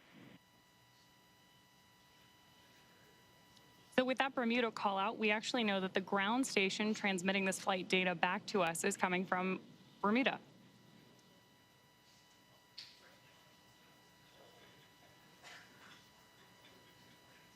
The crew is currently pulling a little more than 1 G as the second stage engine continues to propel their flight. Continuing to hear good calls to the crew, now 5 minutes and 30 seconds into the flight, traveling at 6,400 miles per hour. Again, we will continue to see the second stage fire for about 3 more minutes. Shortly after second stage engine cutoff, we will see it separate from Dragon, which will continue its journey.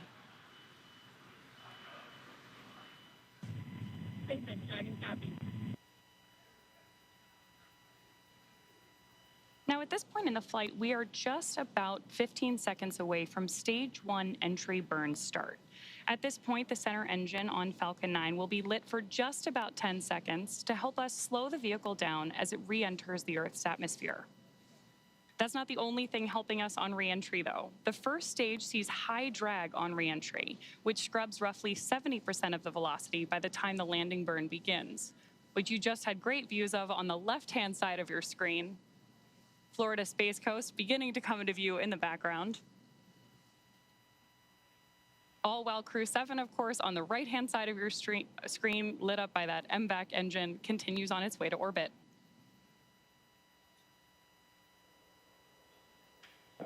And we are now coming up on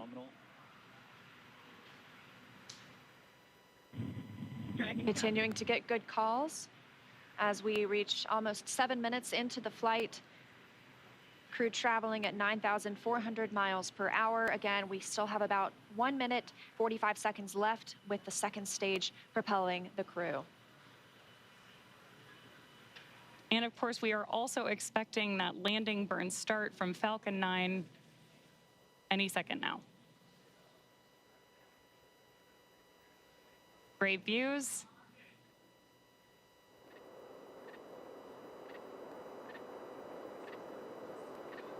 Stage 2, F2. GPS has saved.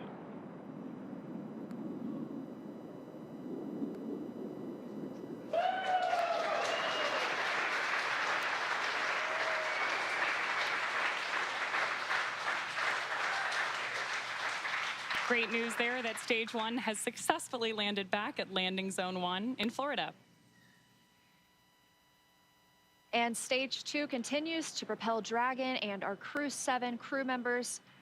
We now are coming up on SECO, second stage engine cutoff. Again, looking at that about 8 minutes and 50 seconds into the flight. Everything continues as planned today, now traveling over 13,000 miles per hour. Again, we're looking for eventually a good orbital insertion at which we'll be traveling. Good calls here at Mission Control in Hawthorne.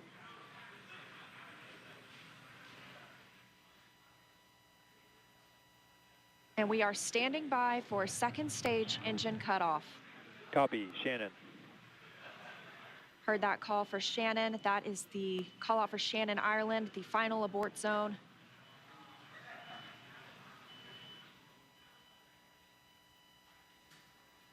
MVAC shutdown.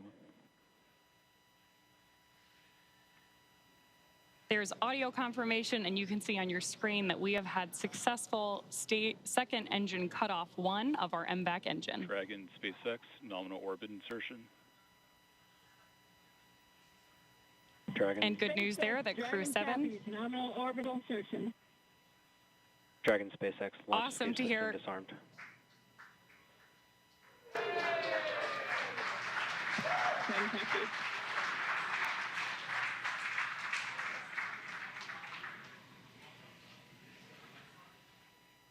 That's the first look at the crew, now in microgravity, confirmation of a good Earth orbit insertion. We are now coming up on 10 minutes into the flight. Of course, we saw second stage engine cutoff, and you're actually getting a look at their zero-G indicator there. We'll stand by for them to tell us a little bit more about that shortly, but we are also standing by for second stage separation from Dragon. Acquisition of signal in Finland. So as Leah mentioned, right now, Dragon and Stage 2 are still attached. Great views of that zero-G indicator there. And what we're doing right now is basically letting any residual dynamics of the vehicle settle out prior to separation.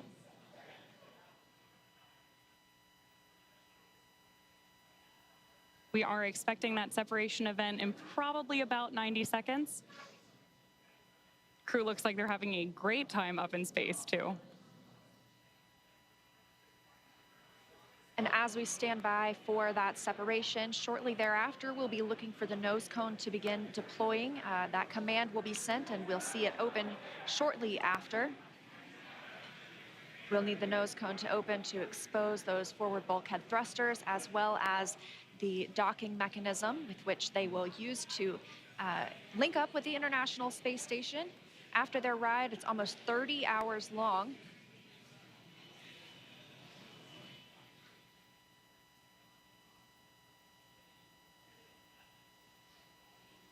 Again, we had liftoff right on time today at 3:27 a.m. Eastern Time.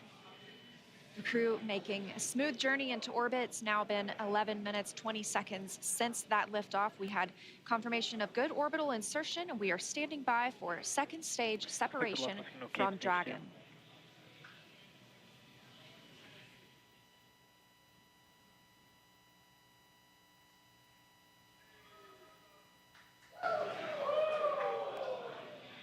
Great views of Mission Control here in Hawthorne, California.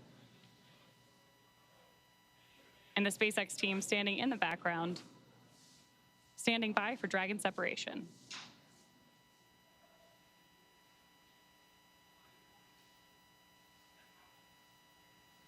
Of course, you also have continued telemetry readouts from Dragon and Stage 2 in the bottom left-hand corner of your screen.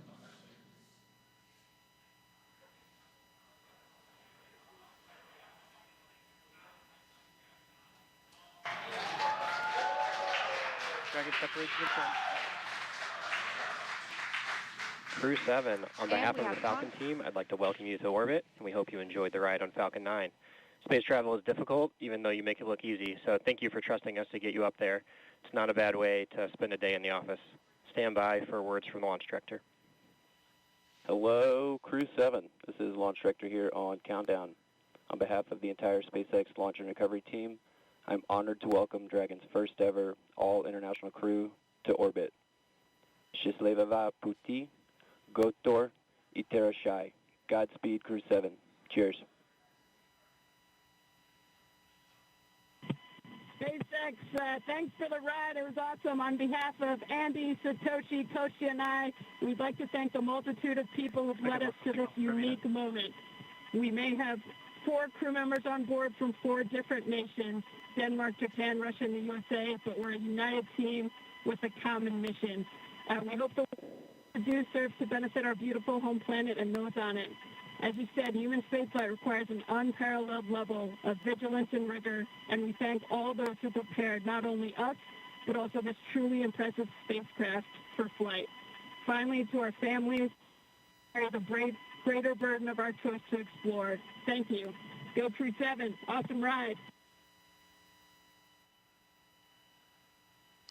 Really incredibly moving words from Commander Jasmin Moghbeli now that she and her international team are up in space.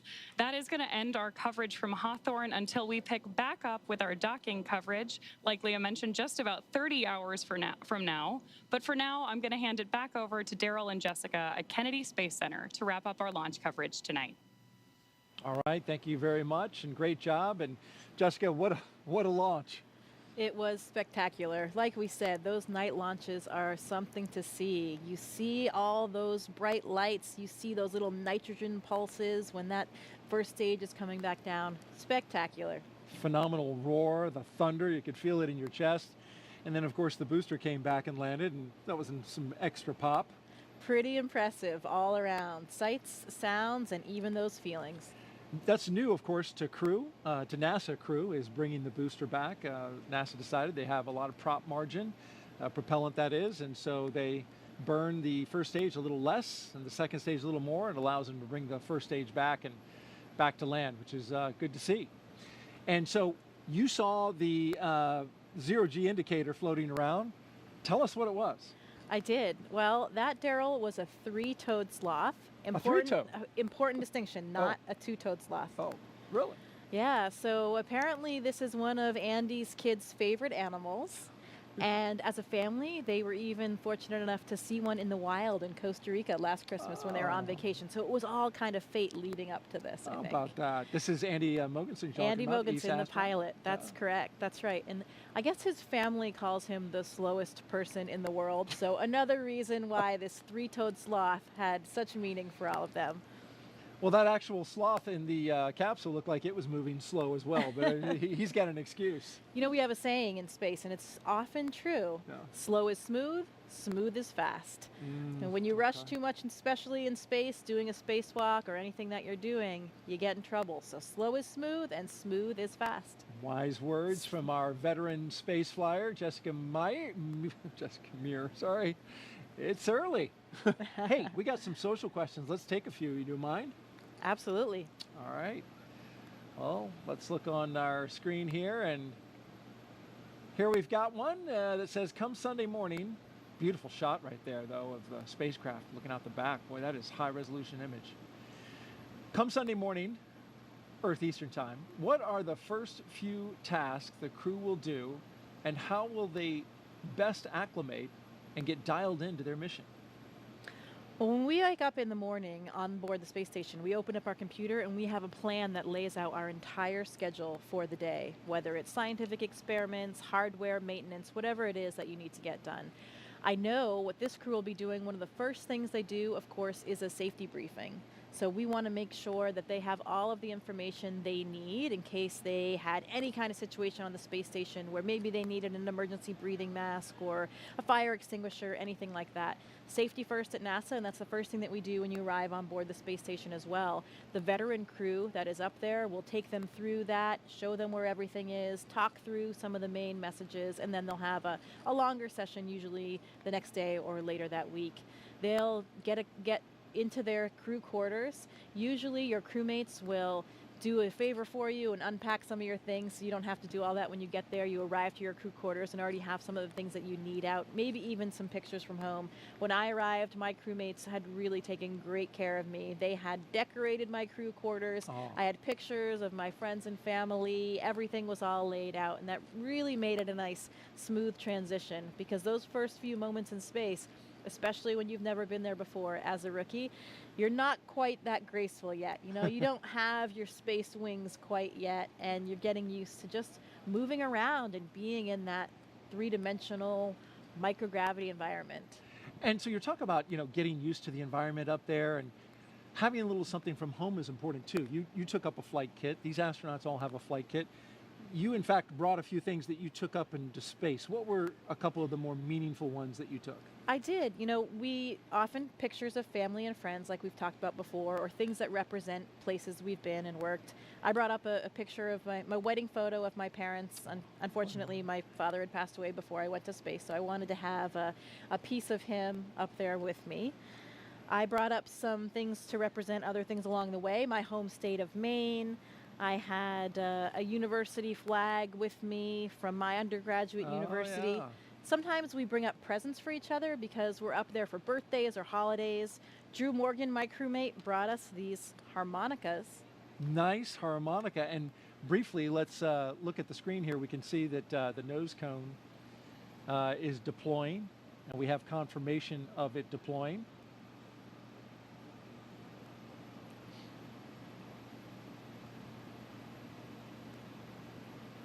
Beautiful shot there. Of course, the nose cone has to deploy in order for Dragon to connect up to the International Space Station. And once this clears out of the way, it is quite a view. Depending on where Earth is in relation.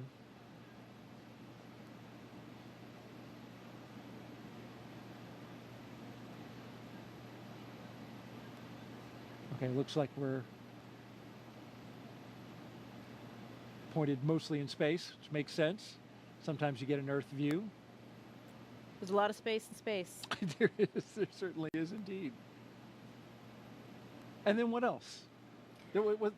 Oh, you got something special. My one item that I brought that was my personal kind of selfish item that wasn't for anybody else was my panda. This is Pandemonium. Oh, I've had him since I was 5 years old. Pandemonium. So he made his way to space with me as well, and we saw a lot of stuffed animals floating with these zero-G indicators. We saw that three-toed sloth, but Pandemonium was up there floating in all of his glory as well. And, you know, these are all just things that remind us of home and really help us share the mission with everybody back home. All of these places and things that have meant something to us along the way, because we did not get there alone. We got there with the support of so many people that helped us. And this mission is for everyone. It's really for all of humankind. So hopefully they can all share in. Absolutely, and thank you for sharing your flight kit with us. This is especially, I mean, this is a 40-year-old tour. 41 now, yeah. He's been around the block. He just said he wants to go back to space. He does want to go, but we all want to go back to space. So hopefully he'll have another opportunity. We just got confirmation that nose cone is fully deployed, and so Dragon is on its way to the International Space Station. Now, a member of Crew 7 will kick off a major study that will give us a comprehensive look at how the human body is affected by time and space. Let's bring in now NASA's Jasmin Hopkins for more. As we saw this morning, the Commercial Crew Program launches astronauts from American soil, and this enables NASA's human research on the International Space Station. Joining us now to talk more about that is Kurt Costello, ISS Chief Program Scientist. Thank you for joining us, Kurt. Thanks, Jasmine. It's great to be here this morning. We are glad to have you here. So how does the Commercial Crew Program better enable NASA's human research? So the Commercial Crew Program has enabled us to launch again from U.S. soil. And what that means is a lot of our sensitive science that needs to be loaded within the last few hours before we launch can now be quickly transported from our labs here at KSC to the vehicle on the launch pad. So this enables us a late load capability that allows us to get our samples, critical samples, onto the vehicles. And the Commercial Crew Program has also enabled us to launch more frequently and regularly. So a lot of our sensitive investigations that need specific timing for when we get those samples to the space station and then back down are enabled by that program. That is great, Kurt. And can you tell us a little bit more about the new human research investigation going to be part of Crew 7? Sure. I think you're referring to CIPHER, and CIPHER is not just one investigation, but 14 in one. And what it is really setting out to do is to help us understand whether we have risks from my wife. to humans being in Hey, space I'm always for longer than 6 the last to leave the house whenever we're going anywhere. Personally, I think it's with good reason. But they say I'm the slowest person alive, which is also why it's a 3-toed sloth, not a 2-toed sloth, because apparently that would be too fast for me. So welcome to space, Sasha the sloth.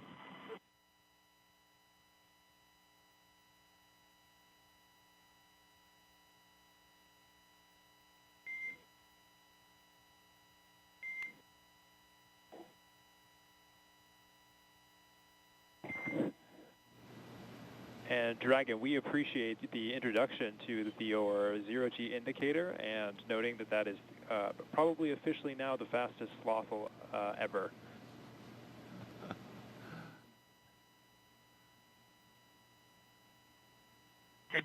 This is Satoshi. It's nice to be in space, and I'm very glad to see happy faces. 日本の皆さん、国際宇宙ステーションへ、再びして着実に仕事をしてきます。 Yes, I'm very excited. First of all, a few words in Russian, then in English. Всем большое спасибо, огромное восхищение тем, как мы прокатились на ракете, мы в космосе. Невероятно. Полет в космос — это результат действий скоординированных тысяч людей, которые работают в разных странах. Всем большое спасибо. Роскосмос, NASA, ESA, JAXA, SpaceX. Моим друзьям и семье большое спасибо. Thank you very much for all your hard work. SpaceX, Roscosmos, NASA, ESA, JAXA, and all the partners involved in manned space flight. That's a profound example of how much we can achieve working together in harmony. Let's continue. Cool. Thanks a lot to everyone, to my family as well. Thanks.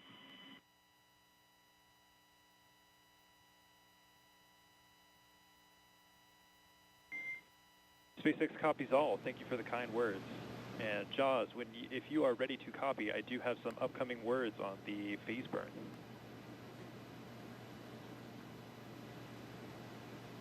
Expect a loss of signal. Good, Ellie. SpaceX Dragon is ready to copy. Okay, wanted to give you an update that we are going to be losing TDRS for voice comms for about 15, that's approximately 15 minutes, which is going to include that upcoming phase burn per your displays. We do have a ground station pass during that burn prep, so you will actually be able to call us in the blind. However, you will be LOS during the burn. There's no concerns, but we'll pick you back up at 0819 Zulu, which will be right after the burn, and we'll confirm that burn performance. How copy? SpaceX Dragon copies all. We'll lose you on TDRS for the phase burn, but we can make calls via the ground station in the blind, and we'll catch you on the backside at 0819. Good readback. Okay, you just heard some communication between Commander Jasmin Moghbeli and SpaceX's launch team. Just saying they're going to lose TDRS connectivity, which will, during the burn, they'll be unable to communicate, but they've got a ground station that will catch them on either side of that. So communication will be established before and after the burn. Earlier, we heard some words from Andy Mogensen. Of course, you told us that that was a sloth. I wasn't sure that we were going to be able to, get some words from him, but it was good to hear from him and the other crew members about, now that they're in space and sharing a message with the world. Absolutely, and we got a name, Sasha the sloth. Sasha the sloth, the fastest moving sloth ever to be a sloth. Yeah, among the legendary, famous stuffed animals in space. That's now right. That's a thing. Joins the long list of them, and so Jasmin, Andreas, Satoshi, and Konstantin are on course to arrive at the International Space Station around 8:39 Eastern Time tomorrow. NASA TV, well, we will be wrapping up our coverage, but you can follow along with Crew 7's entire ride to the station and hear real-time audio from that space to ground, which we were listening to just then, on our mission audio stream on YouTube. Make sure you look for the link on our NASA social media accounts and in the description of the NASA YouTube launch broadcast. And though our coverage here at Kennedy Space Center is concluding, Crew 7's mission has only just begun. They'll get to the International Space Station in about 30 hours. It's going to be a long ride. But then they'll be able to meet and join, I should say, Crew 7 to Crew 6, and that'll be quite a ceremony. Absolutely. You know, these first missions, these first moments in space are absolutely unforgettable. I'll never forget that.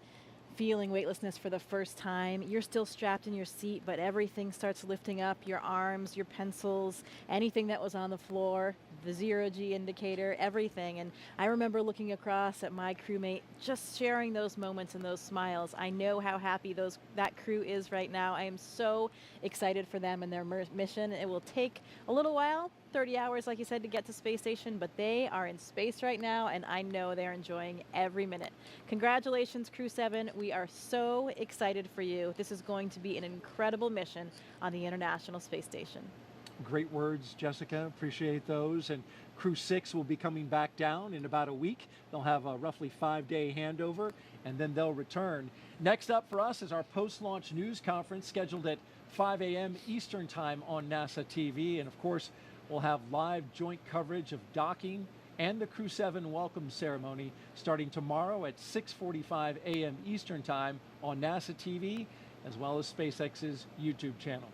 You can find mission updates on X, at NASA, at SpaceX, and on the web at nasa.gov, including, again, the link to that mission audio stream if you want to stick around with Crew 7 and be with them on their entire journey. Well, before we sign off from Kennedy, I want to thank Jessica Meir for being here on the launch broadcast and sharing your incredible experiences and all your insight, answering the questions, bringing pandemonium and showing them off. Thank you so much. We really appreciate having an astronaut, and especially you today on Crew 7 to share this with us. Well, it is absolutely my pleasure. Any good day when a rocket ignites is a great day for astronauts all around the planet. So we wouldn't miss out on it for the world. Very happy to be here and excited to share this moment with all of you. Thanks so much. And a huge thanks as well to all of our guests for joining us today, but most importantly, thank all of you for watching. For everyone here at NASA and SpaceX, have a great morning and keep looking up. We leave you now with a look back at highlights from suit up to liftoff. Close that side hatch. 1, into full power, and liftoff. Go Falcon, go Dragon, go Crew 7. Endurance ascends, an international crew destined for the International Space Station. Stage 1 That's propulsion is 1.7 nominal. billion. Good calls from the propulsion officers here. Propulsion's nominal.